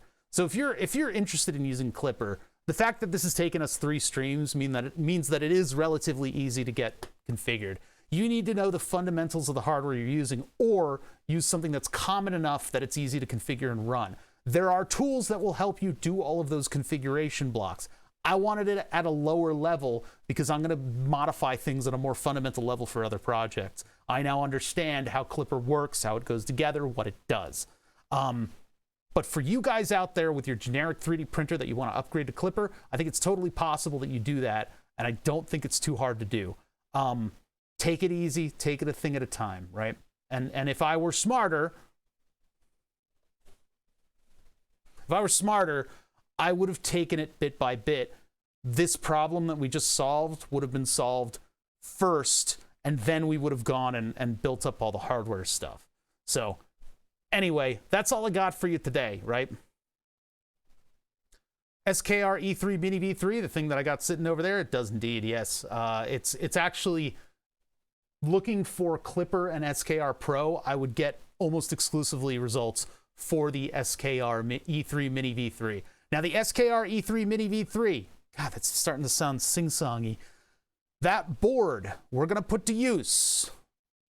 Twisted Sister, who's a good buddy of mine, put all the effort into sending me that board. It's not a cheap board.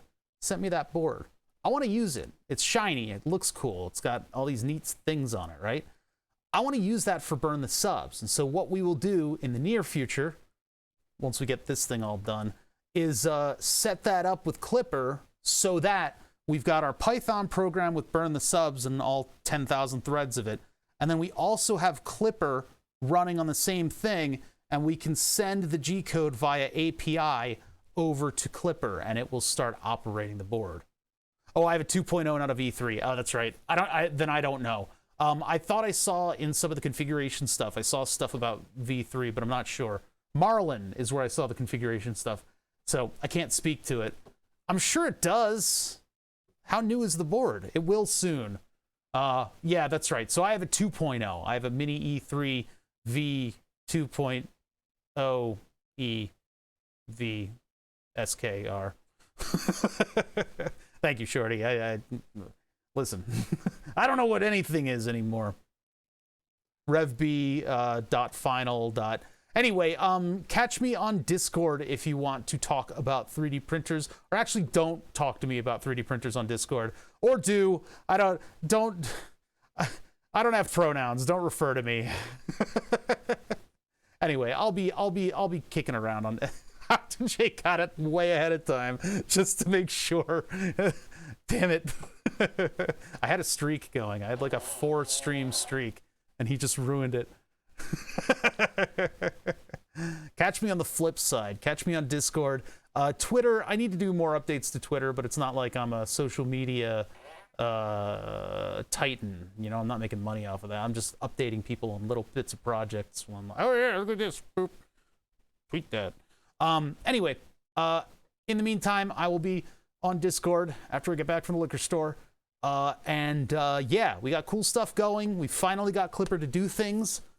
I'll do a little configuration in the background. I'll update with you when we come back, which is Tuesday. 2 days, 19 hours, 3 minutes, and 6 seconds. Actually, it's probably 2 days, 19 hours, 2 minutes, and some blah, blah, blah. Talk to you later. Bye.